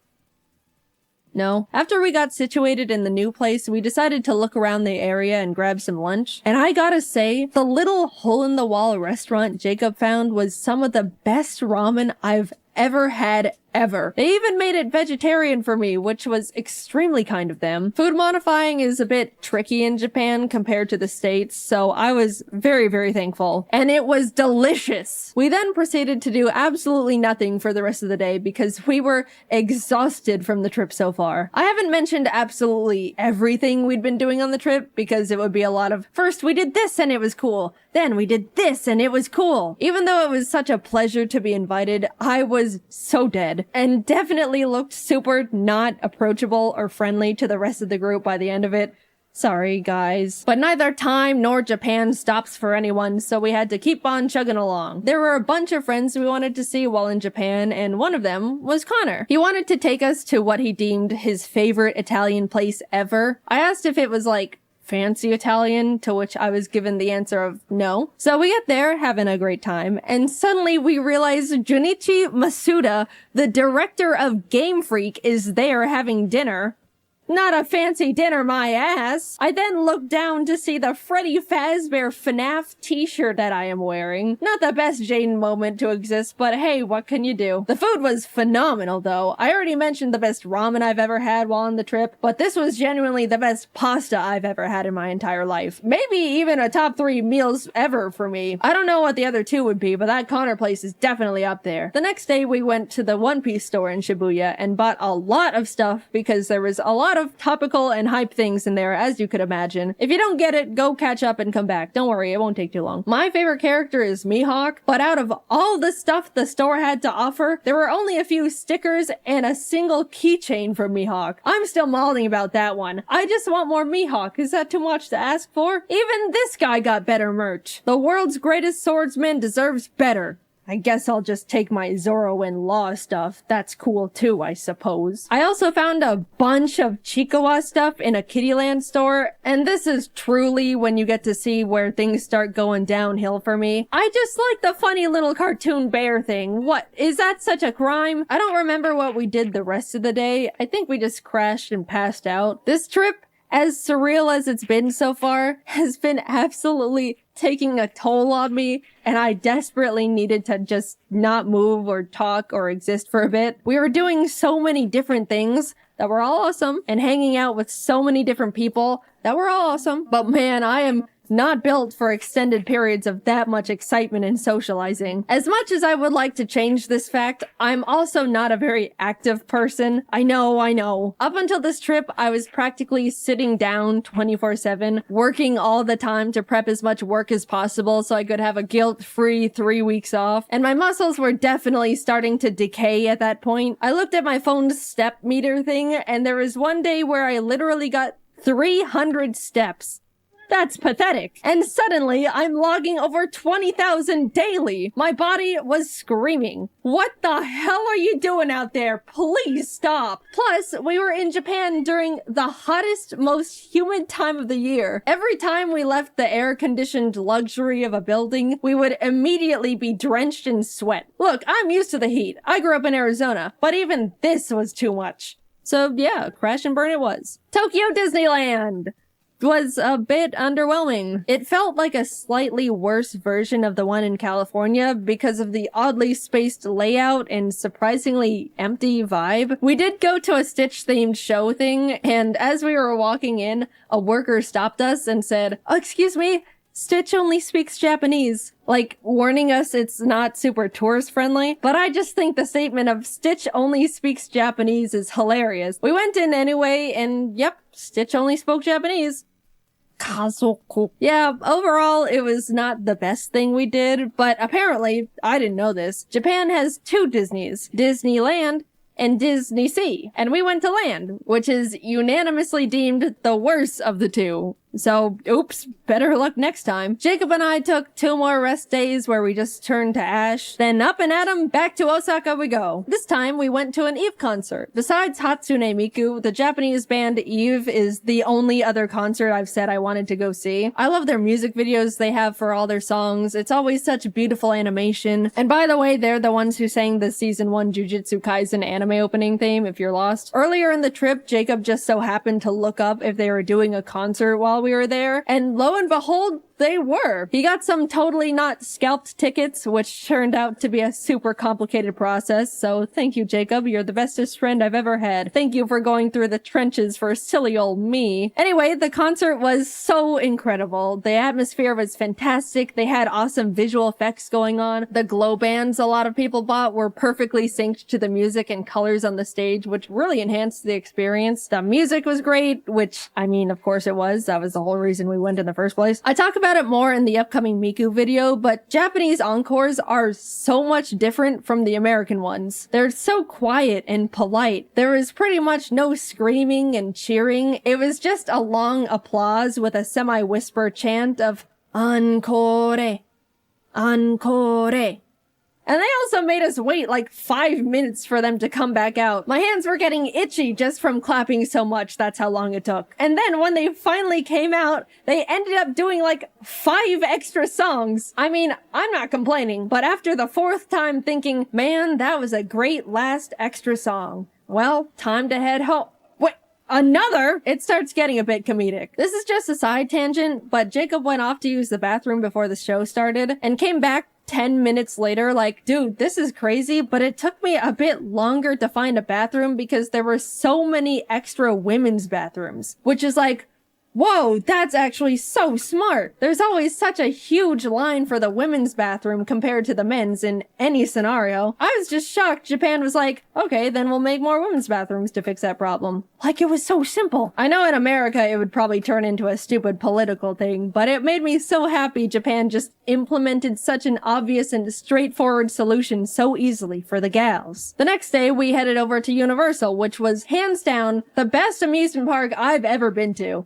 So they can do amusement parks well. First of all, Universal Japan is way more anime and manga focused than the ones in the States, which made it instantly more engaging for me. Jacob and I both agreed we would window shop for the first part of the day, and then buy all the things we wanted as we were leaving so we wouldn't have to lug around a bunch of bags all day. But we immediately saw a little One Piece shop and cracked. We just wanted to wear these One Piece headbands. That's rule-breaking worthy. We also got some towels because surprise, surprise, it was freaking hot. I know I've been complaining about the weather here and there, but my lord, it was miserably scorching. Japan has such a big culture around staying cool while outside, and I totally get it now. People would be walking around with little fans, ice packs, towels. A lot of women had parasols. I'll say, if we didn't get those towels, we probably could have passed out from heat stroke that day. Later on, I even ended up getting another towel. It was a cute Pikachu one, but I got it mainly because it was a cloak design. After soaking that thing in cold water and putting it on, my body temperature instantly lowered like 5 degrees. However, that meant I was walking around the park looking like this. Back to the awesome stuff. We did a bunch of attractions like watch a fun 4D Jujutsu Kaisen show where the seats move around, went on a super cool 3D VR Spider-Man ride. We tried to cool down by going on a Minions thing called Freeze Ray Sliders that claimed to cool riders down with a blast of chilled mist from a giant freeze ray. But we got on and absolutely did not even touch a drop of the mist because it never ended up getting in range of our cart. That felt like an actual tragedy at the time. There were a few big roller coasters we wanted to go on, but I get super motion sick and forgot to bring nausea medicine, so no roller coasters for us. But I shall return one day. The park, of course, had a bunch of cool themed restaurants, one of them being a super cool One Piece restaurant. Did I mention I like One Piece? There also was a special Sanji one, but we didn't know you needed a reservation, so phooey. It was awesome though. I love One Piece. After a few hours of rides and being broiled alive, we decided to fully cool off by going on the Jurassic Park ride. That's just giant splash mountain with dinosaurs. We cooked in line for probably a solid hour, and as soon as we were literally stepping foot inside the ride, it started pouring rain. Now that's just not fair. I don't even understand how that happened, but whatever. We started buying all the stuff we window shopped for as we waited for the One Piece live show to begin. Again, please refrain from judging. I am being vulnerable and open here. By the way, as we were walking around, we stumbled onto a little Mario-themed show just out in a courtyard area. They played some fun little custom songs and had all these dancers alongside the mascots. And then out of nowhere, they started absolutely blasting the crowd with like gallons of water. I didn't even see it coming. It was like firefighters showed up to put out a giant fire, except the fire was a bunch of Japanese people. The time came and we got to file in for the special One Piece live show, and even though Jacob and I didn't understand a single part of it because it was all in Japanese, it was awesome, and the costume design was phenomenal. It was a bit unfortunate though, because the seats were all in like a half circle formation around the stage. As much as they tried to make the show enjoyable from all angles, it was pretty hard to see the main things going on in the center. My only true complaint though is that Zoro didn't come to our side at all. All the other characters rotated around so we could see them, but Zoro only did it at the very end to take a bow. Also, Mihawk being included would have been nice, but it's okay. By the time we got to enter Nintendo Land, it was like 9 p.m. We got up at 6 a.m. by the way, so we pretty much just rode the Yoshi's Island ride they don't have in the States and headed home because that's all the energy we had left. But even just seeing that, it was miles better than the one in the States. Also, we picked up a little dinner at the 7-Eleven near our hotel. 7-Eleven is actually awesome in Japan, by the way. And they had a few little Chicoa plushie keychains, and I bought them. Just being transparent here. We woke up early the next morning to catch our flight back to Tokyo and hurried over to the Kirby Cafe. Emily actually booked the reservation for us. She was meant to also be there, but she was only able to get 2 seats and gave them to us as a gift. Emily, I will always be indebted to you for your sacrifice. The cafe itself was so well decorated with all these little Kirby things, and the menu was adorable. I got the star curry and a magical little fruity drink with a Kirby marshmallow that triggered my cute aggression. Jacob got the pizza and a Kirby burger, but since he made modifications, the staff asked him to not post a picture of the burger to the public. Like, they didn't know he was a content creator or anything. I guess they just didn't want the public to see a naked Kirby burger. We also both got desserts. I already decided I was gonna consume the Kirby. The presentation was beautiful. It was literal art on a plate. Taste-wise, it was decent. The body was some sort of gelatin, which I wasn't too crazy about, but the rest was super tasty. I did my best, but he ended up looking like he was in a horrific accident when I threw in the towel. The cafe also has a special little private store connected to it. And yeah, what you expect happened definitely happened. We left with full bellies and bags, continued to look around the shopping center the cafe was connected to, and ended up walking into a gacha store. I am about to be very vulnerable with you here. This is one of the lowest points of my entire life. Please don't think too much less of me after what happened in that gacha store. So I walk in, spot Chikawa, beeline it to the machine, obviously. Like I mentioned before, I'm only interested in Chikawa, so I was only playing for him. But by the cursed luck of the gacha gods, I just could not get him. I was going back and forth between the machine and the coin exchange, getting multiples of every other little guy, but no Chikawa. I could feel the workers' glances at me, probably because the desk they were standing behind was right next to the machine I was grinding. But after way too much money, he dropped. I got my well-earned, horribly priced at that point, Chikawa. I then started looking at all the other machines, putting some coins in a few here and there, until I stopped at one that had a line of animals playing band instruments. They were very silly, but there was a little pigeon holding up cymbals, and I really wanted to get him for Jordan and Kelsey. In went the coins. Tiger, elephant, fox.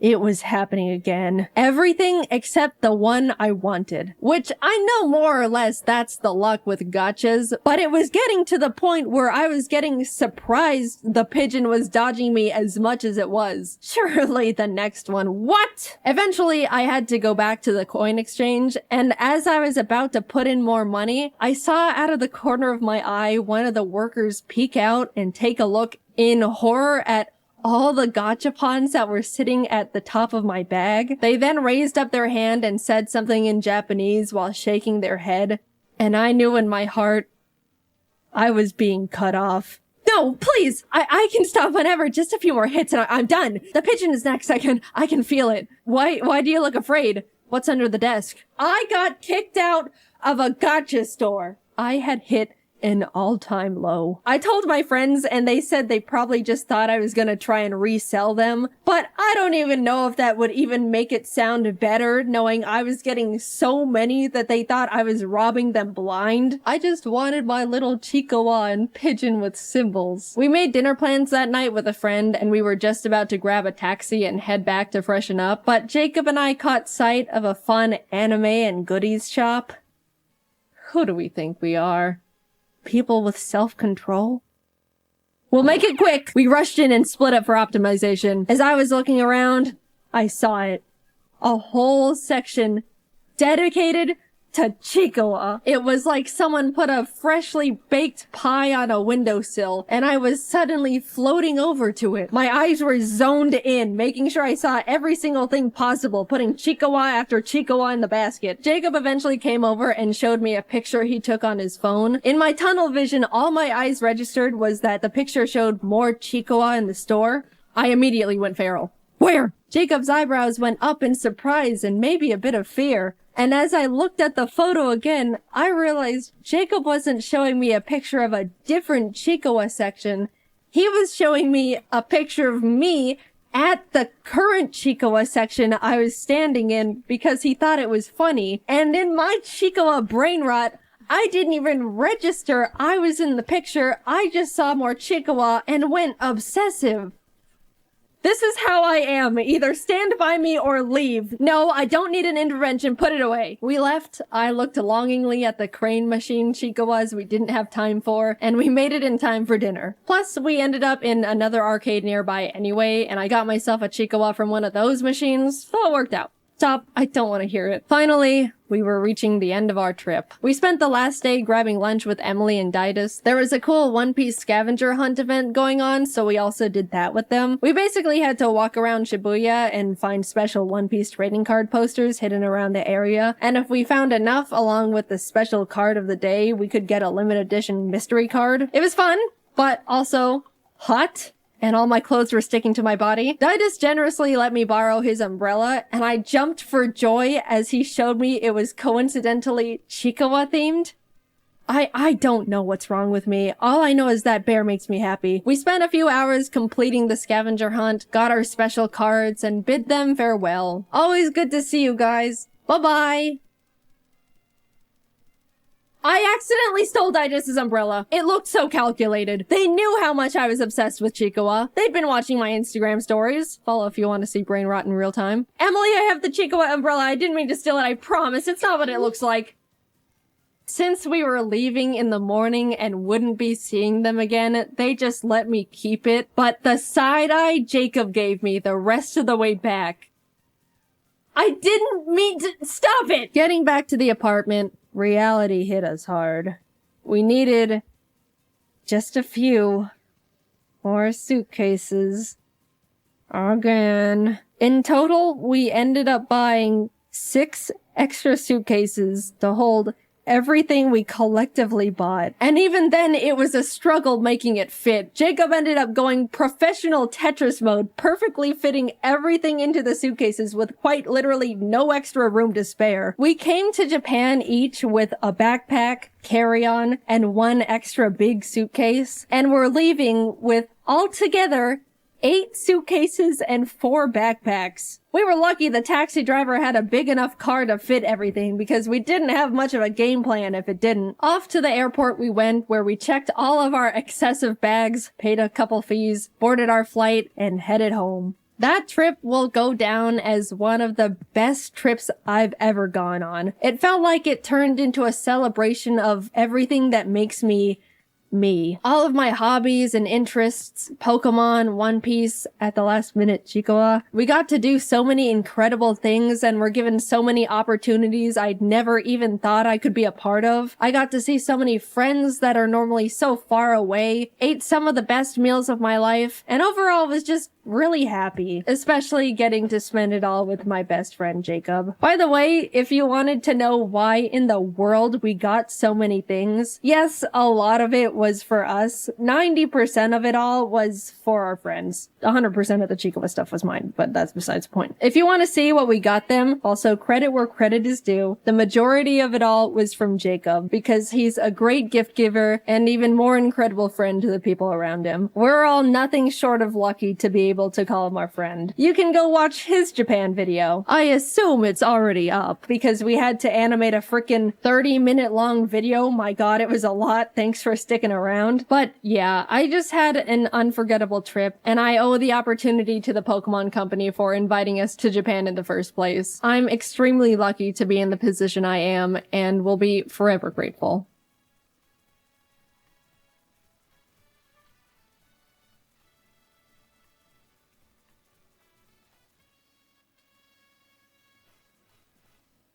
while ago, I went to the bank to get a new debit card. I walked in, the lady asked, "Can I help you?" And I said, "I'd like a new debit card, please." Her face scrunched a bit, and then she replied, "Let me see what I can do. Would you take a seat for a moment?" I sat in the lobby chair for 30 minutes, assuming that she was doing everything in her power to get me a new debit card, and when the lady finally came back, she simply said, "No, we don't do that." But you're the bank. For the longest time, I've been tossing around this little thought. I don't know if it's just me, but it kind of feels like the world around us doesn't quite work anymore. At least compared to, say, a decade ago, it seems like everything has gotten less efficient, and dare I say, stupid. Anytime I go out to get something done, I come back 3 hours later with nothing accomplished and a fresh desire to punch a wall. I've tried to gaslight myself out of it. Maybe I'm overreacting here. Humans have always been flawed creatures, so of course it's doomed to bleed into the construction of our society. But I just keep thinking back to those 30 useless minutes in that bank chair. And I simply don't believe it. You're not gonna convince me that a bank has always been incapable of giving people new debit cards. And also that it took 30 minutes to tell me. Something has changed. It really dawned on me when I watched the Always Sunny in Philadelphia episode Dennis Takes a Mental Health Day, where Dennis tries to have a normal, relaxing day, but is faced with inconveniences at every corner that spike his blood pressure. Highly recommend watching. The whole show is phenomenal, but that specific episode was so real and truly made me process things are getting less efficient.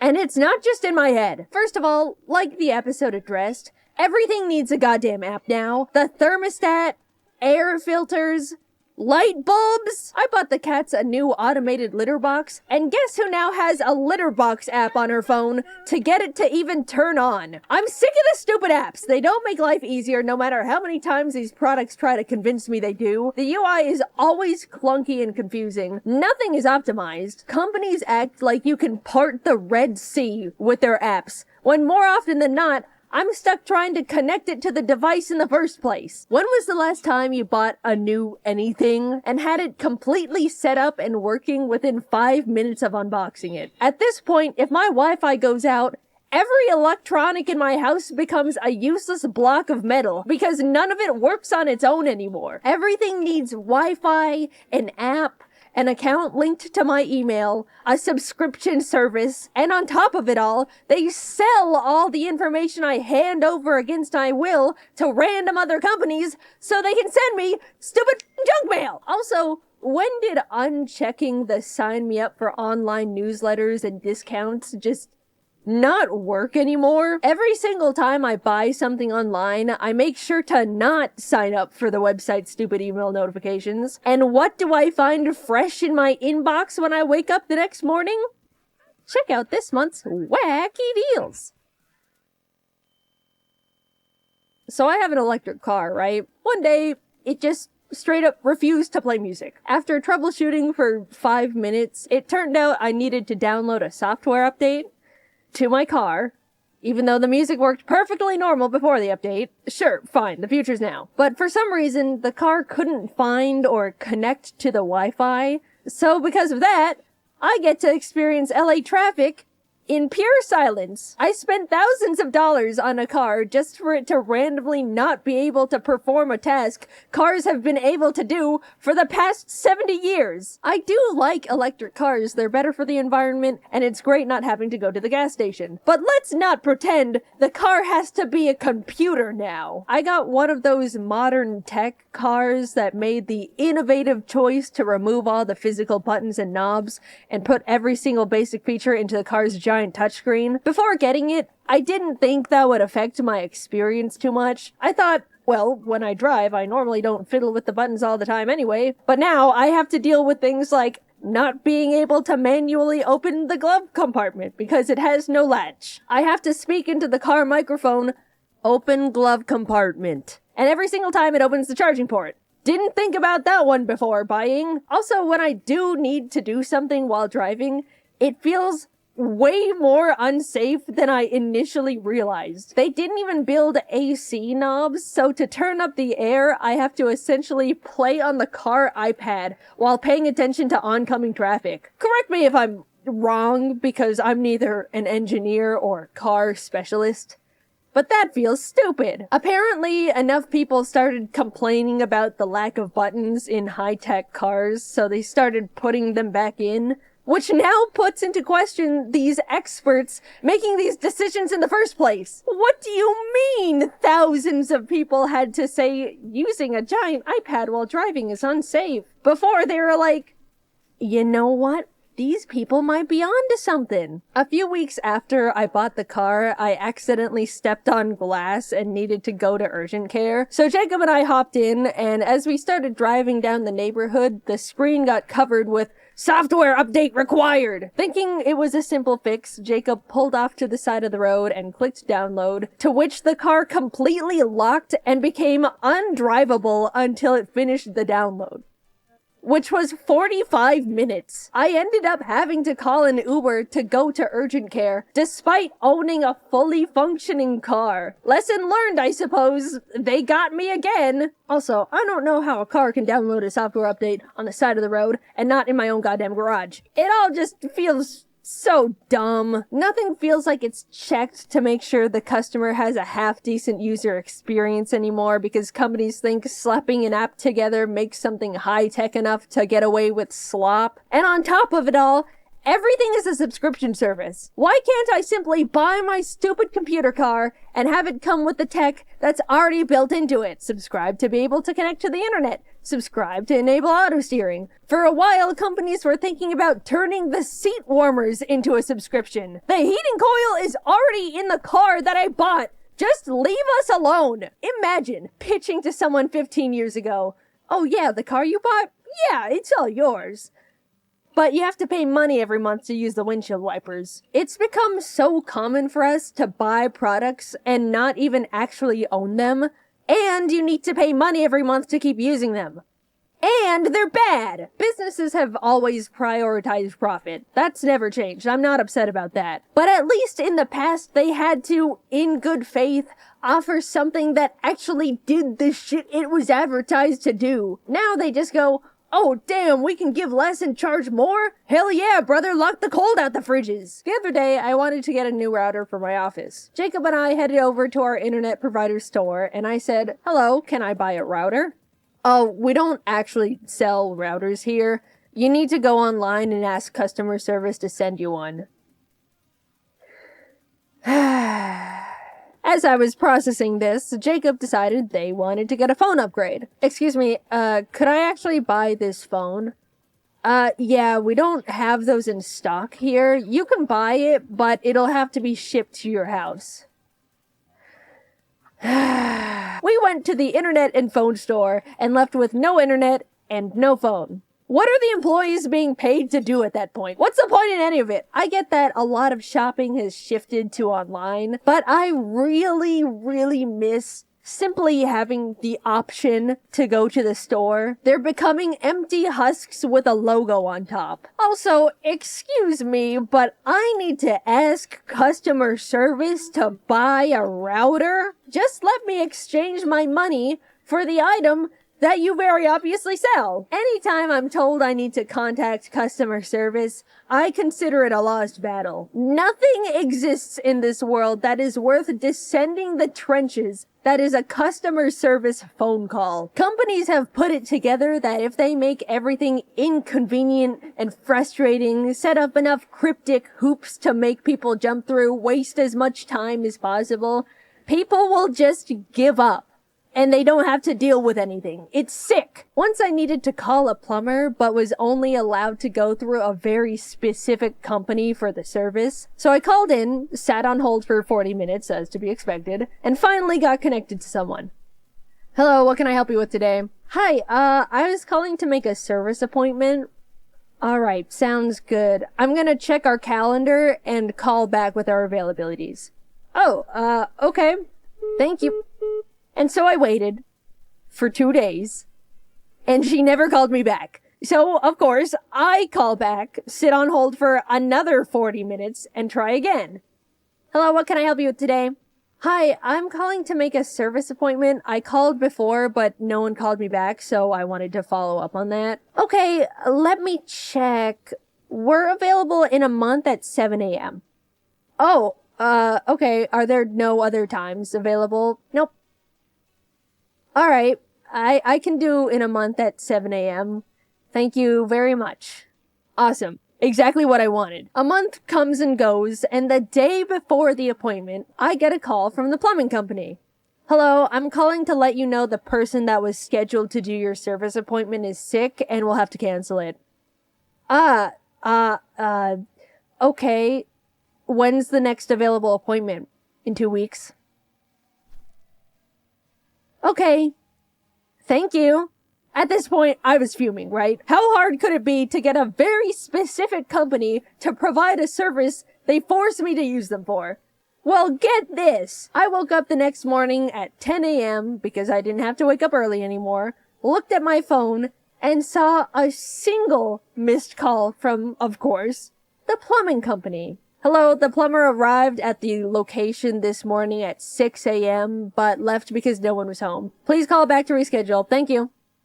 Guys, I can't even write into words what I was feeling that moment, because if I did, this would be the last video of my career. A single service appointment is all I ask for my sink that is dissolving at this point. Also, we're completely brushing over the fact they arrived an hour early for the canceled appointment, so I would have missed it anyway. And just like that, it was all back at square one. And you know what? I gave up. Congratulations, plumbing company. You won! The trophy? My sink is broken. I was justifiably feeling upset, so I wanted to go out and get myself those Pillsbury Halloween cookies with the pumpkins and ghosts on them, because it was the season. I looked online to see if the grocery store had them, and the website said, in stock, confirmed in the past hour. So I got dressed, drove over, and lo and behold, the store had 0 Halloween cookies. I did the same charade 2 more times until I just went home and cried. What's the point anymore? Really, my car doesn't work. The stores don't work. The litter box needs Wi-Fi. I'm just so tired. We're doomed to be wrong of every single dollar we have. Cursed to scroll endlessly on social media because it's evil now. It's nothing good anymore. We're being left behind over here, and no one can do anything about it cares. I don't want to get too doomer in the silly animated YouTube video. Sorry, maybe a bit of reality started to seep in there between the funny little stories. Quickly, I'm going to talk about things that do spark joy in my life. There's been an influx of people going back to old tech as a way to step out of the overwhelming and predatory modern innovation era, and I am also on that boat. A while back, I started playing on my old 3DS, and something about using a classic handheld rewires my brain in the best way. Being all bundled up with your DS, no second monitor content, maybe some snacks, it feels like my mind gets to heal from the constant rot, cleansed from the addicting flashing colors and stimuli of current media. Another way I heal from the evils is by seeing all of my best friends. Truly going out and being with people in real life is the medicine that heals all. I'm not joking. No matter how much the world breaks me down, a good hangout with friends to vent and blow off steam really does take the edge off. And getting to turn annoying moments that piss you off into something to share with your friends as a funny story is a great way to laugh it off and just move on. I'm sure many other people have their own ways to break free from the ever-looming capitalist clutches, but overall, I've just been trying to go back to basics, depend on things less, not constantly overwhelm my senses. I think it's unfortunate that a lot of us have gotten to the point where we need to police ourselves in what we consume because everything is trying to be the most addictive little parasite ever created by humans with no empathy. But until the pendulum eventually swings back the other way, it is possible to break out of the bubble, and if you've been feeling similarly to me, I recommend giving it a try. In the meantime, even though everything feels like a constant mess, I suppose it does make for funny stories to share. I didn't realize I scripted 2 different complaining videos in a row. I'm really sorry about that. I didn't mean to, and it comes across really negative. But the next video is very, very, very positive. I'm really excited for you guys to see that one. I've been excited about that one for a long time. Thanks for watching. I'm done complaining for a while. It's all out of my system now.